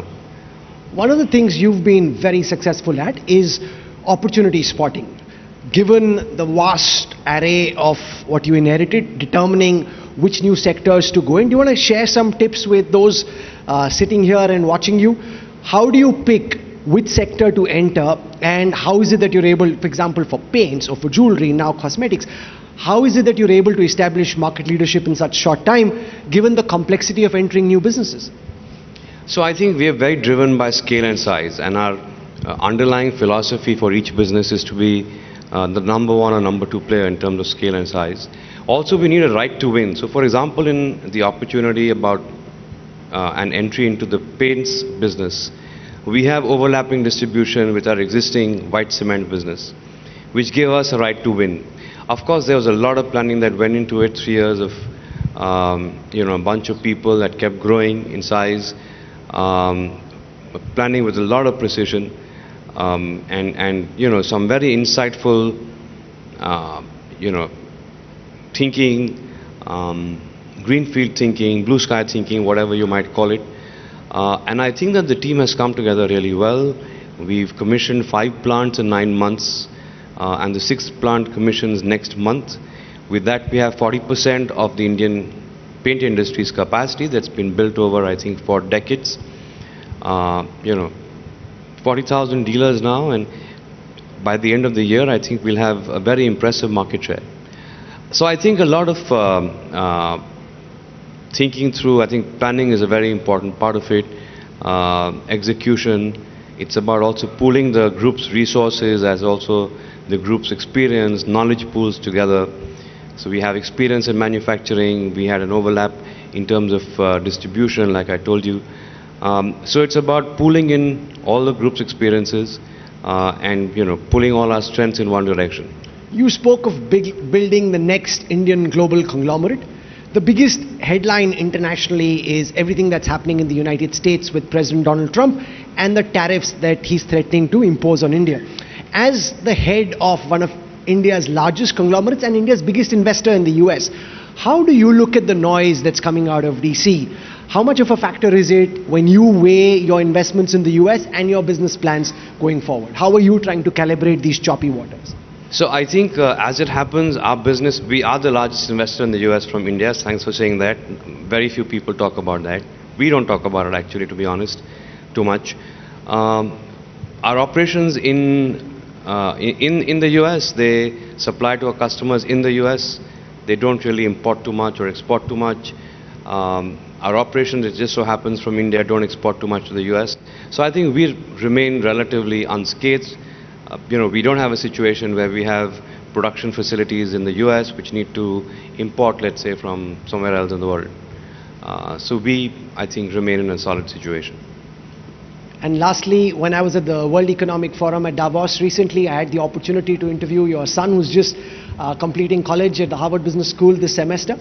You've inducted your son and your daughter into different boards. How do you look at the issue of transitioning to the next generation? What are you trying to tell your children about the kind of values that you'd want them to build the future of the Aditya Birla Group? I mean, they're 30 and 27. They're a little bit beyond the point where I'm going to tell them things. But they've been exposed to business right from a very young age. They understand the value system of the family. They're seventh generation. They feel a great sense of pride about what the family stands for. Transition just doesn't happen like that, especially in business families. I think it just happens over a period of time. Both of them, I think, are very hardworking, very ambitious kids, don't want to be supported by the father unless they really need the support, which is, very few and far apart occasions. They want to build with me the ABG of tomorrow. The most amazing thing, and I'm sure you'd find this quite remarkable, is that unlike most conservative Indian business fathers, Kumar Birla never really pushed his children into a particular direction. One played cricket, the other became a pop star before joining the business, and that's something I've always been very curious about, because very often all Indian business families would like for their children to stick to the conventional path. Was that ever a factor when your son was roughing it out in Rewa in Madhya Pradesh, slumming it out in some relative sense with the cricketers who were playing, or your daughter touring all across the country? Did you ever feel that what are they doing? Is this what would the rest of the world say? Is this, how would they react? Or how did you make your peace with that? No, so we spoke about it a lot, my wife and I, and both were very keen to pursue, in the case of my daughter, her singing, in the case of my son, professional cricket. It took us a little bit of time to put, to wrap our heads around it. But we just felt that they'd learn and grow from that experience. I think it's very important for children, for the next generation, to have an identity of their own. And if they can achieve that even before coming into the organization and becoming actively involved, I think that's great. I think that they've both grown a lot from their respective experiences. I mean, if you're a singer, you can't have a parent coming and helping you to sing. Or play on the field, on the pitch.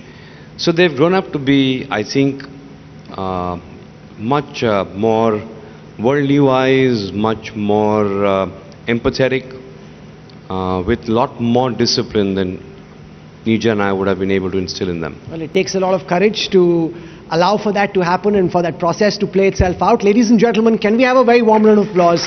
Kumaramangalam Birla. Thank you very much. Absolute pleasure. Thank you. Thank you. Thank you so much, Mr. Birla. Could I please request you to be on the stage while I invite Mr. Arun Puri, the Chairman and the Editor-in-Chief of India Today Group, to please come up on stage. Sir, request you to please be on the stage, Mr. Birla. Just for a moment, as we felicitate you with a token of appreciation, Mr. Arun Puri. A huge round of applause, ladies and gentlemen, for Mr. Birla. Thank you so much, sir, for your inspiring words.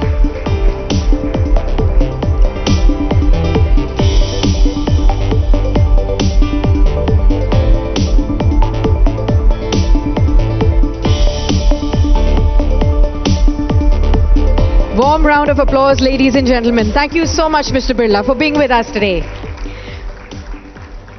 Our next session, ladies and gentlemen, is Diplomacy in the Age of Disruptions. To offer insights into navigating global challenges in the era of rapid change, we have with us today another esteemed figure, Mr. S. Shankar, Minister of External Affairs, Government of India, a distinguished diplomat and strategic thinker who has played a pivotal role in shaping India's foreign policy, strengthening global partnerships and addressing geopolitical shifts. Let us welcome him with a huge round of applause on the stage to please share with us your thoughts, sir.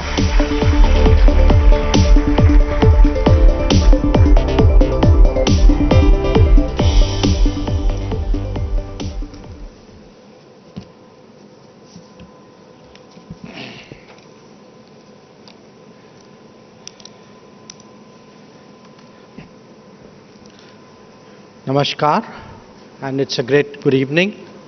It's a great pleasure to join you all today at this event that Business Today organizes annually.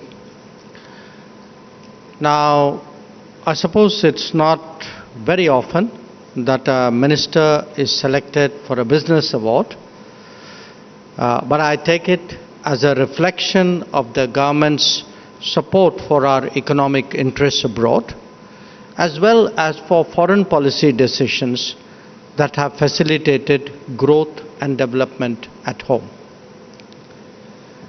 Now, ladies and gentlemen, it has never been more important to read the geopolitical tea leaves right, because today they fundamentally impinge both on our opportunities and our challenges. Let me underline that while we may be speaking here in this hall of businesses, at the end of the day, this is really about job creation. In many ways, it is about our national progress and prosperity. It is only when businesses are successful, at home or abroad, that we can have the resources, the technologies, indeed the opportunities that would ensure a Viksit Bharat.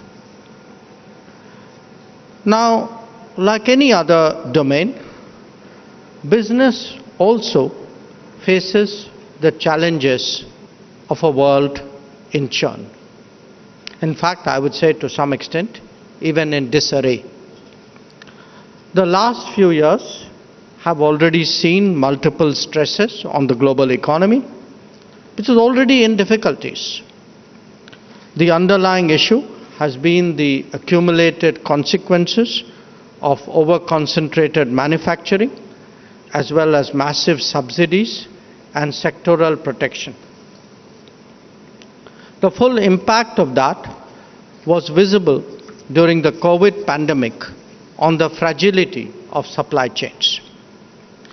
The Ukraine conflict created an additional set of concerns, especially those pertaining to food, to fuel, and to fertilizers. And when sourcing from key producers became challenging, its ripple impact actually spread across all businesses and all geographies. The fighting that we have seen since October 2023 in West Asia or the Middle East has added another dimension, because we have seen maritime shipping disrupted, and this has particular consequences for the Asia-Europe traffic. From time to time, business, in fact international economy, has also experienced the effects of extreme climate events. Now, on top of all of this, there are the economic consequences of sharper geopolitical competition. The digital and the technology worlds have felt the implication of this polarization most visibly. After decades of hearing the virtues of globalization, today the world is grappling with the reality of industrial policies, export controls, and tariff wars. In such a scenario, it is essential to identify advantageous trends and adapt our policies accordingly. First and foremost, there is the widespread concern today about de-risking the global economy. The solution lies in more diversified manufacturing, Mr. Birla referred to it, in more innovation and technology, and in stronger trade, including those that pertain directly to food and health security.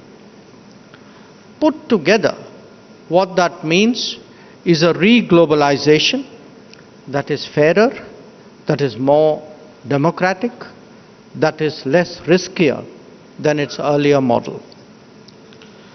Now, we in India know this as Atmanirbhar Bharat when it comes to our own policy, which is propelled in particular by Make in India.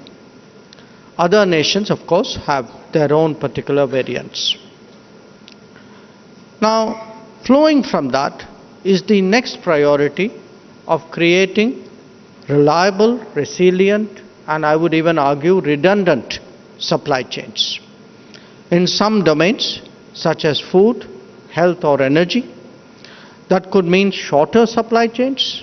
For example, we've seen where the Gulf is concerned, that they value India particularly because we are a proximate and a reliable provider of daily necessities.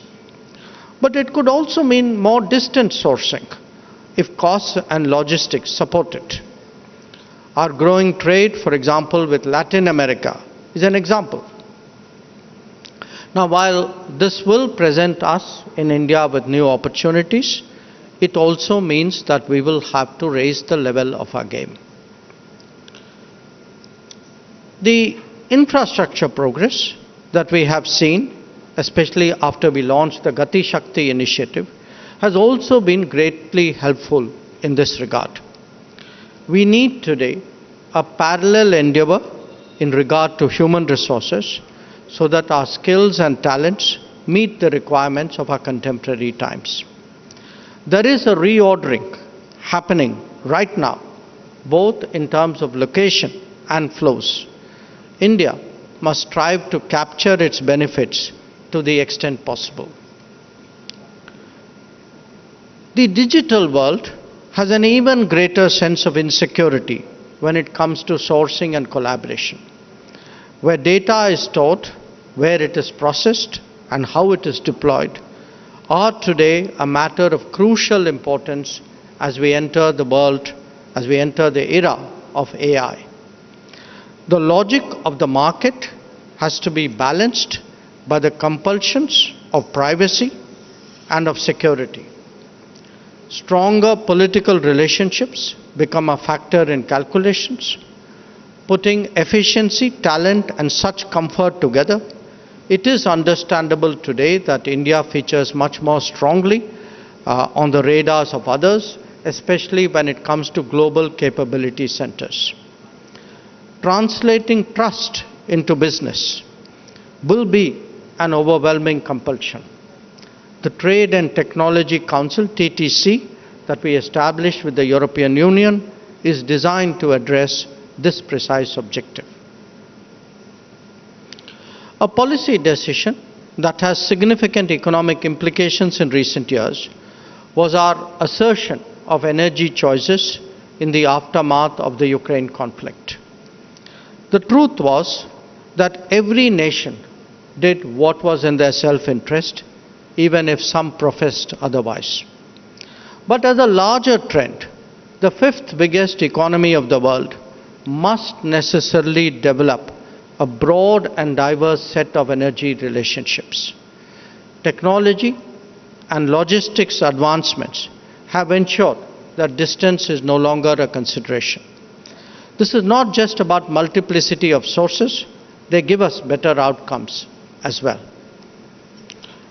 Now, ensuring that our nation has a favorable energy environment, because we have decades of growth ahead of us, to ensure that we have a favorable energy environment for coming decades is understandably one of our key diplomatic objectives.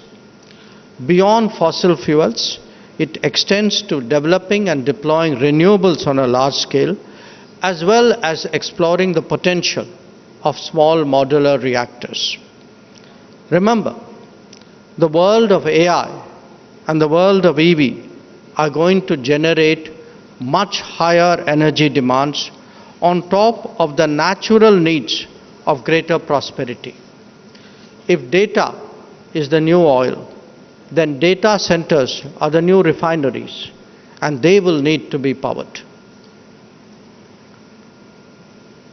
Ladies and gentlemen, the global marketplace was always a competitive one. But the trend has been accentuated by governments all over the world now stepping out more vigorously in support of businesses. We cannot and should not be otherwise. You would all agree that Indian embassies today are far more active than before in the pursuit of our commercial interests. They inform, they advise, they facilitate wherever possible to ensure that our businesses do well. We have also been proactive in many regions, organizing business conclaves to familiarize ourselves with the landscape and its opportunities. In fact, we just did one last week in respect of Latin America and the Caribbean, and we had done it a little bit before with regard to Africa and the Mediterranean. In my own visits abroad, the advocacy of our interest is supported by the presence of business representatives. One mechanism that has been effective in introducing Indian products and services into new markets has been under the line of credits which are offered under what we call the IDEAS scheme. On occasion, this has been supplemented by grant assistance. In the last decade, we have engaged as many as 78 nations, so 78 different markets, through such mechanisms. In many cases, whether it is projects, exports, or servicing, there have been repeat orders or additional businesses directly placed by the partner nation, or in fact by others for whom work, even if not done in their own country, has nevertheless served as a reference point. So we have seen this from water pipelines to road building to power transmission, even to the supply of buses. Now, as we contemplate a more technology and services-driven future, it is important to plan and prepare for the global workplace. The mismatch between demand and demography is by now glaringly apparent in many societies. But the reconciliation does not happen by itself.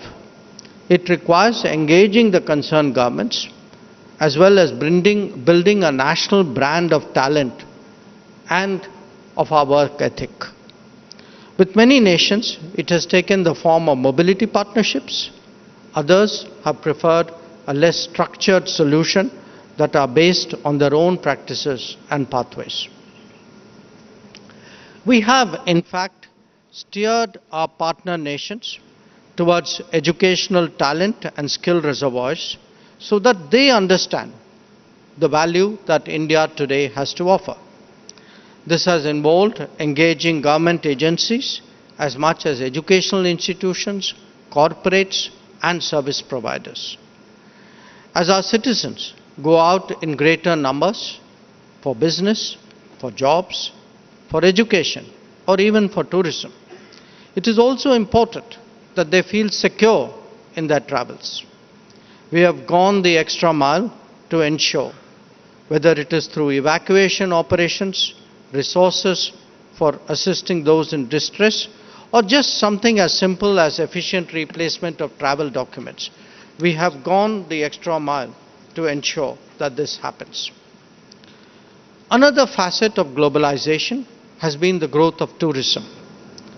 Today, we see that not just as a leisure industry, but one essential to the MICE world, as indeed to the medical one. As India connects better through stronger aviation and more airports, the potential that tourism holds as an economic driver only increases. In fact, just as GCC addresses the demands of industry, a similar phenomenon is unfolding in respect of health. Heal in India is a concept whose moment has arrived. But to make all of this, to make all of this deliver better, India's branding and ease of access has to grow along with the infrastructure. Therefore, tourism promotion has become an equally significant aspect of our diplomacy. Friends, I have so far touched upon different aspects of how foreign policy advances our economic goals, be they at home or abroad. While each would have its own players and constituencies, a large economy like India also needs an overall strategy. You can call it a business strategy, an economic one, or the core of our efforts to promote and strengthen our comprehensive national power. But it is only a consolidated approach that can give effective guidance to those who engage with other economies and countries. At its most basic level, such a strategy would lay out a landscape of our challenges and opportunities in national terms. Going beyond that, it spells out specific domains for advantageous engagement. On occasion, it could highlight risks and issues in particular relationships or transactions.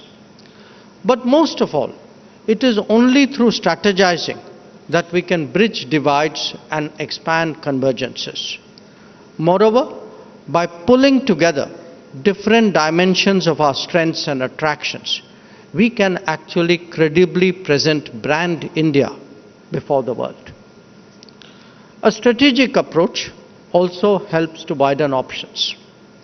In the current polarized era, India is among the few nations that can simultaneously engage Russia and Ukraine, Israel and Iran, the democratic West and the global South, and the BRICS and the Quad.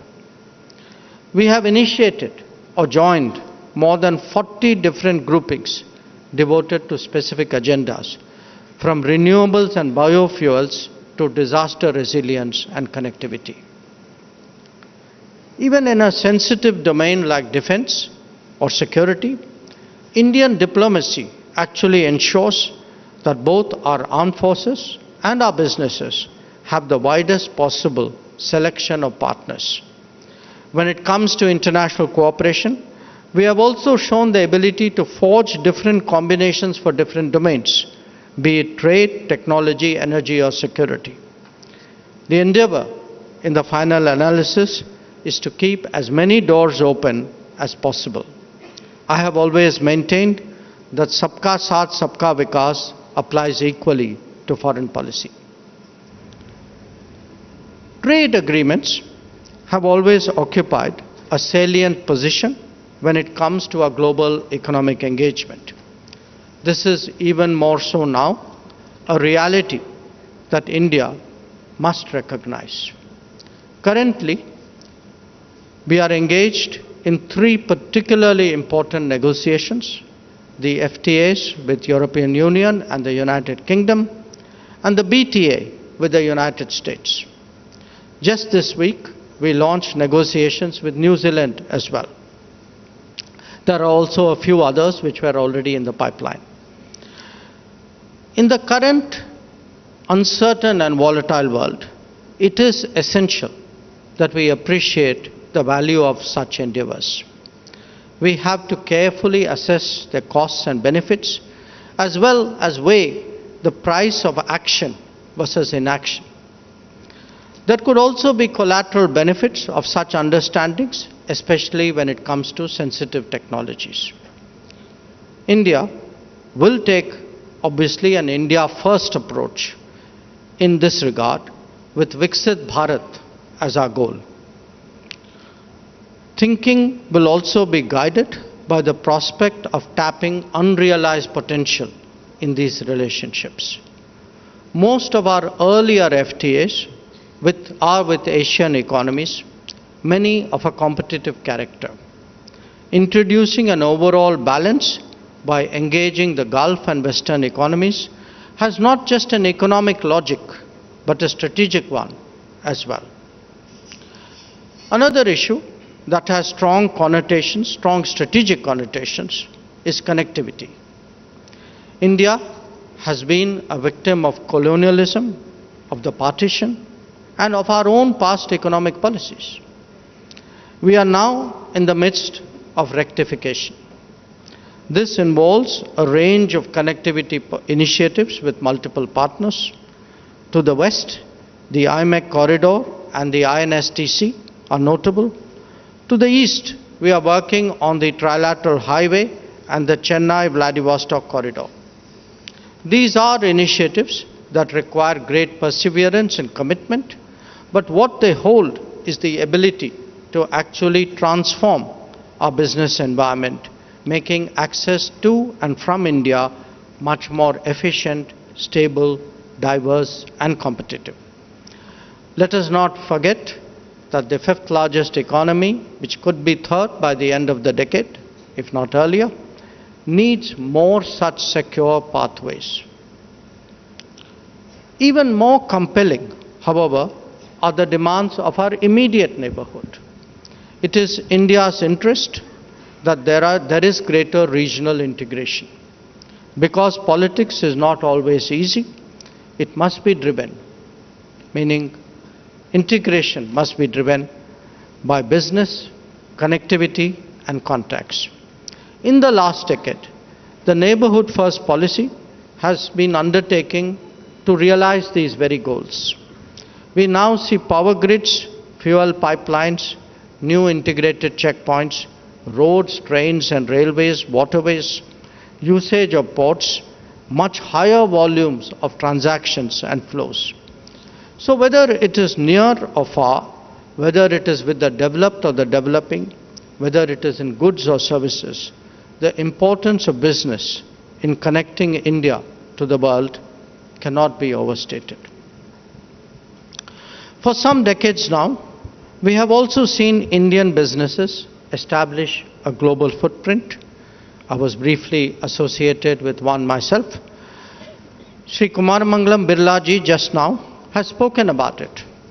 I just want to say that such endeavors really help to shape our image abroad. So, ladies and gentlemen, let me conclude on this note. The last decade has witnessed the cumulative impact of making it easier to do business, of promoting ease of living at home and abroad, of building a digital public infrastructure, and through Gati Shakti, a physical one as well. This has made Make in India much more viable and much more credible.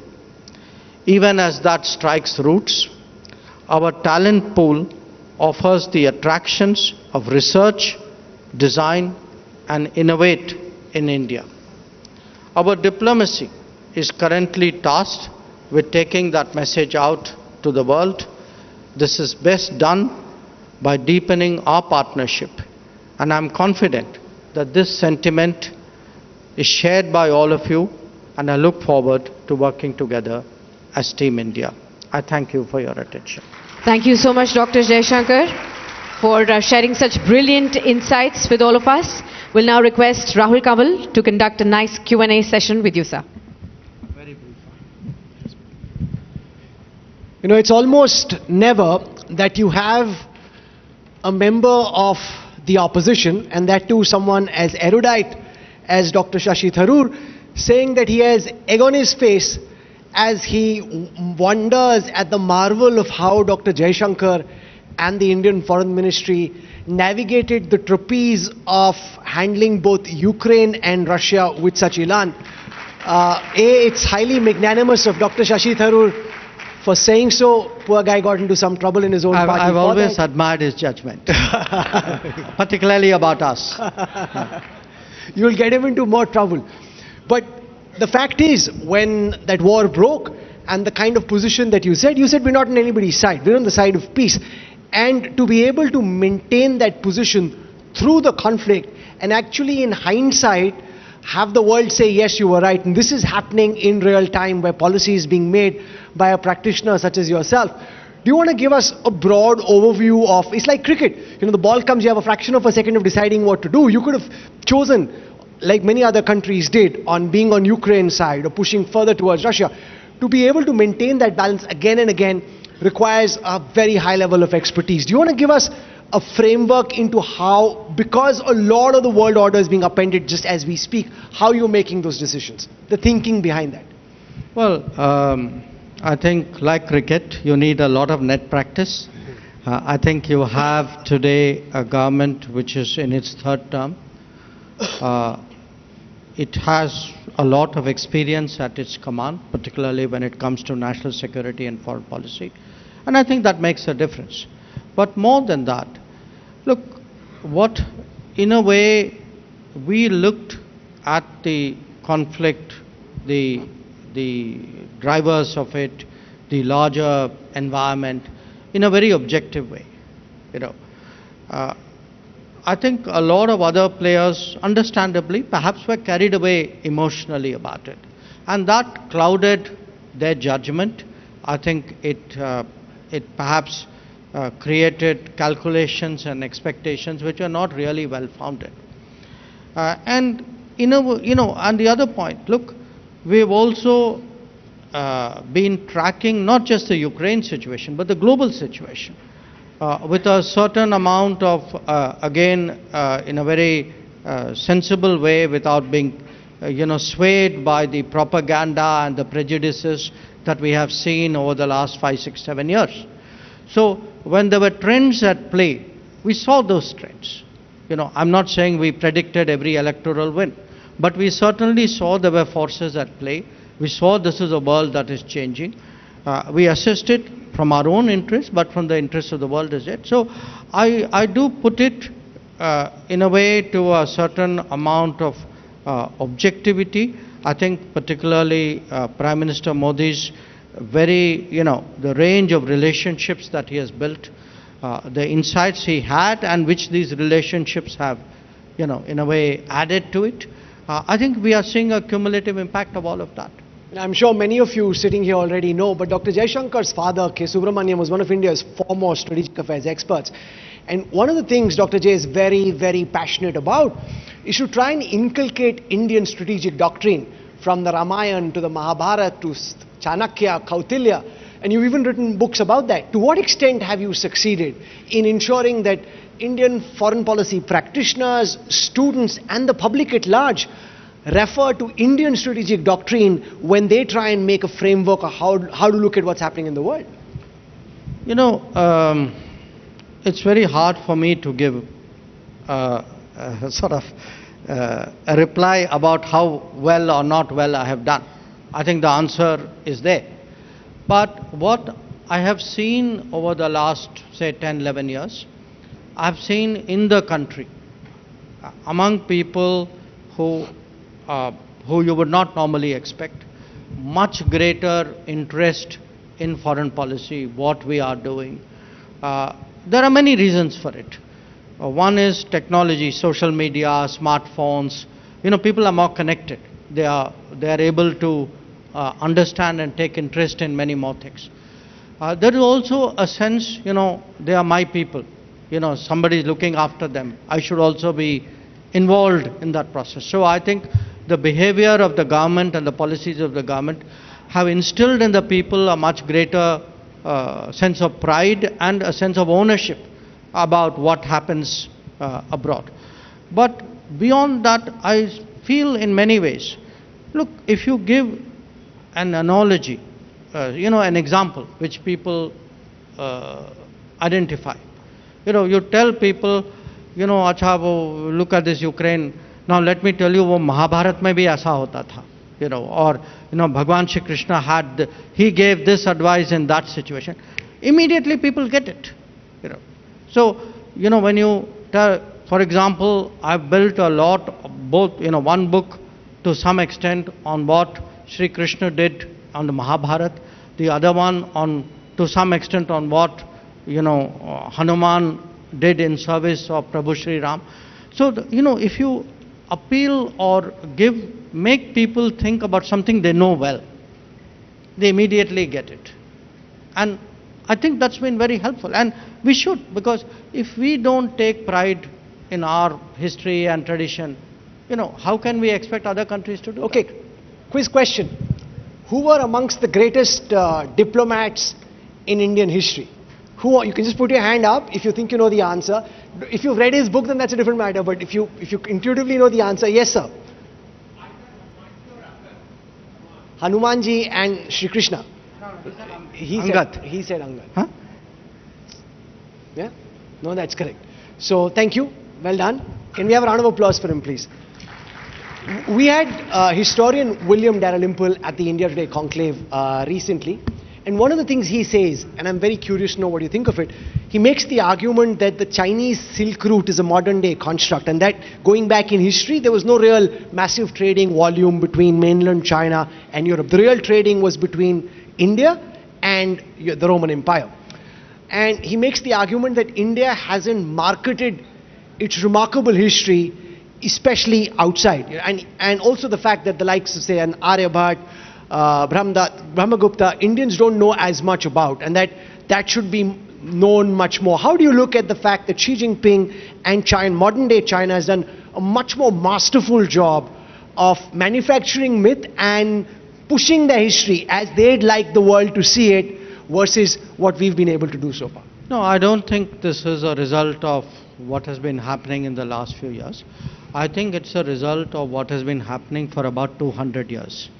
Because what happened was when the British came and colonized India, the British systematically ran down our history.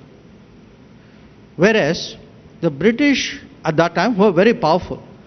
They had an interest in preserving and projecting Chinese history because they were afraid at that time that Tsarist Russia would come and occupy China.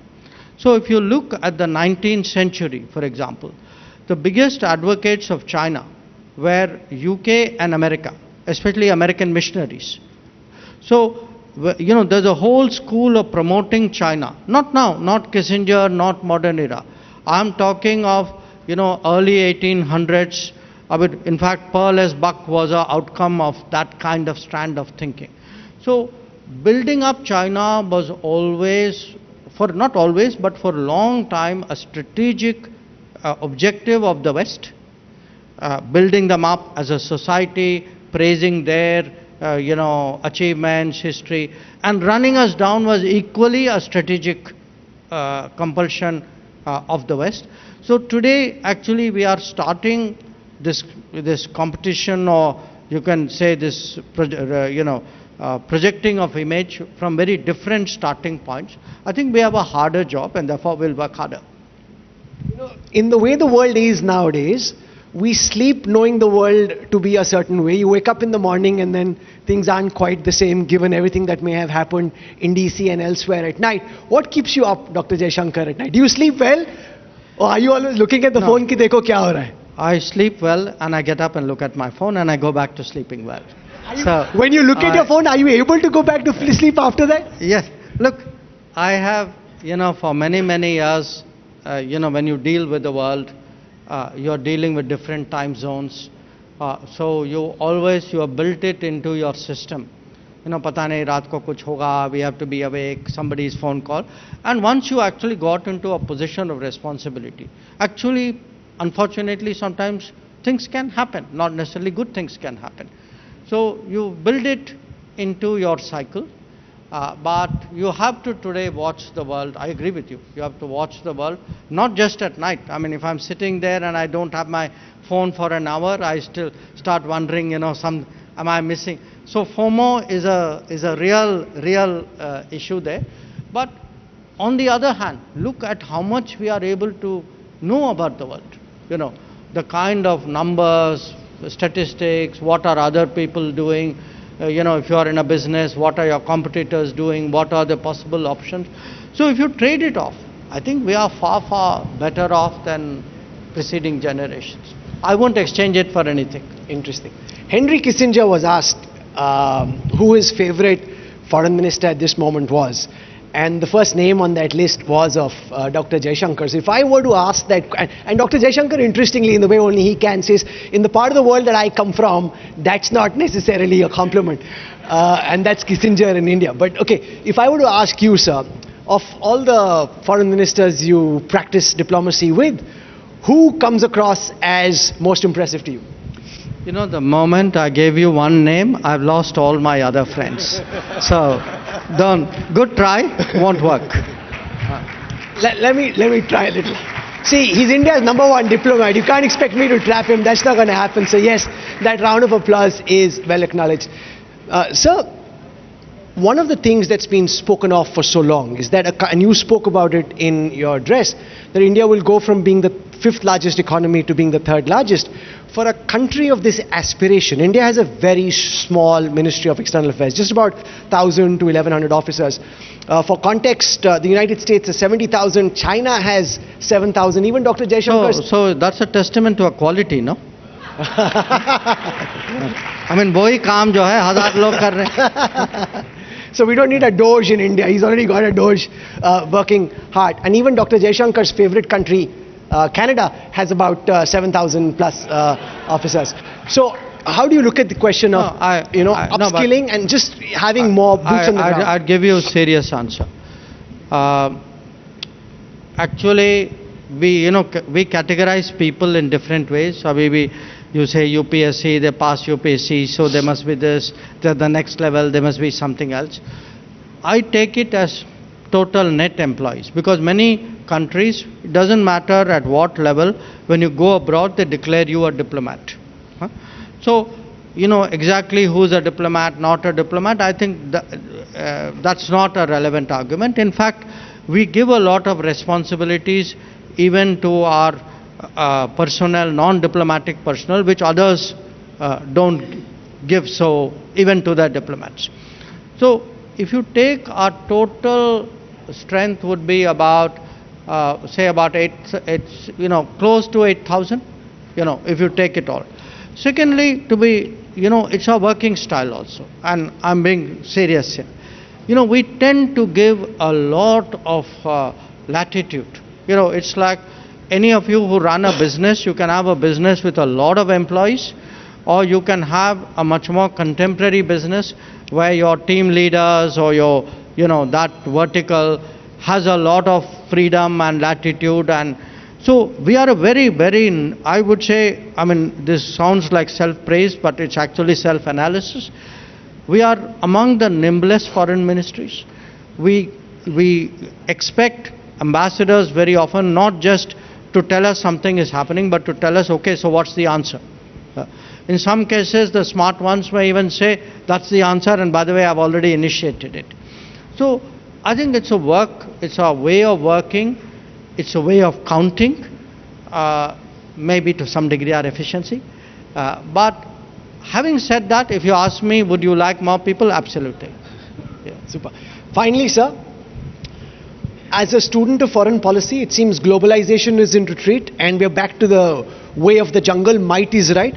As a practitioner, if you were asked to describe in one of your books the world order as it exists and India's place in it, what would be your response? Look, I just went through this conversation, this part of the conversation with the Financial Times.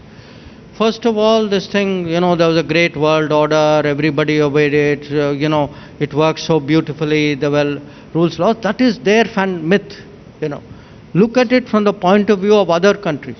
Where was the world order when people in Africa and Asia and Latin America were not getting vaccines? Where was the world order when there were travel restrictions placed on them? If you look at, even infringements of sovereignty, please count from 1945 how many wars have taken place in the world and who has crossed whose borders. And the pattern which emerges is the guys up there cross into the borders of people down there. So I think we should be very careful buying into this narrative in the first place, that everything was orderly and nice and now somewhere somebody is coming with a wrecking ball. I don't think that is so. The second is, look at the order itself. We say we have a trading, an organization to regulate world trade. Please look at the subsidies. Please look at the, the non-market factors. Look at how much damage it has done to industry in this country. So, if the world order was so great, why didn't it prevent all this? Why didn't someone call out that the goods which are being, imported into this country. It's made with advantages, unfair support. People were silent. So I don't buy this idea that everything was great and now things are going to be, somehow not good. I think there were very big problems before. Many of us did not have the courage to stand up and call it out. I think we were one of them who did. Even connectivity, we were one of the few who said connectivity, the world has to agree on what is connectivity. One country cannot decide what should be connectivity. But look at the rest of the world. How many of them spoke up? So, look, we are in the threshold of change. Things will happen. I think whether the change is good or bad, opportunities, challenges, time will tell. But you won't see me going around singing pains to the world that we have somehow lost. That is not the case. Ladies and gentlemen, I've had the opportunity over the past 2.5 decades to interview all our foreign ministers, and the fact is each minister is a product of the circumstance and a product of the government of the day. But I don't think we've had as aggressive a batsman on the global pitch as Dr. Jaishankar, and he's also someone who enjoys watching cricket quite a lot. So for that aggression and for that articulation and for explaining why Bharat matters and showing the India way, ladies and gentlemen, can we have a warm round of applause for Dr. Jaishankar? Thank you, sir. Thank you very much. Thank you so much, Dr. Jaishankar. Could I please request you to be here while I request Mr. Arun Puri, Chairman and Editor-in-Chief of India Today Group, to come and felicitate Dr. Jaishankar, please. Huge round of applause, ladies and gentlemen, for Dr. Jaishankar.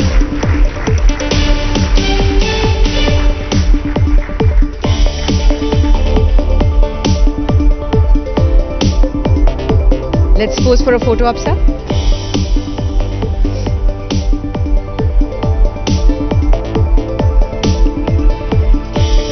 Thank you so much. Warmest round of applause, ladies and gentlemen, for Dr. S. Jaishankar.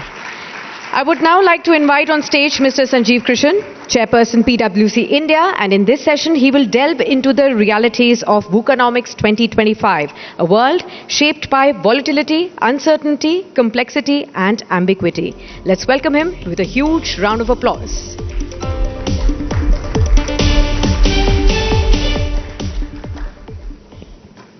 Good evening, ladies and gentlemen. Honestly, a tough ask after those two sessions by Mr. Birla and Mr. Jaishankar, but let me try. So if I were to ask you what computers, GPS and video conferencing have in common, you might say that these are technological advancements that have transformed the way that we work. But if I were to put the Indian Premier League, or for that matter the atomic bomb, the answer might change. The common thread in all these developments is because these were either the product of disruption or they happened because of disruption.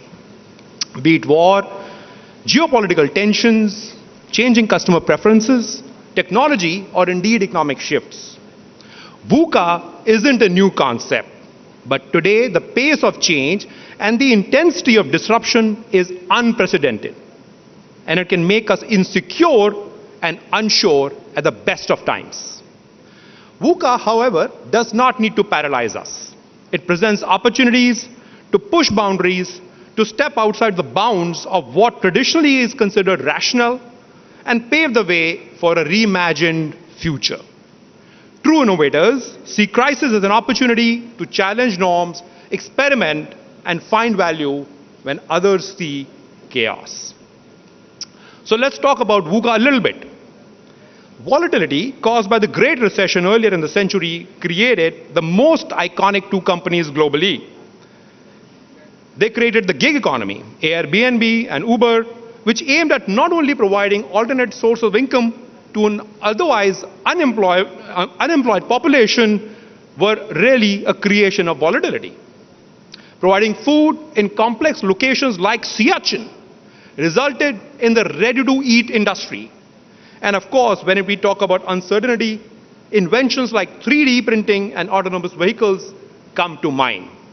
Of course, when we speak about ambiguity, there is the example of Netflix, which adopted a flexible strategy transitioning from DVD rentals to streaming services, which eventually proved very, very successful.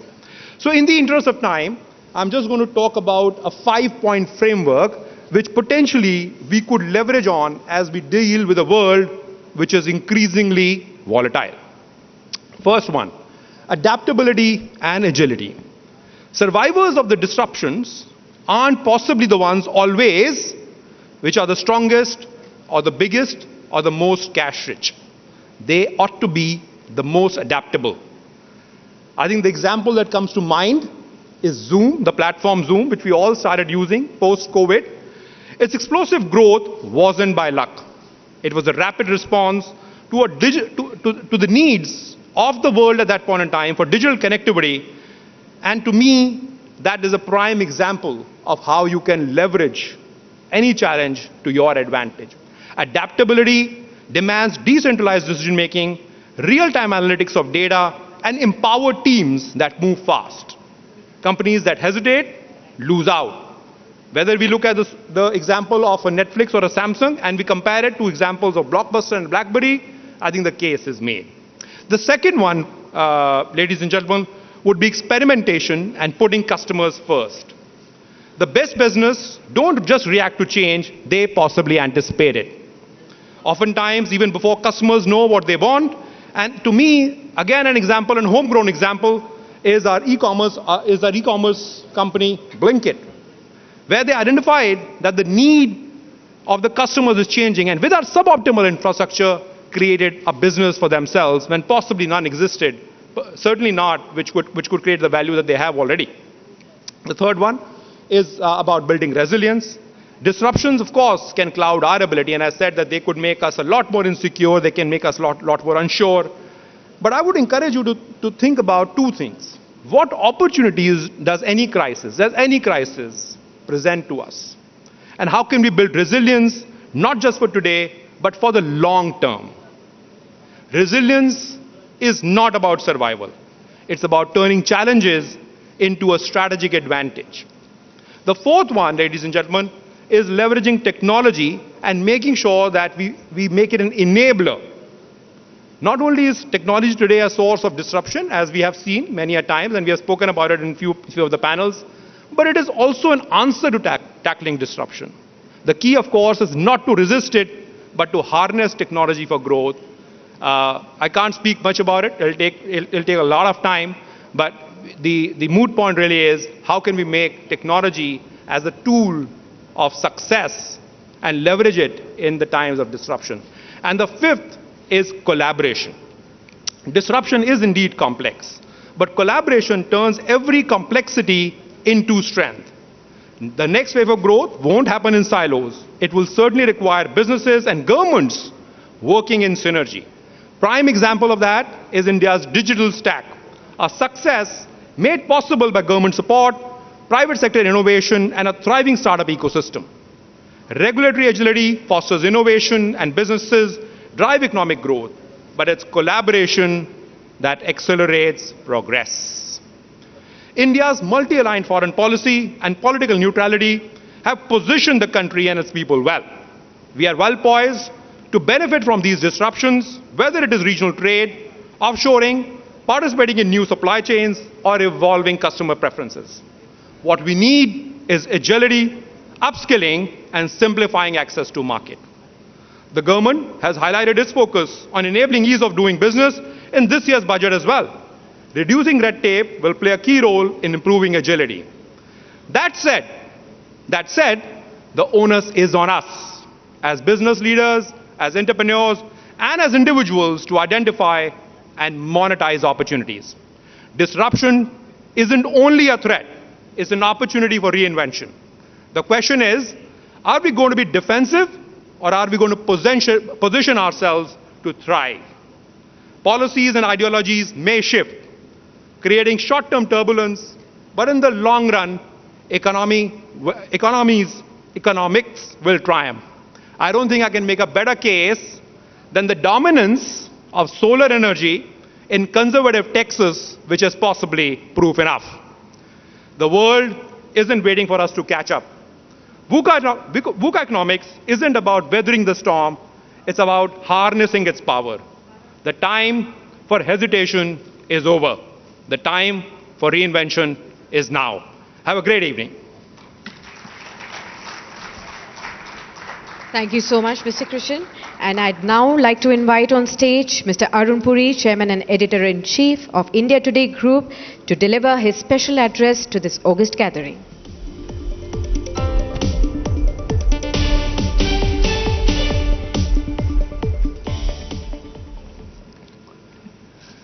Good evening, ladies and gentlemen.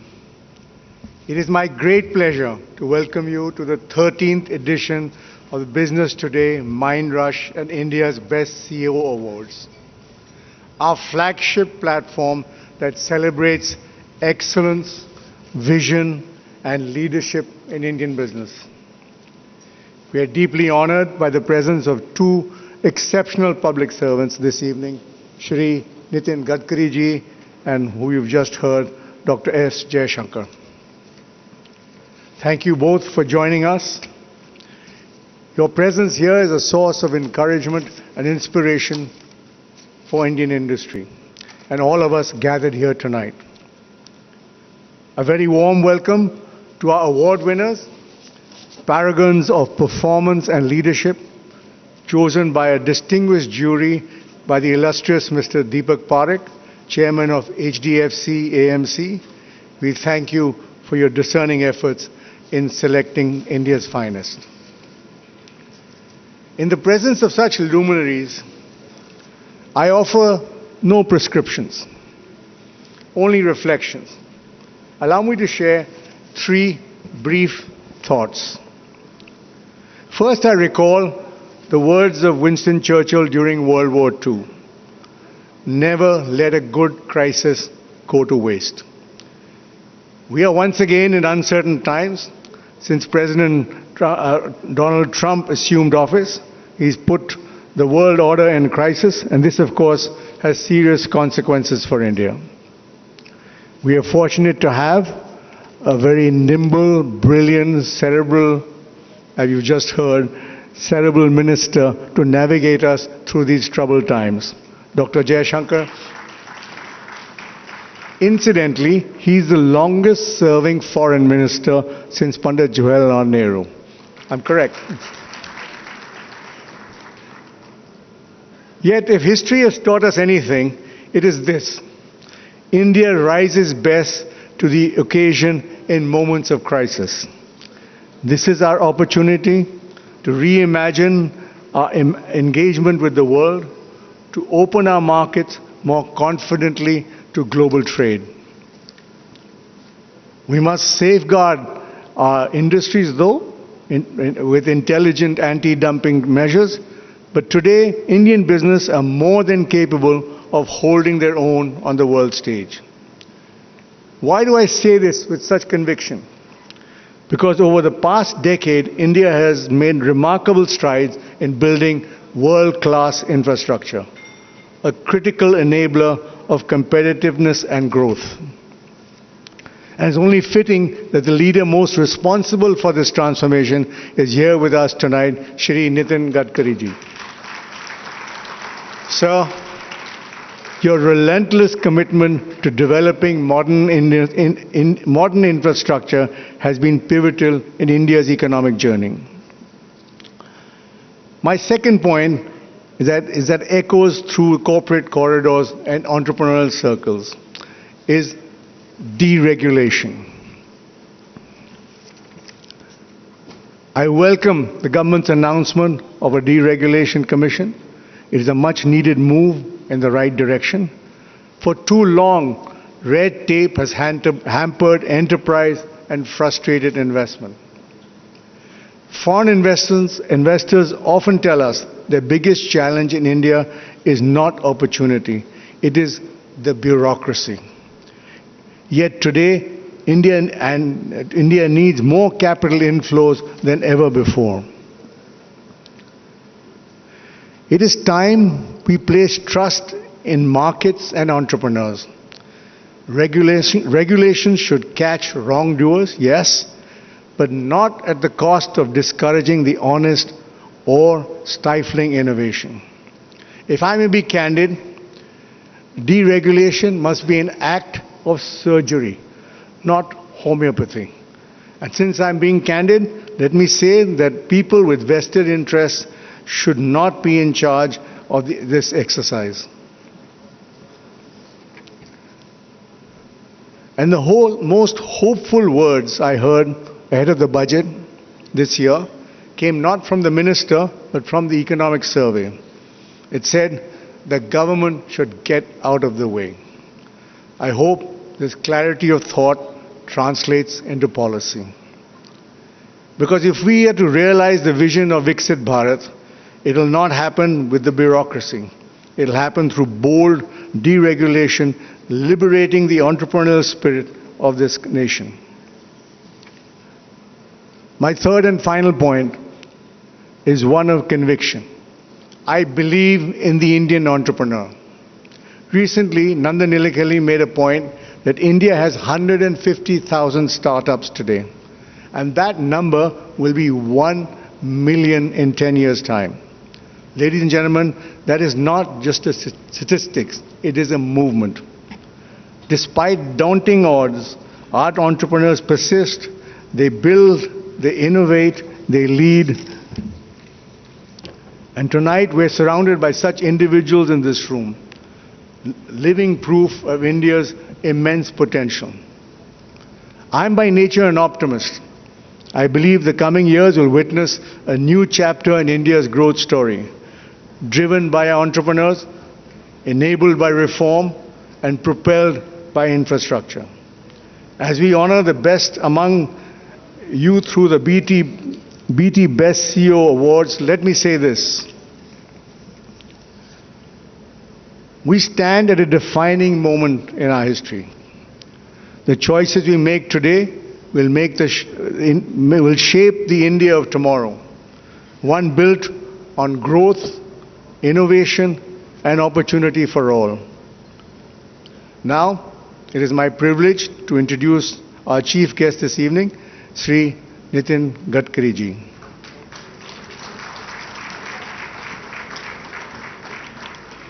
I think most of you know about him, but let me say it. A proud son of Nagpur, the vibrant Orange City, Sri Gadkari ji began his public journey early campaigning against the emergency in 1975 and showing his unwavering commitment to democratic values. He went on to serve as Maharashtra's Minister of Public Works, earning the moniker of the Flyover Man of India for revolutionizing the state's infrastructure. Since 2014, as senior member of the Prime Minister's Modi cabinet, he has led the transformation of India's roadways and highways. The results speak for themselves. India's national highways network has grown over 60% since 2014, from 91,000 kilometers to over 146,000 kilometers as of December. The speed of work is so fast that that number must have changed by the time I speak. Such is the momentum, the ambition, and the vision of Sri Gadkari ji.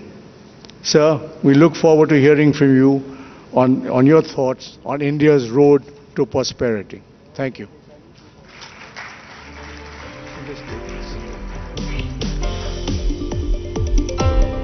Thank you so much. Thank you so much, Mr. Puri, for your inspiring words. Our next session is India Means Business. As India cements its position as one of the world's fastest growing economies, the country is undergoing a transformation driven by bold reforms, entrepreneurial energy, and digital acceleration. With geopolitical shifts reshaping global trade and investment patterns, how can India seize new opportunities while ensuring sustainable and inclusive growth? This session will explore the key forces shaping India's economic trajectory. For this session, we would like to call on stage our honorable guest speaker, Mr. Nitin Gadkari, Union Minister for Road Transport and Highways, Government of India. Warm welcome to you, sir. And this session moderators will be Rahul Kanwal, News Director, TVTN, and Executive Director, Business Today. I'd also like to invite on stage Sahil Joshi, Managing Editor, Aaj Tak Mumbai Bureau and Mumbai Tak, to conduct this session. Warm welcome to you, sir. Huge round of applause for Shri Nitin Gadkari.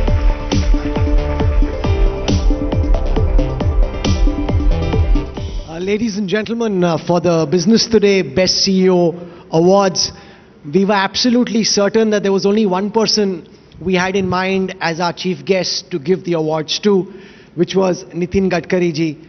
And Gadkari ji said he's not free on the 21st and he's only free on the 22nd. So we switched the entire award ceremony by one day because that's how keen we were to have Gadkari ji with us.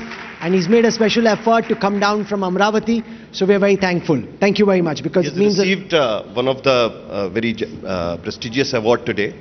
The first Agriculture Minister of India, Dr. Punjab Rao Deshmukh, and from there he has joined us here. Subah award lo, sham ko award do.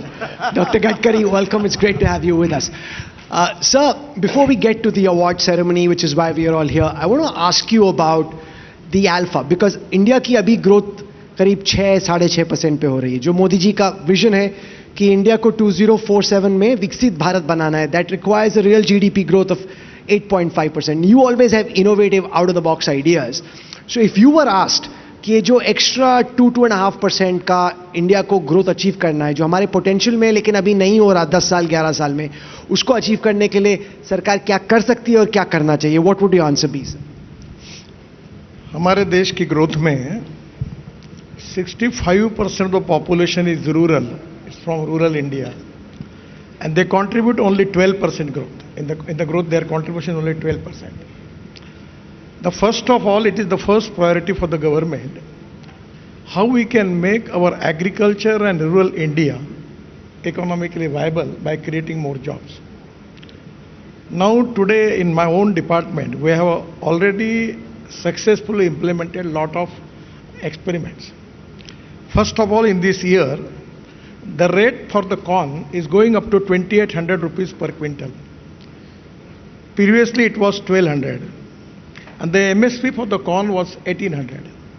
It is only because of that the government has started making ethanol, bioethanol from corn. Now the problem is that we have just completed the project successfully by making biobitumen. There are 400 projects in India already in the process, out of which 60 has already started. And from Parli, popularly known as Parli, but it is rice straw, they are converting bio-CNG, getting bio-CNG with the byproduct is lignant. And just 8 days before, I have a big meeting with the petroleum minister, with the non-conventional energy minister, all oil company chairman, the Central Research Road Organization, with the cooperation of Praj. We have implemented one project in Nagpur-Jabalpur road, adding bio-bitumen into the petroleum bitumen. It is successfully implemented. And the Central Research Road Organization has given the report that is proved to be 50% better than petroleum bitumen. So the idea is our farmers will not only be Annadata, they will be Urja Data, they will be Indhan Data, they will be hydrogen data. Even now there are a lot of things that diversify agriculture towards energy and power sector, the thing will change. And my estimate and my expectation is within 2 years, our agriculture growth rate will be increased up to 20%. And what is the reason?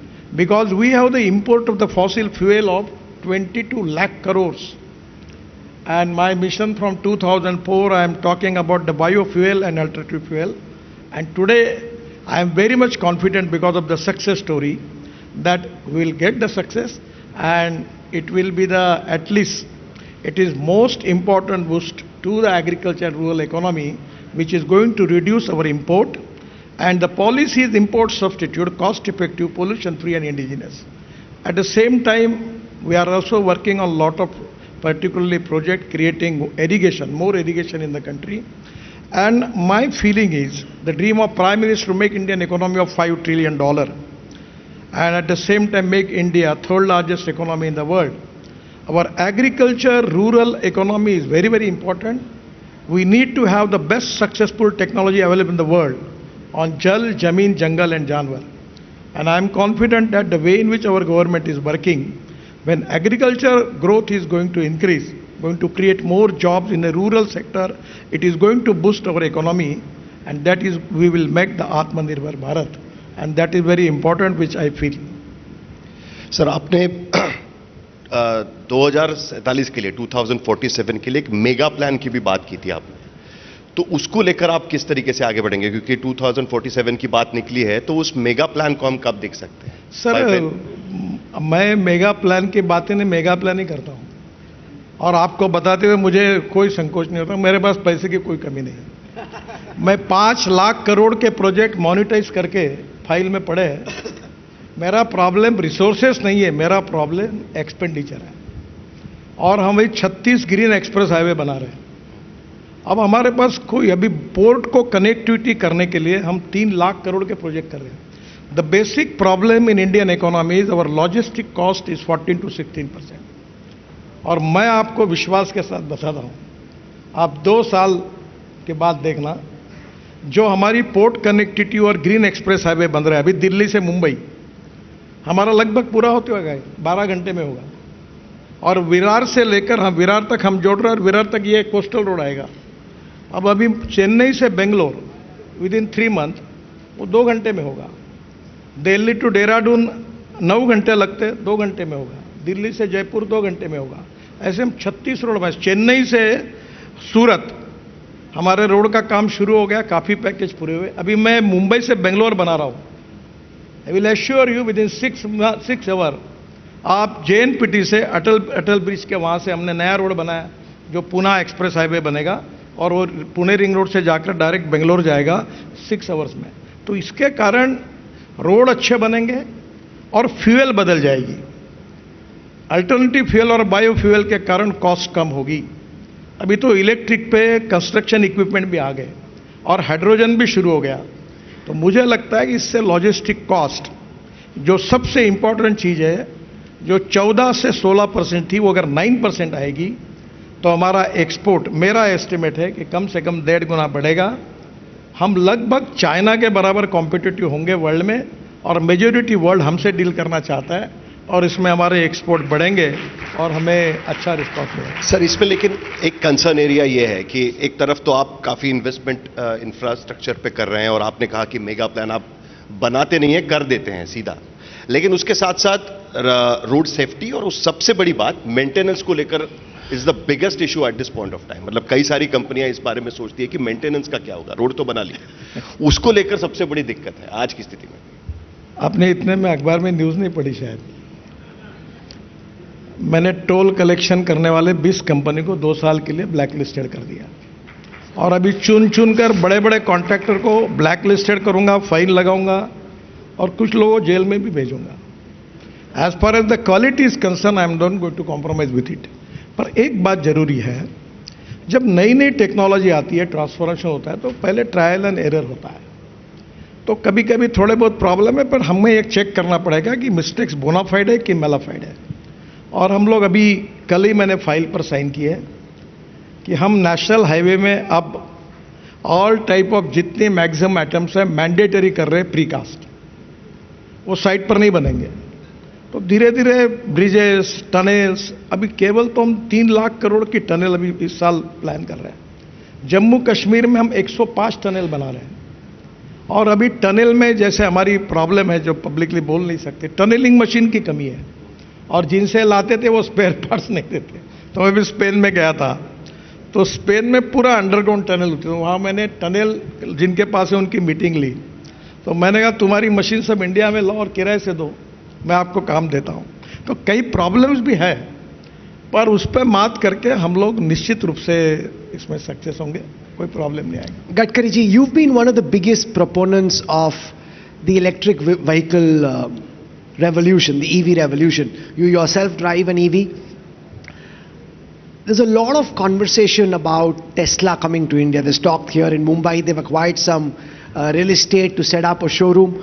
How do you see this, the entry of Elon Musk into India and the impact that can potentially have on Indian automakers, given your government's push towards Atmanirbhar Bharat and encouraging Indian companies and others to manufacture in India? आपने doctor Jaishankar जी को ये प्रश्न नहीं पूछा। देखिए, पहली बात तो ऐसी है कि मैं जब मंत्री बना तो हमारी ऑटोमोबाइल इंडस्ट्री का साइज 14 लाख करोड़ था। आज हमारा साइज 22 लाख करोड़ है। यूएसए का 78 लाख करोड़ है। चाइना का 49 लाख करोड़ है। और जिस प्रकार से हमारे ऑटोमोबाइल इंडस्ट्री काम करते हैं, बैठे हैं टीवीएस वाले, इनका 50% टू व्हीलर एक्सपोर्ट होता है। अब ये इलेक्ट्रिक भी एक्सपोर्ट होने वाला है। लिथियम आयन बैटरी की कीमत जब हमने शुरू की थी, जब मैं बोलता था तो लोग मुझे पूछते थे आपके ही कार्यक्रम में कि इलेक्ट्रिक व्हीकल रास्ते में बंद होगा तो धक्का मारने के लिए आप आएंगे क्या। अब ऐसी स्थिति है कि $150 पर किलोवाट पर आवर जो थी वो $100 तक आई है। और वर्ल्ड में मैं ये मानता हूँ कि सब लगभग कंपनियां हमारे यहाँ है, उनकी क्वालिटी में लगातार इंप्रूवमेंट हो रही है। अभी हमने भारत एनकैप जो किया है स्टैंडर्ड, उसके कारण वर्ल्ड की गाड़ियाँ टेस्ट करने के लिए इंडिया में आ रही है और हमारी गाड़ी सेफ है। और इसके बाद हमारी 2 व्हीलर 3 व्हीलर बसेस, इसका बहुत बड़े प्रमाण पर एक्सपोर्ट होगा।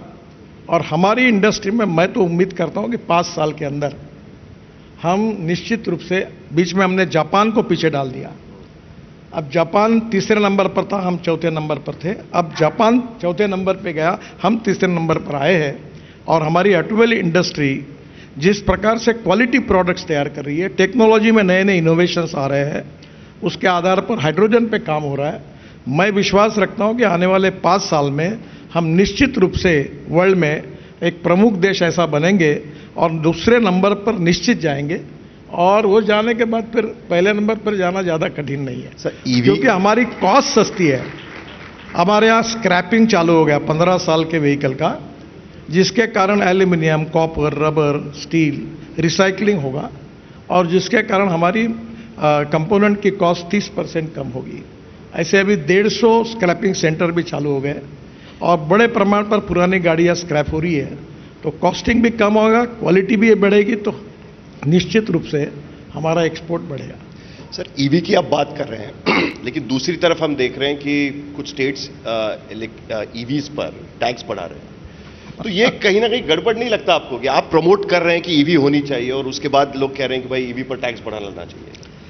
तो स्टेट्स को थोड़ा सा इस बारे में समझना जरूरी है, ऐसा नहीं लगता? उनके भी तकलीफें बहुत है जिनकी बात कर रहे हैं। But that is completely contrary to what you are actually projecting that. देखिए सर, राज्य सरकार का अधिकार है कि कौन से आइटम पर कितना लगाना, उनकी अपनी कुछ प्रॉब्लम्स हैं। पर ओवरऑल भारत सरकार ने जो पेट्रोल डीजल कार पर 48% जीएसटी है, वो लगभग 5% किया है। अब आने वाले समय में फ्लेक्स इंजन जो 100% बायोइथेनॉल पर जाएगा, उसके लिए भी हम लोग रिक्वेस्ट कर रहे हैं फाइनेंस मिनिस्टर को। और आने वाले समय में भी कंस्ट्रक्शन इक्विपमेंट आ रहे हैं, हाइड्रोजन के काफ़ी बड़े प्रमाण पर डेवलपमेंट हुए, अनेक स्टार्टअप अच्छा काम कर रहे हैं। मुझे लगता है कि धीरे धीरे निश्चित, अभी यूपी की सरकार ने अब ये तकरार कर रहे हैं पेट्रोल डीजल वाले कि भाई उन्होंने ज़्यादा कंसेशन दे दिया, तो स्टेट टू स्टेट भी होते रहेगा।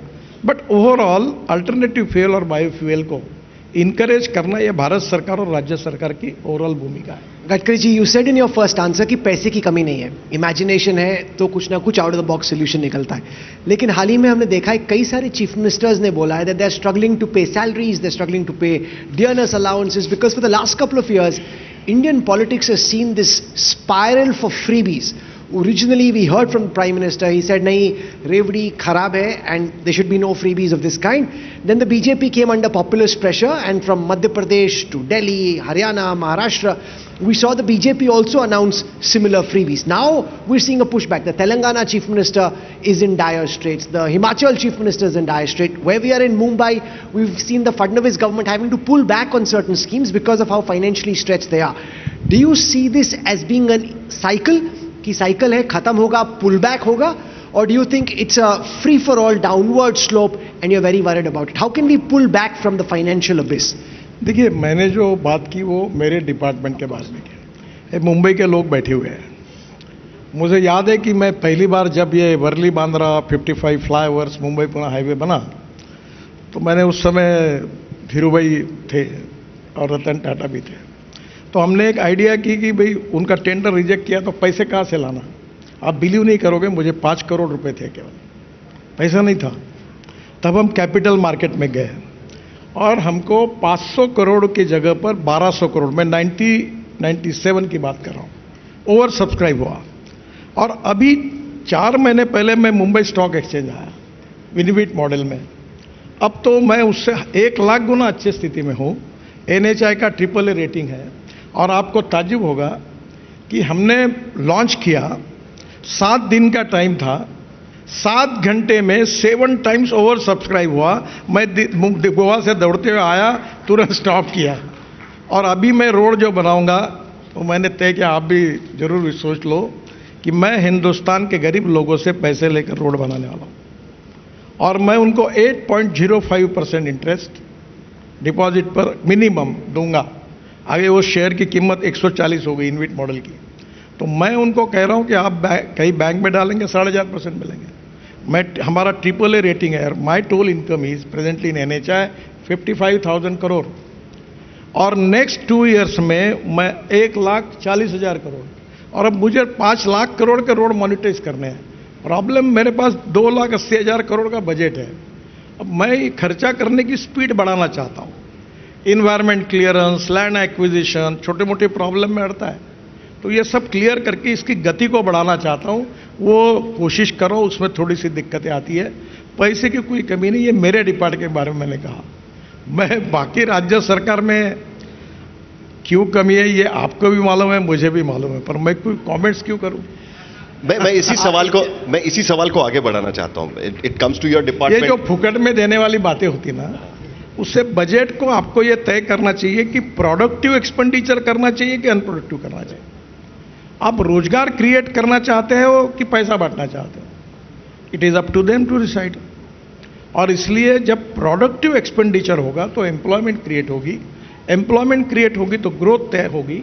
और टूरिज्म में इधर उधर बहुत है। हम ज़्यादा से ज़्यादा प्रायोरिटी हम लोग एम्प्लॉयमेंट क्रिएट करने के लिए, वेल्थ क्रिएट करने के लिए ज़्यादा अगर प्रायोरिटी देंगे तो लोगों का भी फायदा होगा, राज्य के भी फायदा होगा और फाइनेंशियल सिचुएशन भी अच्छी होगी। पर politics is a game of compromises, compulsions, limitations and contradictions.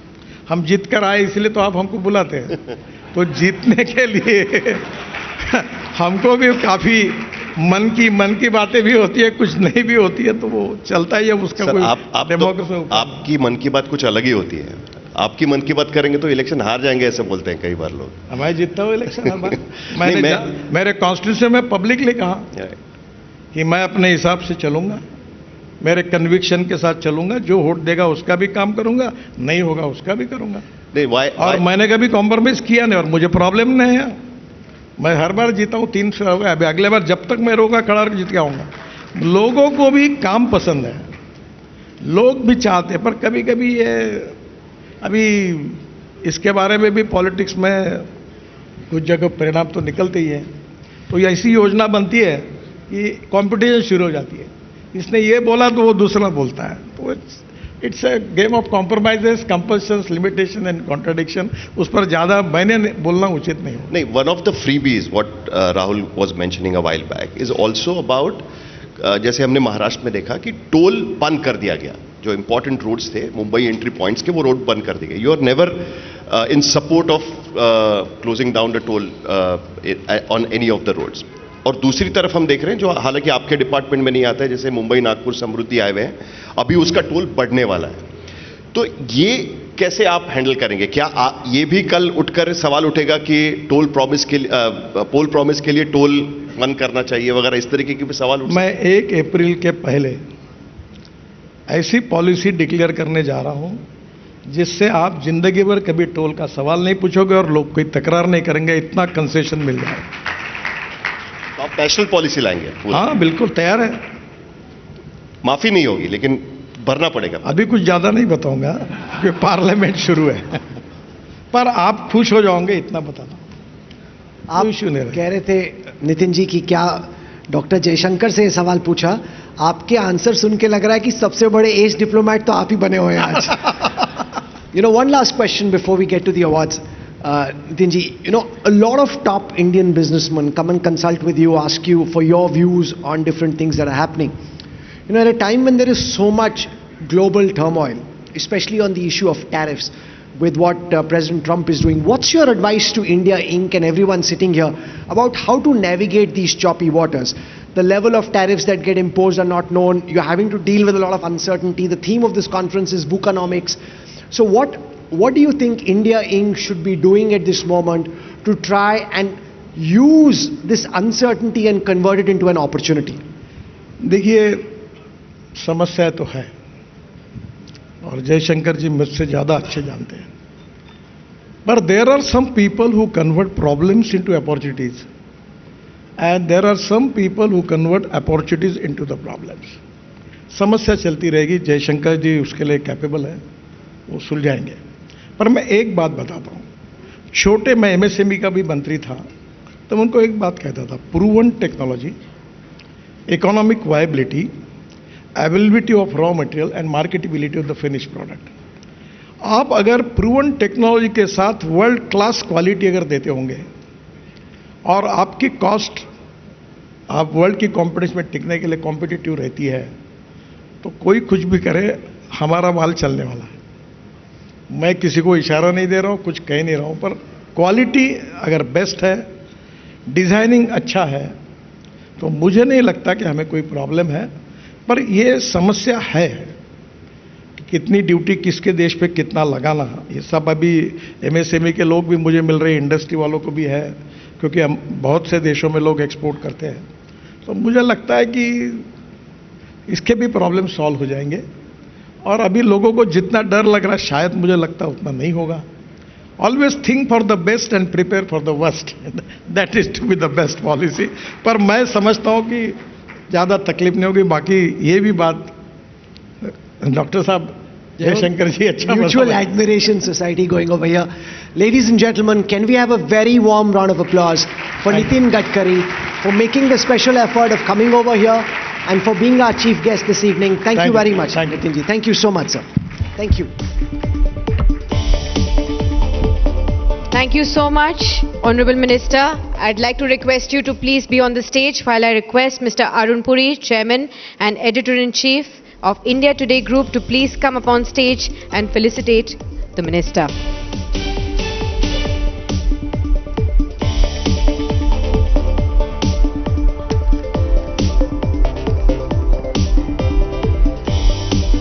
A huge, huge round of applause, ladies and gentlemen, for Shri Nitin Gadkari.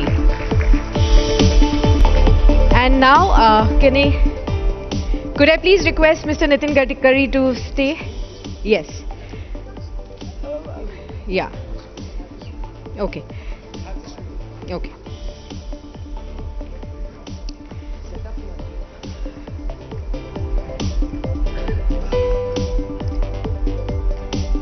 As the stage is getting set, it is now time, ladies and gentlemen, for the launch of the special issue of the Business Today magazine that highlights the success stories of India's best CEOs. The BT-PwC study celebrates these 18 outstanding business leaders across sectors who have steered their companies to a robust, sustainable growth path. And now for the unveiling, we will be waiting for the stage setup to happen, and then we'll be inviting our special guests to unveil this special edition of the Business Today magazine.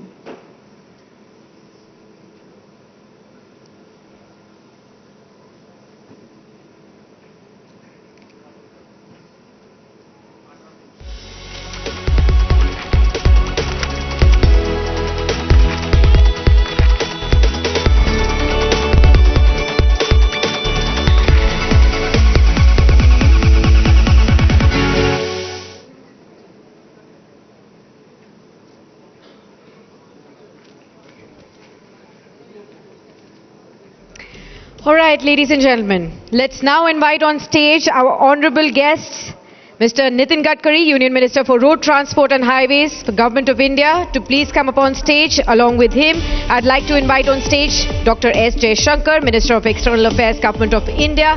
Also to join him on stage, Mr. Kumar Mangalam Birla, Chairman of Aditya Birla Group, and Sri Arun Puri, Chairman and Editor-in-Chief of India Today Group, to please unveil these special editions of the Business Today magazine. Can we have the magazines also up on stage?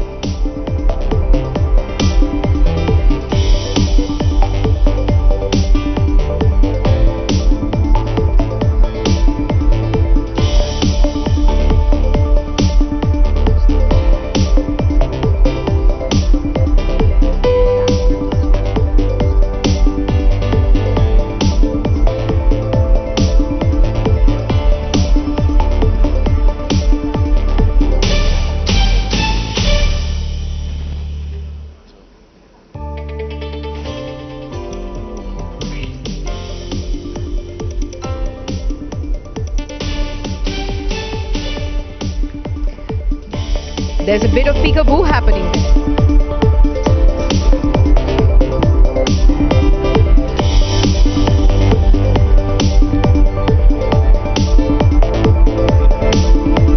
Can we please also, huge round of applause, ladies and gentlemen.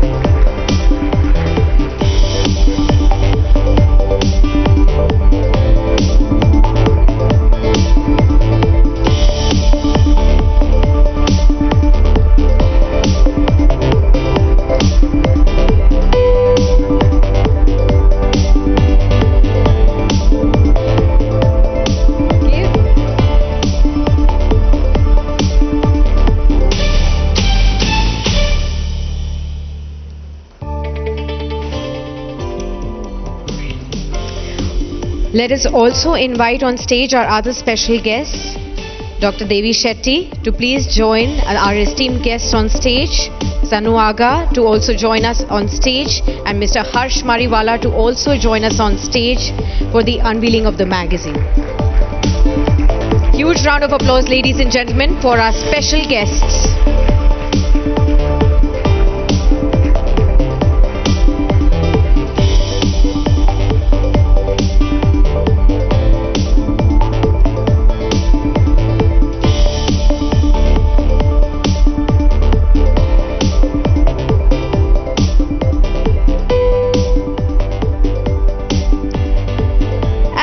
Can we have a huge round of applause, ladies and gentlemen, for our special edition, the much awaited edition of the Business Today magazine, The Best CEOs.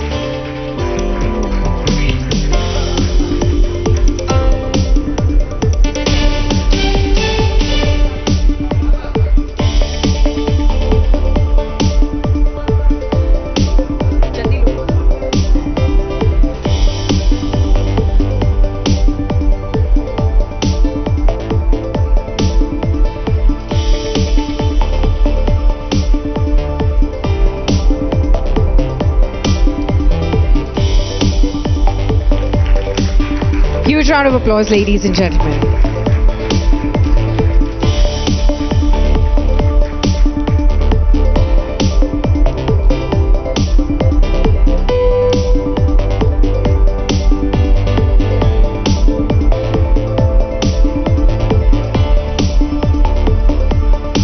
Thank you so much. Thank you so much, everybody. Could I request Mr. Nitin Gadkari and Arun Puri sir to stay back on stage? We are now going to be beginning the awards ceremony.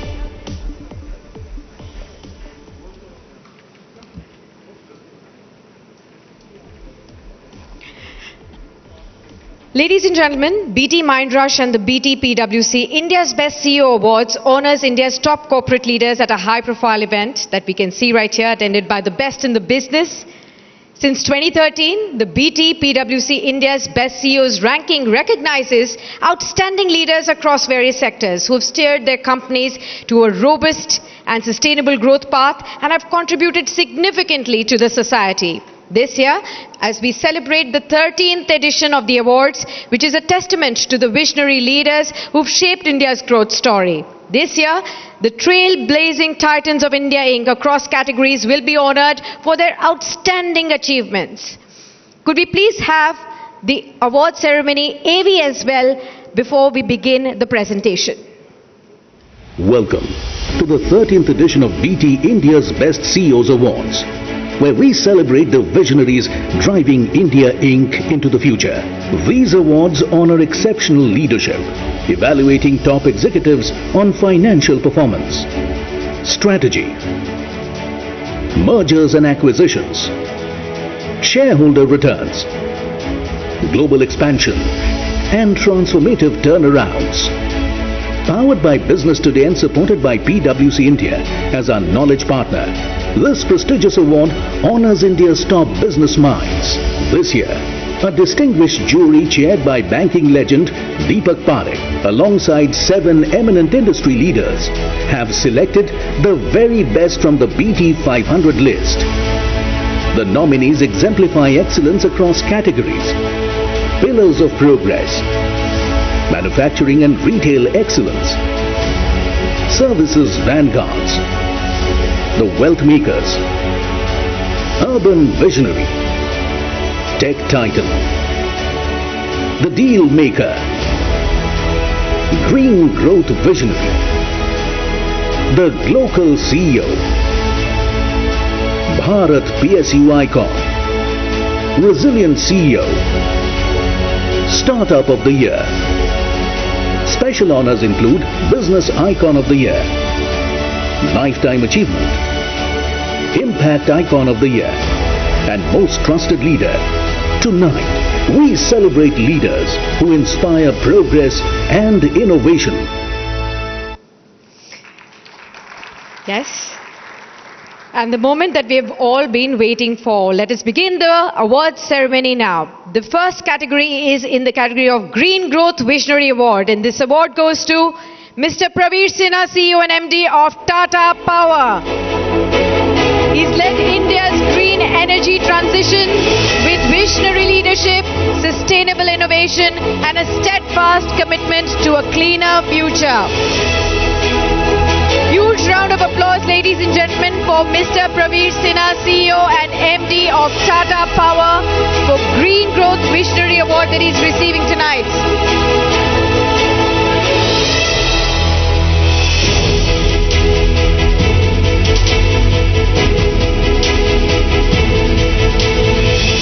Many, many congratulations to you, sir.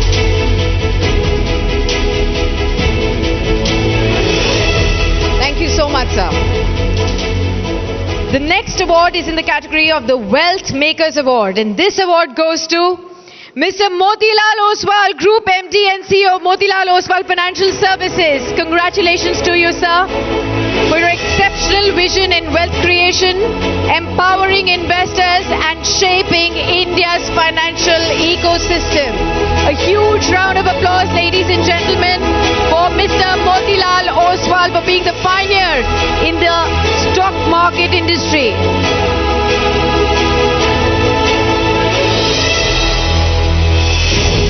Many congratulations to you, sir.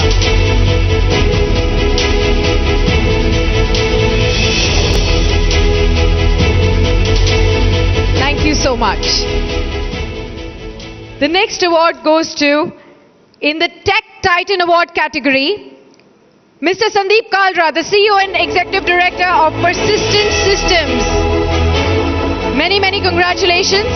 You've led the digital transformation, driving technological breakthroughs, and you've strengthened India's position in the global IT innovation space. Congratulations to you, Mr. Kalra, for winning the Tech Titan Award tonight. Big hand, ladies and gentlemen, for Mr. Sandeep Kalra. We can do better than that. That's more like it. The next award will be in the category of Pillars of Progress, and this one goes to Manish Satyanarayanan. Nuval, he is the MD and the CEO of Solar Industries. Many congratulations to you, sir, for driving industrial excellence, innovation and resilience, and making a significant contribution to India's defense sector. A huge round of applause for Mr. Manish Satyanarayanan Nuval, the MD and CEO of Solar Industries, for being the pillar of progress.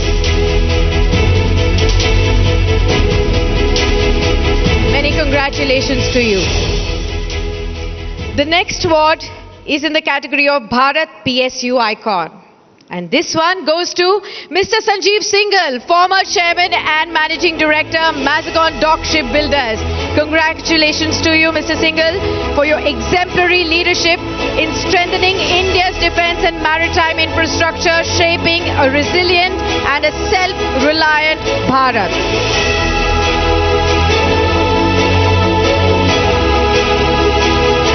Huge round of applause, ladies and gentlemen, for Mr. Sanjeev Singhal.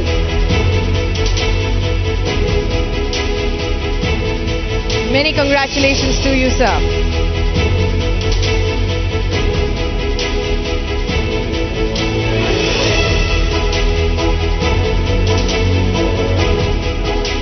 Thank you so much.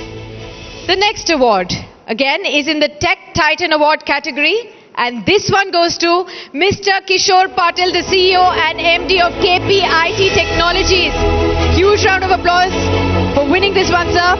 This is in recognition of your groundbreaking contributions to automotive technology, pioneering advancements in mobility solutions, and driving industry transformation.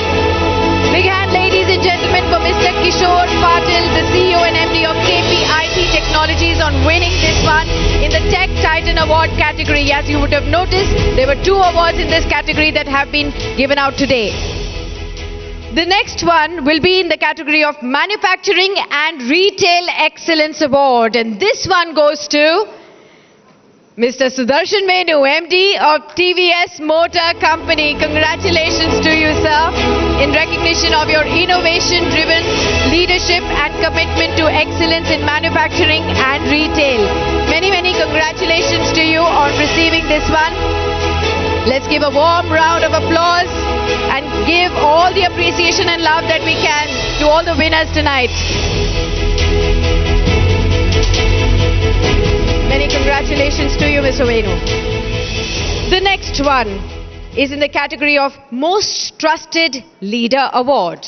And this one goes to, very well deserved, Dr. Devi Prasad Shetty, Chairman Narayana Health, for redefining healthcare with compassion and ensuring affordable medical care reaches millions without compromising on quality. Huge round of applause, ladies and gentlemen, for Dr. Devi Prasad Shetty.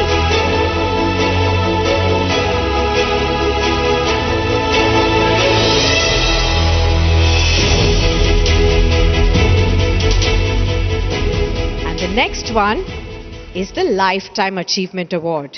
And for this, we are pleased to welcome Ms. Anu Aga, former chairperson of Thermax, as you rightfully deserve the award for lifetime. For a lifetime dedicated to business excellence, philanthropy, and leaving an indelible impact on industry and society. Many congratulations to you, ma'am. Thank you for inspiring so many millions of people with your work, ma'am.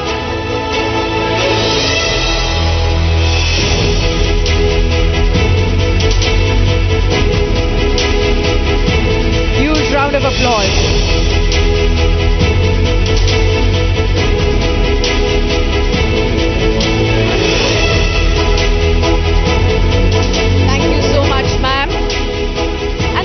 One is again a Lifetime Achievement Award, and this one also goes to Mr. Harsh Mariwala, Chairman of Marico Limited. Congratulations to you, sir. This is in recognition of your pioneering leadership, transformative business vision, and lasting contribution to India's entrepreneurial landscape.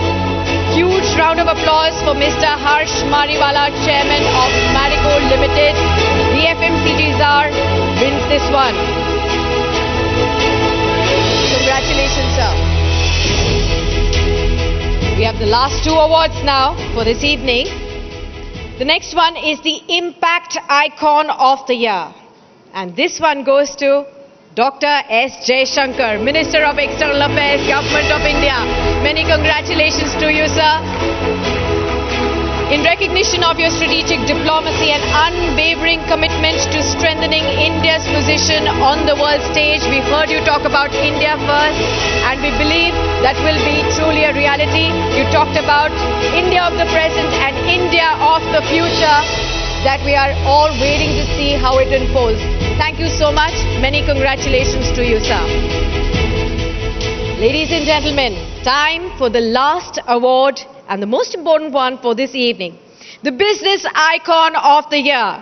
And this one goes to Shri Kumar Mangalam Birla, Chairman of Aditya Birla Group. Congratulations to you, sir.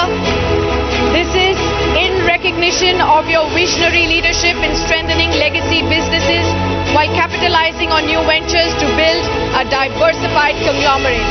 Huge round of applause, ladies and gentlemen, for Mr. Kumar Mangalam Birla.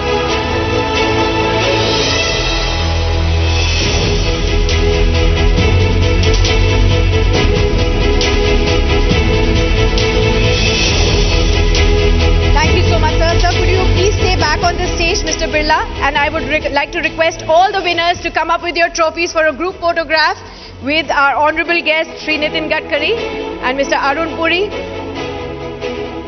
Would like to request everyone who has received the awards tonight to celebrate this moment on India's Best CEO stage and BT Mindrush stage.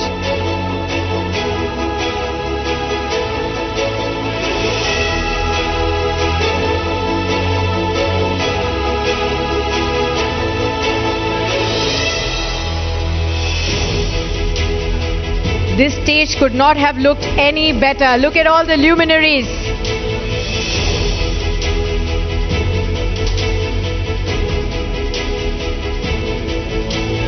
May I please also request Ms. Kalipuri, Vice Chairperson of India Today Group, to please be on the stage for this group photograph.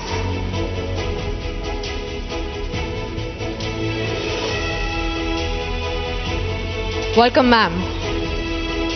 Huge round of applause, ladies and gentlemen, for this stellar photograph that we are seeing. This is a memory that we will be taking back tonight.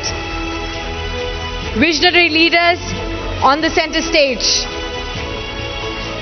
Congratulations to all of you. And thank you all for joining us for the 13th edition of Business Today Mindrush and the Best CEOs Awards. Many thanks to everyone present here. Thank you so much for being a wonderful audience. I'd like to thank all our partners this evening. Our presenting partner PwC, celebration partner Diageo, semiconductor partner Polymetic, new energy partner Becker Solar Studio, collaboration partner Logitech, energy partner GAIL, hospitality partner Sofitel Mumbai, BKC, outdoors partner Lakshya Media and Omark Media. Thank you so much, everyone, for being part of this stellar evening. Please do join us for dinner and networking.